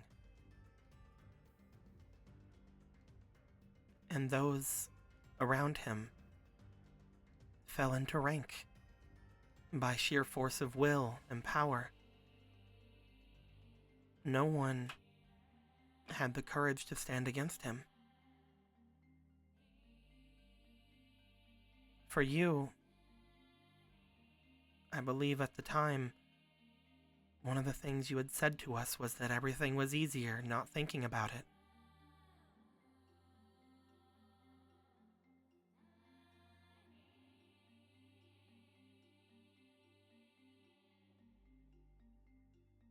It's at that point you have that same remembrance that you saw whenever that entire city was being taken down, where you said it was a waste instead of having any real reaction to it. Better not to think about it. You didn't think about a lot of things, really. Nothing around you really felt real from what you had told me.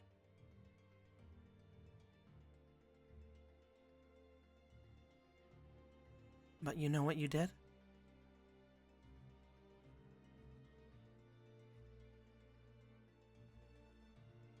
He just shakes his head.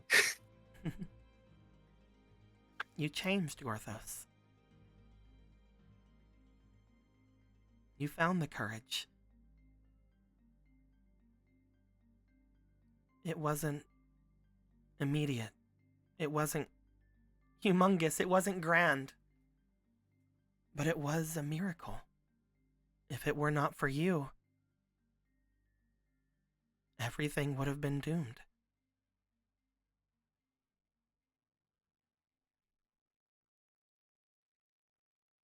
Link had found his way to you, as did I. There was a moment when you had the both of us in your hands. All you would have needed to do was follow orders.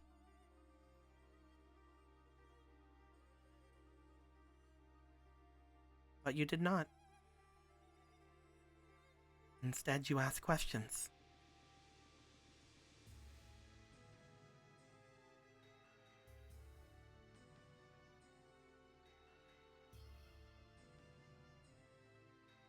Do you understand what you did, Gorthos?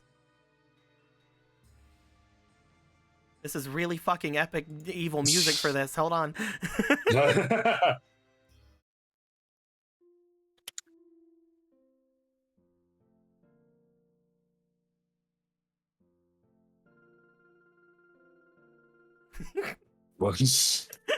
What? What does it mean? It's. You started your way on change. If you had listened to your orders, all you would have had to do was take us in or kill us. And the Demon Lord Demise, he would have won.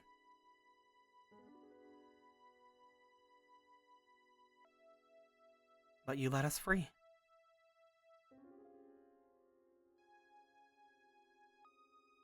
By asking questions about your station, by asking questions about the world and what your effect of it was.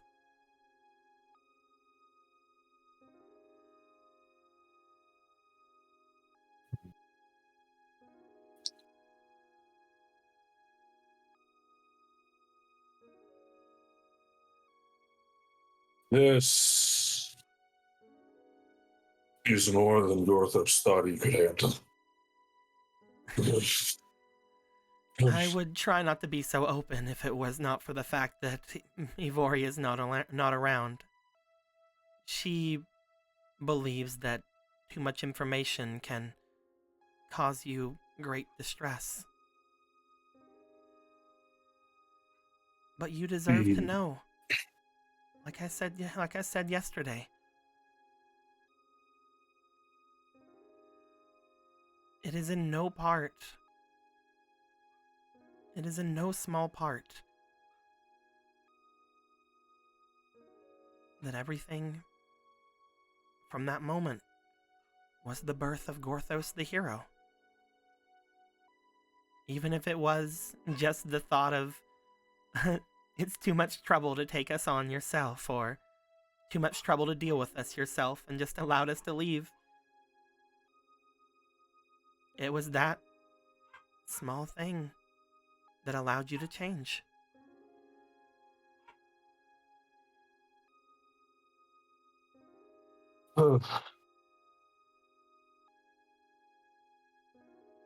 Gorthos still has no memory of this.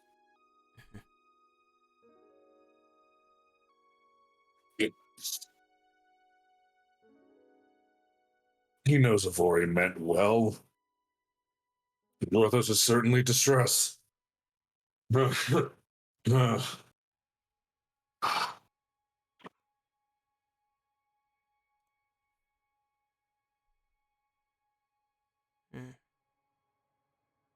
asked me yesterday if you could continue being my champion.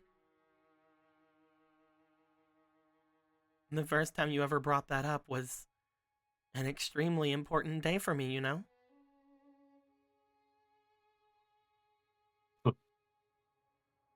It was the day that the demons finally accepted me.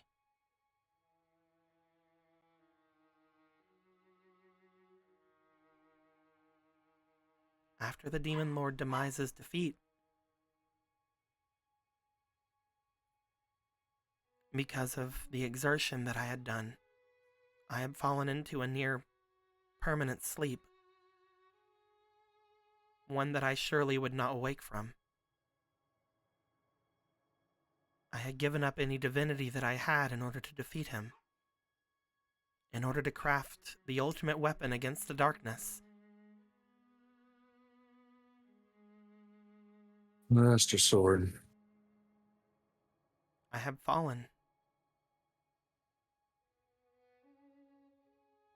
But thanks to the two of you, you had gone along to all of the different peoples of the world.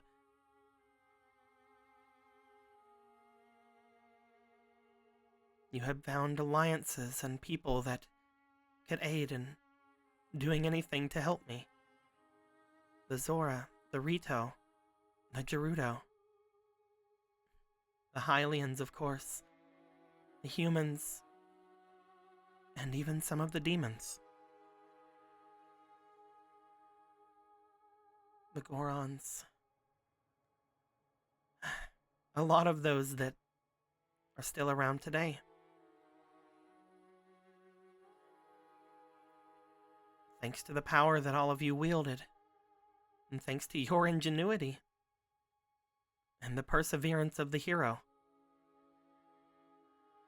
I was able to wake up. Wake up to seeing someone who had changed so much in front of me. Someone who, at that moment, said that he would dedicate his everything to me. Said that he would even take on a new name.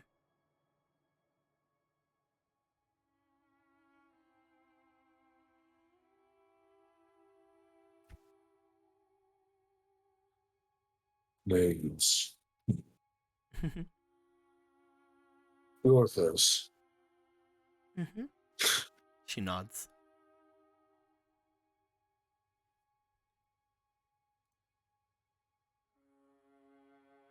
See if Terrytown works. Perfect.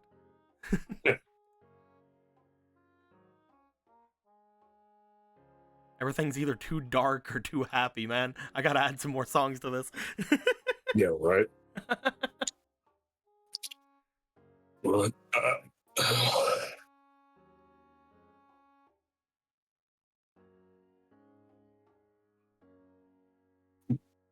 There's so many questions. There's a lot of everything that would happen in the course of a life. How? Until the day that I ascended, you were my champion. Until the day that the mortal goddess, died.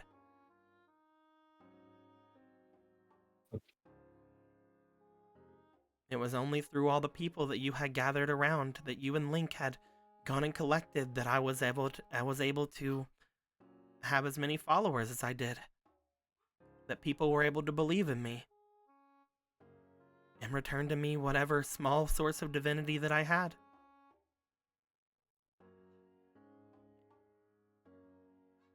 Oh.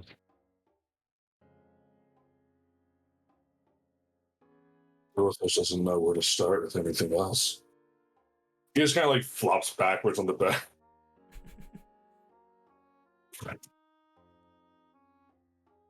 If you want, we can talk about more fun things. I could even poke fun at you a little bit.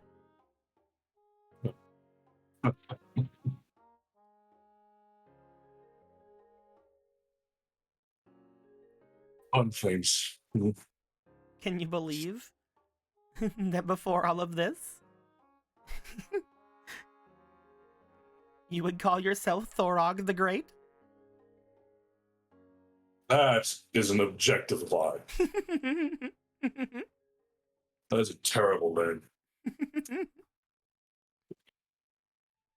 Orthos has a good ring to it.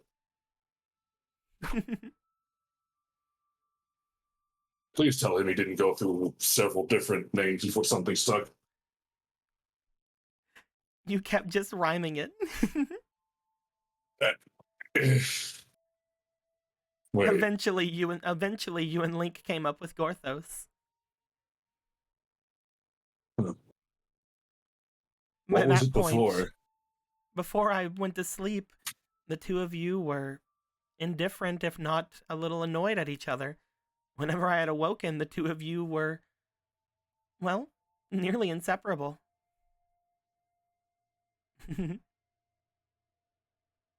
Dear friend, Bill.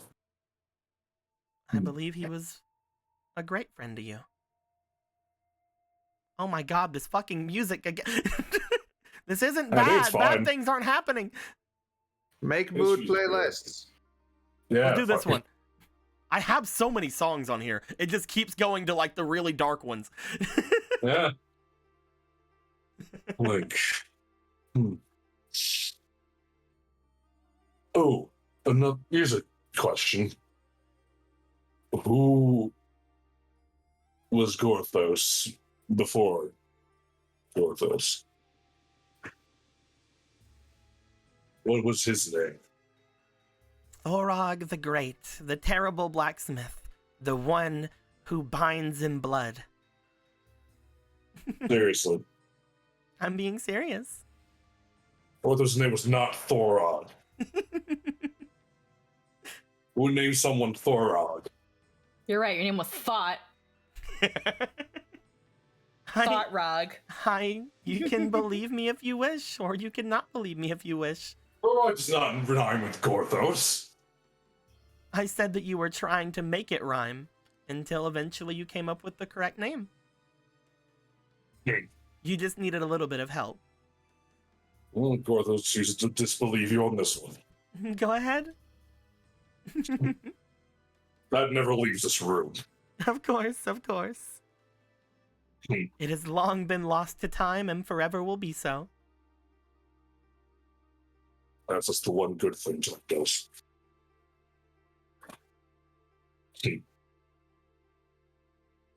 Yes.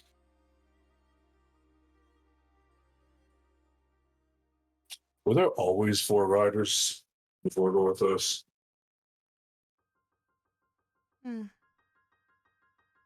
I do not know. Hmm. I will say that that was probably something you got from him. One thing that you were always curious about whenever you held us prisoner was about the hero's steed. You had never rode anything such as that. The steed. Horse. Really? You had never been outside of your castle. Gorthos had a castle? A large one. It was up Is on that Death where he Mountain. chased-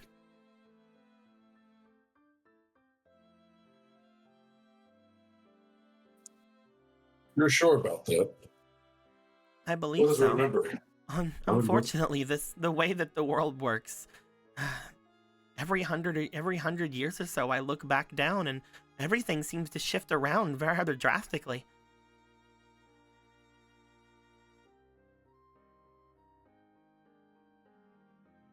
Do you think there's anything left of Gorthos' castle up there? I believe eventually they probably created a temple out of it. I do not know entirely for sure, however. There's only one temple on Death. No, surely not. The Fire Temple. Oh, maybe. He just like scratches his head. Could it? What does this remember having one? We definitely. Oh, there's just so many more questions. I can only give you answers to those that I know of, unfortunately. Life as a goddess is all about waning, unfortunately. Oh, I remember certain things, but other things go awry. is there some way to force Gorthos' memories back? Is there a way to make him remember everything? A coconut to the head. Besides that, 2 coconuts. baby. For me, no, unfortunately. I would not be able to do anything of that sort. For that, the only one I could think of that might be able to help is the goddess of time. Is she nice? She's a little intense. Hmm. If there ever was a goddess, I would say it would be her. She more fits the bill than I think almost anyone I've talked to since ascending. Oh. This has just a brilliant idea. Hmm? We can assemble the Triforce. That is true. If there We would can be grant anything any that, wish. if there would be anything that could do something, it would be the Triforce. The Golden Goddess's might is beyond anything that any of us has been able to replicate. Or would that be selfish of Gorthos to do that? Isn't that all about it? Yes. Isn't a wish inherently supposed to be selfish? Gorthos could wish for something better, like the eradication of all evil in the world.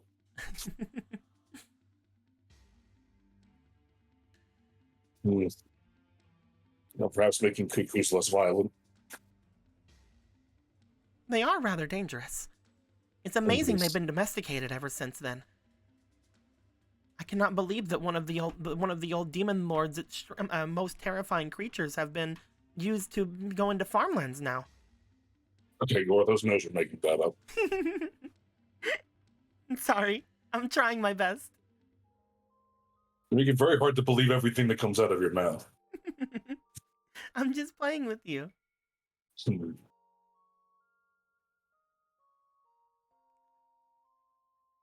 I'm not planning on going anywhere anytime soon. If you wish to know more, I'm always right here. Though,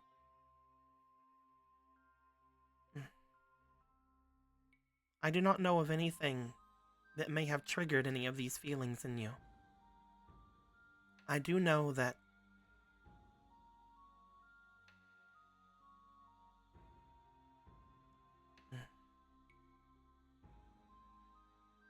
I have neglected you for quite a long time.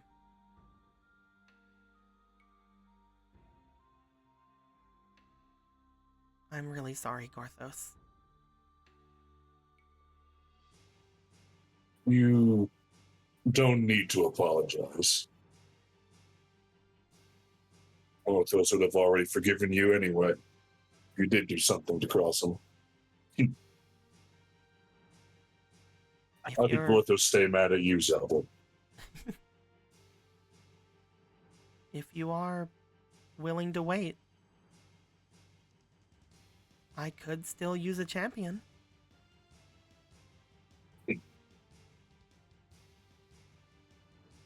She puts her hand out to you. Would you still like to become a vassal of this klutz of a goddess?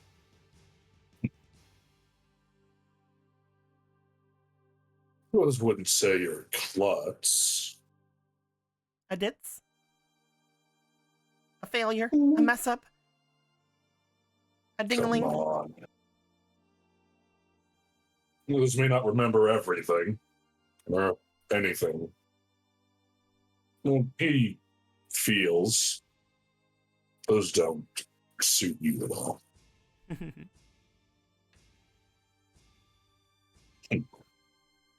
I'll take her hand. As you do. Anthony, are we going to go with what we had thought about whenever we were talking? Vassalization, baby. I want to smite. You feel within you a sense of purpose realize itself. Realize more like, but as you hold on to the mortal goddess's hand, you look down at your own as you see, again, bits and pieces of the skeletal structure of your hand begin to fit together once more. Again, not completely changing from being skeletal, but looking more full than they did. As you pull your hand back very slightly, you see a bit of a light coming off of it. Then be sure to do me well. Gorthos, hero of the mortal goddess. Champion of Hyrule. Has he ever failed you? Not even once.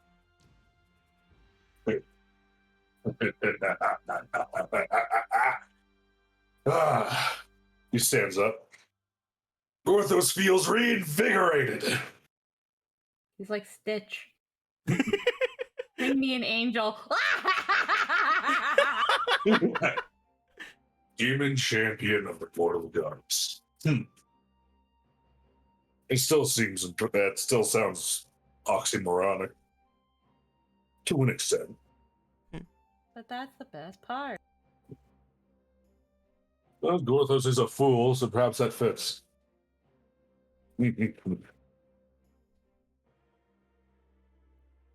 Gorthos, you see that as she does this, she sort of leans back a little bit against the wall of her bed here. As she does, she looks back to you. I am still a little bit tired. Gorthos does suppose he asks a lot of you so early in the morning. Do you mind if we hold on the rest of this for later? Of course. Of course. He has some new things to attend to, anyway. Of course. How does he tell any of this to anyone? I wouldn't believe him. None of Ori most certainly can't find out now.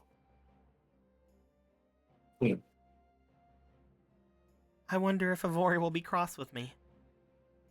To be fair, it seems as if she's very secretive. She always has been. She's always meant well. She does things for a reason. Gorthos trusts her, at least to an extent, lately. But she's been terrifying ever since she was your champion.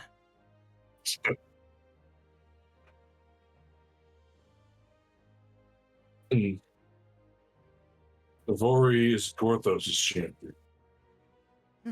She was the one who had captured me and Link.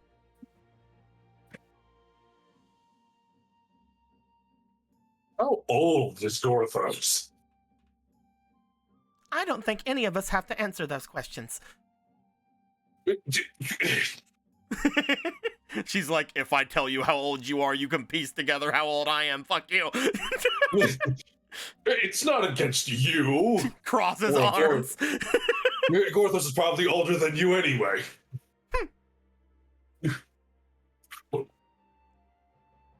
Fine, keep your secret. Surely Avori will tell Gorthos when he sees her.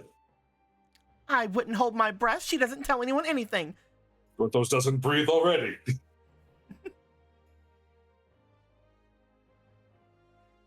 Have we always been this way, Zelda?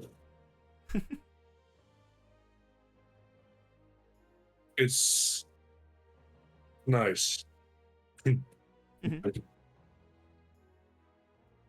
Well, I'll see you later. Thorag the Great.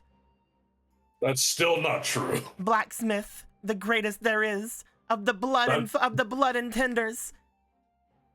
Maybe that is true, but not the first thing you said.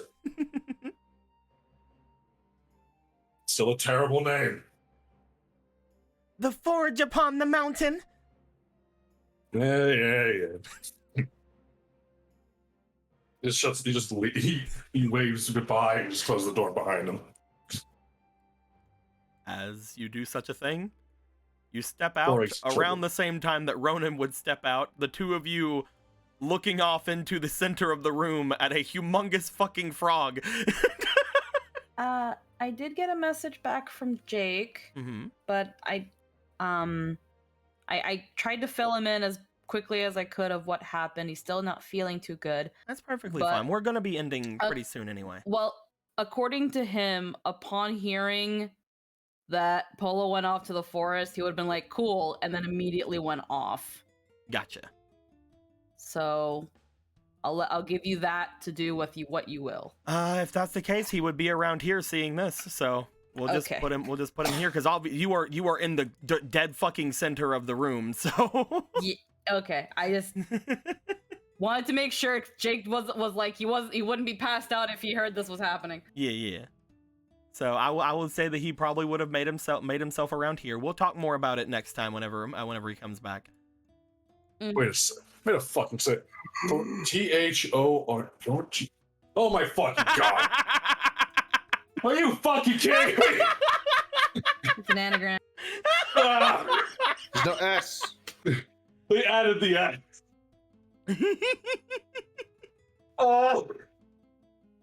That never leaves that fucking room. Yeah, Gortho doesn't really roll off the tongue as much as Gorthos does. Iconic, it's a brand now. Son of a bitch. Just imagine you and Link around like a campfire going like, no, there's something missing. Let's add an S. Why an S? No, I think it works. I think it works. It can't possibly work. They just draw an S in the dirt and it's like, oh. Wait, no, I have it. We add a T. Gorthot. Yes. Slap Wait, no. by the head. The S works better. Gorthots? As I wasn't expecting all that happening. a lot of it you knew, but now yes. Now we are caught up with things that you do know though, and a lot of that you didn't know. Yes. Hell yeah. A lot of what we had just talked about, me and Anthony have known since the creation of Gorthos. However, quite a bit of that I've been holding away from him. Now you have. I didn't know I had a castle on Death Mountain. That's awesome. Also, fuck you. Thorax still sucks. I didn't know that either. As soon as you told me your name was Gorthos, I immediately went to Thorag. Fucking ass.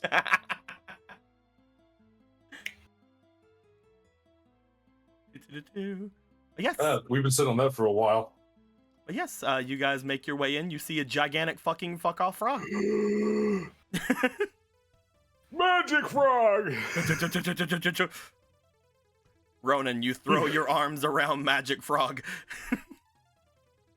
You're so big! How did this happen? I mean, I know you're the most powerful being in existence, but when did this happen? I'm gonna assume Polo is still like passed the fuck out and just rolls off the frog this way. We'll say at that point Oh. there is a gallon that catches the Polo. He didn't spot you behind the giant frog. No, the frog is just like, Ronan! When he says that, Polo just rolls off his back. You don't Now I even am- know Polo's there. I now imagine Magic Frog has very lightly opened his mouth and put your head in his mouth. Trying to But eat not you. in an eating kind of way. In Victory a, belled me. yes, Yes. he's like, gonna He drool. gives you a kiss. No. He's almost big enough to ride. I think Gorthos missed that. Oh my gosh. With that, nah, that wouldn't work. I'm 12 feet tall. It is bigger than you. Oh, Quick, we need to make his base a little smaller. He is much bigger than you. There we go. He That will have to work. is much bigger than you, Ronan. I would never dare to ride such a majestic creature without first gaining its permission. I'm gonna see if I can. It blinks out of I sync. did it. All right. Scale it up. That's a little much, I think. Perfect. There you go. No, there it's you go, great. Ronan. It's amazing. It's perfect. I never God wanted to forbid you change. make Ronan's things fucking thinner. Yeah, fuck that. Fuck that. Hold on, When we can make other he things has bigger. he has to fill a 3x3 square, you see. Why specifically 3? He is now Because he's a huge he is now creature. classified as a huge creature. Oh my Christ. Big frog. Yeah, his name's Jiraiya now. There we go. Yay! We've done it. Uriah, the magic frog. Oh, hey, Polo. She's passed the fuck. She's passed the fuck out. God, how long- Gorthos, you come down. As you guys do, you guys see that Polo being picked up by Gallon. There's just a tiny pupper jumping up and barking at him. First the Deku Baba, now the giant frog, and now a dog. We already had. Gorthos thought we already had a dog. Who's going to take care of all these? Charcoal? Probably. Gorthos feels bad about it. we make Charcoal take care of all the animals. Gorthos wants She's to living give there you rent fucking free. Mhm. Oh, he spent quite a long time being free, you see. Thanks. He was lost in the Lost Woods for such a long time after being yeeted by a rock. My God. He is immortal. That's why he's Magic Frog. It's true. He had done his duty in yeeting himself into the eye of a giant bird to save the person who had put their faith in him. You're gonna have to explain to me later how this happened, because this is. He's on his way to becoming the fucking mortal frog god.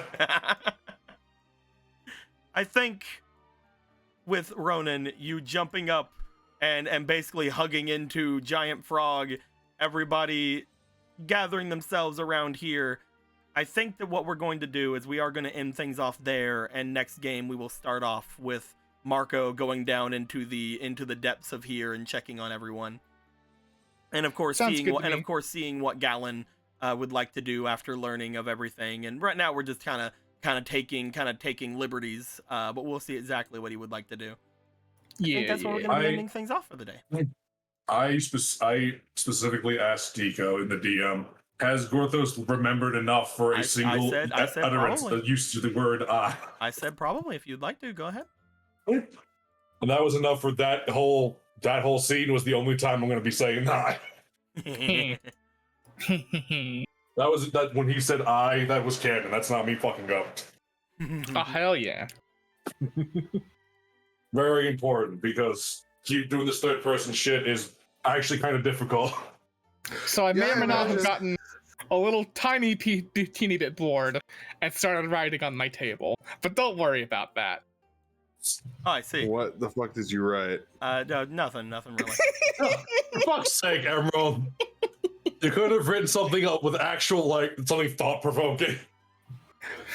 Penis. It's just the word penis 15 times. He's just Marco's just thinking about Hosier, man. That's all I'm saying. There's one true love. That's not just Emerald. It's Marco's inner monologue. I imagine the word. Oh, sorry. You know that really old Flash cartoon of badgers. You know what I mean? Badger. Yes, that. Penis. Yeah, that is penis. Treasure. But yeah, What is going on inside his head? but yeah, Gorthos is taking on his third thing. He's gonna be similar to Clavier. He's gonna be a vassal. Which in his way is gonna make because again, vassals kind of gain power based off what they are choosing as their thing, and different vassals can have different things. So if more than one person potentially could have let's say Zelda as a celestial vassal or anything like that and still do something different, his is mostly gonna be about channeling potentially holy energy. He's become a Jehovah's Witness. He's become a Zelda's Witness. I can't wait for the holy energy shit to be like an undead in World of Warcraft, because casting heal hurts you. Well, there'll be some interesting things to go along with it. Here, let Gorthos heal you. Ah! You feel better now? Yep. Also, yeah, Gorthos is a demon. I'm also gonna have to get a new little art of tiny Emerald Eye now. A giant magic frog, I guess. Didn't we have And a giant magic puppy? Wasn't there a puppy that Din drew? potentially. Where So was that? Someone else drew a puppy Wolfos. Okay, Yeah, someone else. they did. So it was a fan. Yeah, it was. Yeah, That's right, I'll have to get an actual thing of it. Am I gonna need a new fucking race card because I'm a demon? You might need one. I might need- Technically, you were a demon general, but at the same time, like it isn't something that is completely it isn't something that is completely relevant to you at this point. What you were before changing your fucking body all these times really does not matter. No, he's still Well, having fun. the real question is, what are you now? Highlander. Porthos. Yeah, he's a Highlander. That's Yeah, he's a Highlander right I'm at the stall bit, now. not the actual body. Oh, he's a Highlander right now. What are you, Gorthos? Gorthos is Gorthos. I meant in We've your established pants. this. Gorthos is Gorthos and no one else. I'm not in your body. Oh. He just like pokes. Gorthos. I'm very happy that we got to get Goo. through the entirety of the Emerald Eye stuff. It's very, very fun. It is very, very fun. I've been wondering, like, how is this gonna get? Is it gonna be Ivori? Is it gonna be Zelda? Am I gonna throw the fucking Grimoire card out if I get it? 'Cause I've been keeping my mouth shut about that this whole time. Wait, where's his original body? Dust? Oh. Probably. Yeah, probably. Probably. I'd be flabbergasted if I mean- if that was still around somewhere. Apparently there was some sort of thing that you had decided to do and go into the Lost Woods, and Zelda's like, yeah, you must have done that literally to stop me from finding out things, because I cannot see in there. Yeah, I'd love to know what my reasoning was. I went to go see who it was that made like the Wolfos puppy fan art, and it was Noble Brony. I don't know if they're in the chat, Oh yeah. if they're caught up with Zelda, but Noble It Brony was only like, took like Oh, nice. fucking 20 or 30 sessions until there was Yeah. a pupper. yeah, he was like the caption was literally, so who wants a Wolfos puppy to join the party? I love it. But yeah, It's you like, oh, basically how can long you we can basically can pull a Tibbers with this thing and just like go, and it grows to a fucking the Okay, Emerald so- Eye Not size. only am I Annie, but I'm also Kindred. Wait, no, not only are you Annie and Kindred, you're also Priscilla. Yeah. Someone made the joke, and then someone said it's always Orion, and I'm like, wait a minute, did I name something else Orion? No, You had but there was- a celestial spirit named Orion. Okay, yeah, I was gonna say, I was like, I've never named anything else Orion in the past. Orion's a constellation of a hunter, so I thought it fit. Yeah, it definitely fits. Orion showed up. This is like 3 times Orion. The name Orion showed up in games, hasn't it? Something like that, yeah. Because I can, I know, Because it was also in NetNavi. Yeah. Yeah, this was a long fucking session. Holy fuck! Yeah, dude. it was. We've been off for a month. Once I realized that we were doing that, I'm like, this is probably gonna be a long one. Let's get these 2 things out of the way, and then we'll get through the other 3 potentially either next time or the time after that. You guys are in Castletown right now. I'm not expecting you guys to ever fucking leave, apparently, because the last time you guys were in Castletown. No, we're probably we're as leaving. soon as we could. I'm playing. Yeah, okay. It's like, bullshit, we're not leaving. Gorthos has to find his castle and also yell at his bird. Listen, that we all have order. to yell at that bird for a lot of reasons, okay? Apparently, Don't you dare yell at Gorthos' bird, he'll kill you. apparently Ivori was powerful enough back in the Thorag days that she was the one that captured the goddess and the hero and brought them to the boy Thorag. I fucking hate you so much. The Thorag or Thorog? It's probably more Thorog, but you know. Yeah, because there's no A in Gorthos. It is probably Thorog. Garthos. Gyarados. Gyarados. Gorthosa. Gyarados. Whenever I first talked to Anthony about it, I had mentioned that maybe Gorthos is just a name that has changed over time. So like maybe the original was like Gathos or something. Who knows, man? The original is fucking Ganon. Just Ganon. Hello, my name is Ganon. Hello, how are you? But yeah,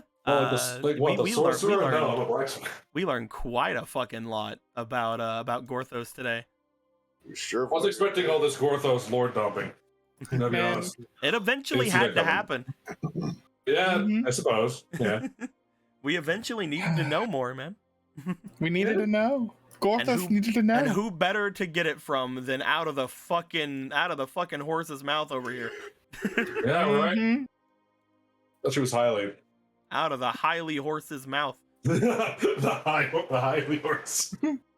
I am. Get off your highly horse. I will say I am excited to see the reactions to what I picked for my third class. Was it ninja? Was it ninja? Thief? No. Spelunker? No. You're already a spelunker. Yeah. Blunker 2, Electric Boogaloo. No guessing. We're fine. We're fine. No. We don't need to guess. Well, it'll happen next time. People at home can potentially guess. But people at home can guess. We don't need to guess on stream. Just in case any slip ups happen. Dark Knight. You got it. Damn it! I can't believe he figured it out. Fuck, dude. Damn it. Fucking Anthony. I can't believe we figured out that you're a Dark Knight and that Ronan's being a sword saint. It's the greatest crossover of all time. Final Fantasy and whatever the fuck that shit's from. D&D. Sick. Yeah. Path of the Magic Frog. I'm gonna be any melee class. I'd probably pick Rune Knight. Fucking, but anyway, dude, fucking monk, fucking frog style monk. Yeah, Ronan just becomes a fucking Greninja. He just turns into a Greninja. Ronan Level of Zora evolution. You see, what's actually happening here is Deco is very cleverly putting in takeover magic and giving it to Ronan, so he can become a half frog, half Zora thing. He's a double amphibian. It's just a normal amphibian, honestly. He effectively becomes similar to one of the River Zora, while combined with Magic Frog. Oh, Barra, we can love each other now. We're the same. Don't we learned some freaking crazy potential lore about some River Zora as well. We know that apparently they have a dangerous fucking show-offy ritual to walk up Death Mountain, carrying as many burdens as possible to brag about when you come back. If you come back, because it's fucking Death Mountain. We also learned of some more Engi River Zora who protect the Zora domain, but kind of aren't like the ones in the actual domain are like, yeah, we don't tell them to do that. They're just really Engi and they're with the Lizalfos. Mm-hmm. They treat us okay, but they really don't like people coming in. Mm-hmm. Don't worry, Ronan. I'm trying to help you. Also, we should probably not tell them that the King of the Zora already made that trip and went into the Fire Temple, completely overtaking anybody else's record for climbing up Death Mountain. Well, he didn't have a lot of burdens, you see. Yeah. He also didn't go to the correct place. That it doesn't. That end is also there. true. It doesn't end at the Fire Temple. It ends another point. Who knows? Who knows where that ends? I know where that ends. What's up, Squeaky? Well, maybe I should. I've thought about that. I was just saying, it's okay, Ronan. I'll be your wing sheep. I'll help you get the girl. Oh yeah. Don't worry. Hey, Oberon, do you like Ronan? Gorthos crawls out of the woodwork. Hey, you two should kick. I loved having to talk as Obera through that, because like she's the kind of character that obviously wouldn't be embarrassed by something like that. She's only embarrassed by being fucking naked around people. But anyway, that's fair. Like her entire thing, she'd be like, I'm that's interesting. I'm not entirely sure. About her inverted nipples. I don't want people to see my inverted nipples. It's so weird, right? I thought oh Zora God! were Now fish. all of you are imagining them. I'm kidding. Anyway, don't want people to realize that they're actually fucking air bladders. All of you are imagining my fish nips. Shut the fuck up. Oh my God. Shut your fucking bitch mouth. I was just saying, because if you look at like Faraday, she's She's got a whole ass titty out. Like she got nothing going on there. There ain't no nipple there, but Again, for some reason, they're all wearing skin suits. That's what's happening here. They're all Zero Suit Samus. It's fine. meanwhile, Obera here with her clamshell bra. Just And 'cause it's this- just like, what are you covering? I'm sorry, Polo. I guess fashion isn't allowed to exist anywhere else. I'm not saying fashion does not exist, and Polo would never comment or judge anyone of their choice of wardrobe. I'm just saying that Zora don't have nipples, but maybe the River Zora do. That's an That's an evolutionary divergence. Yeah, it's like they got this little finny thingy going on. I these guess little ghillie bobs. I guess somewhere in the divergence, like one side just really wanted to keep on to that more mammalian trait. So what I understand is maybe they're like green otters. She's like that fucking girl from Dragon Maid, where it's like she breathes fire and that's where it comes from. I don't even know what you're talking. See, what my thought was that fucking one Rick and Morty bit with the planet full of people that look exactly the same except for the. We've already talked about this. People are saying, but she's a river Zora. We've already talked about this. The Zora are mammals. Canonically, The Zora are mammals. Are they Also- actually? Mm-hmm. Yeah. Or they're all sharks. Yeah, exactly. Like most of them are Sharks based off are of not sharks mammals? and dolphins. I thought sharks were. Or not yeah. shark. Most of them are made after dolphins, which are mammals. Whales and dolphins, mother. And also, we've talked about this before, but I was thinking sharks because sharks give live birth to their young, unlike laying eggs like Yeah. all other fish. Some of That's them what do. confused me. Sharks are Again, though, weird. there are a lot Yeah. of Zora that have been shown to be other things, Sharks are but the fucking fact freaks. that the vast majority of Zora are based off of dolphins leads me to believe that they're mammalian. Also, the And fact that they walk on two legs and walk around and be really cool about things. Clearly, that I was a also wanna- limitation of the hardware at the time. I also want to point out we've discussed this. Ronan has like fishy flaps. Yes. They've all just got fishy flaps that hide them. Yeah, Except for the River Zora. he just doing them flappies, man. He has flappies that keeps them modest. Yeah. Don't worry about the flappies. Well, I was also Ronan gonna don't give say- a fuck. Yeah.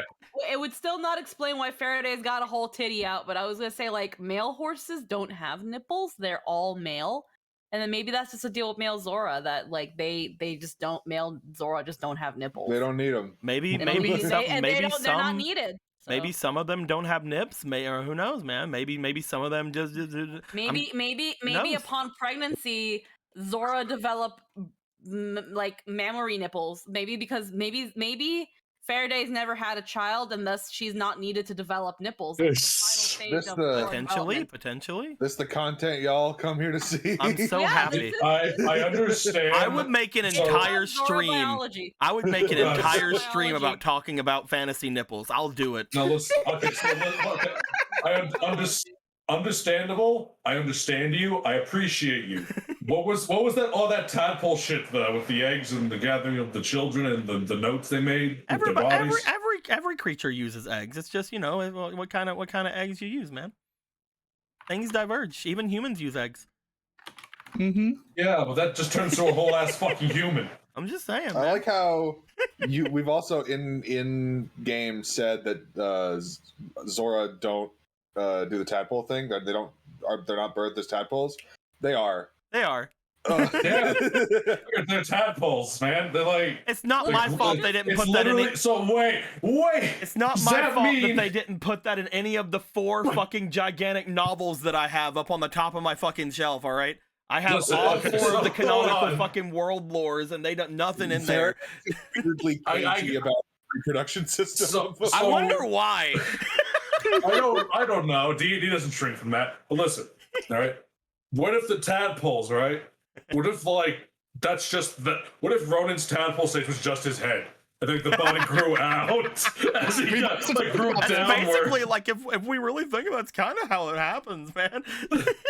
It's kind of like Yeah. the frogs. That's why he has such attachment with frogs. One of the big Arms things and that legs I, are all just extra. one of the big things that I was talking about, and again, we could say canon in our world or whatever, I don't care. But one of the things I was talking about is like maybe their heads are so big because they're like little dorsal heads are like little floaties, so it like keeps them above water, and that's why their leggies and arms, like they do that until their leggies and arms are strong enough to carry them. Some are stronger than others. They have to swim. Things got way harder Imagine for like Ronan when his arms a came in. little fucking nursery in the Zora domain, just full of little tiny Zora kicking their feet. So like, I imagine the daycare is just a fucking fishbowl, and they don't understand how that's offensive to them. They don't get it, but it's like everyone else is like. I love this. I love everything that we've talked about now. Neurobiology and physiology are very, very strange, Ronan. I don't understand. All right, guys, we're gonna North put just a finds it we're easier gonna not put to think about a it. we're gonna put a stream goal at some point. Whenever we get it, we'll have an entire fantasy nipple stream for all of the DARPaverse. And we'll What do see you how mean? things go. It's mostly. We can talk about the functionality of Zora nipples as well as the complete baffleness that is NetNavi nipples. We could talk about. The ultimate question burning in everyone's mind: what does Paradox's nipples look like? The most important question to ask about NetNav. We could talk And about. We could talk about how in the past Pokemon and humans were no different from each other, It's and true. how they have eggs. Except they were, and shut the fuck up. It's- Yeah, they- were. they- Stop they- bringing your fucking weird Alabama, dated. Kentucky shit into here. They dated. They kissed. Pokemon Not humans true. just kissed. Stop trying to fuck your That was Vaporeon. canonically I've in a played Legends Pokemon game. Arceus, and that's not true. It was canonically in a Pokemon game. I love how you're like, I've played the new Pokemon game. It's wrong. They're just trying to erase the past.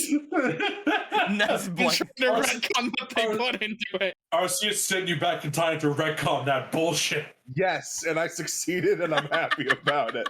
They said he tried to create the ultimate retconner, and he succeeded. Listen, now we need a stream goal for the Summoners Network. There was a companions part- and friends smash or pass for every Pokemon. There was stream. a part in Pokemon what's it called, the one that has the snagging machine, what's that one called? Coliseum. Coliseum. Yeah, there was a part in Coliseum where an old lady in a town said that her boyfriend was a Mightyena. Mhm. That lady's just a fucking crazy person. Shut your fucking mouth. One person showing up to say that does not make your argument valid. I'm just saying, man. I don't know, man. It's evidence. That's two pieces of very solid evidence right there. Just because it happens doesn't mean those people aren't freaks. Sometimes people are just fucking weirdos, They man. put, they they've put never it in been a called fucking. They freaks. put it in a Look, library. we like to bring up the fact that I fucked an Arcanine, but I was a Zoroa. That's true. That's the other part. That's the part we don't want to bring up. It's kind of like how people like, only like saying the first part of a famous quote because the second one, actually immediately disproves their point. Yes, I did fuck an Arcanine, and I will do it again. But you were a if I'm full Pokemon. Zorora. Only Yes, if I'm I a was not Pokemon. even. You weren't even one of the Pokemon. players that was like Squeaky. a human before. Squeaky, Yeah. don't fucking say that. One day I'm gonna do another mystery dungeon game. I'm gonna make you a human. I'm gonna put in the fucking shutter of Pokemon in there and Look, one, please don't do that to me. Also, Please don't do this to me. I'm not strong enough. also, two, the only time I was actually willing to fuck a Pokemon for the sake of a joke was if I had joined Breakthrough. And I remember because we had joked about it where I was like, yo, can they have like kidnapped my Arcanine, my Growlithe, and like turned it into a boy?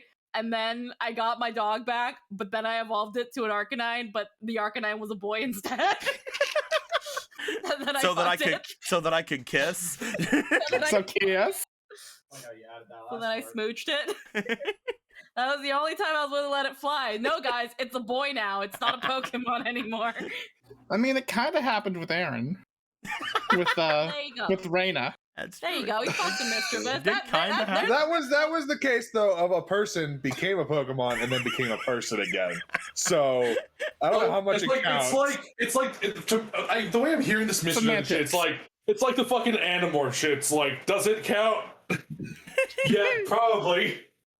Probably counts as fucked up. I'm saying the first mystery dungeon, it was two consenting Pokemon that chose to fuck. Doing you two think the animals? consenting evolutions. Do you think the animals Are should we have still fucked each fucking other in recording? animal form? Don't shut your fucking mouth, then, right? I only said it as a passing joke. Don't you dig into the animal. Alright? So let's think about who we're gonna send people off to. With that being said, my dudes, I hope you guys So know we're we gonna send enjoyed these ourselves. If you have any traumatized questions, people to- comments, complaints, or wild strikes, you put them in the comments below. And until next time, guys, like always, later days. What if you sneeze Well, and you have to- bye.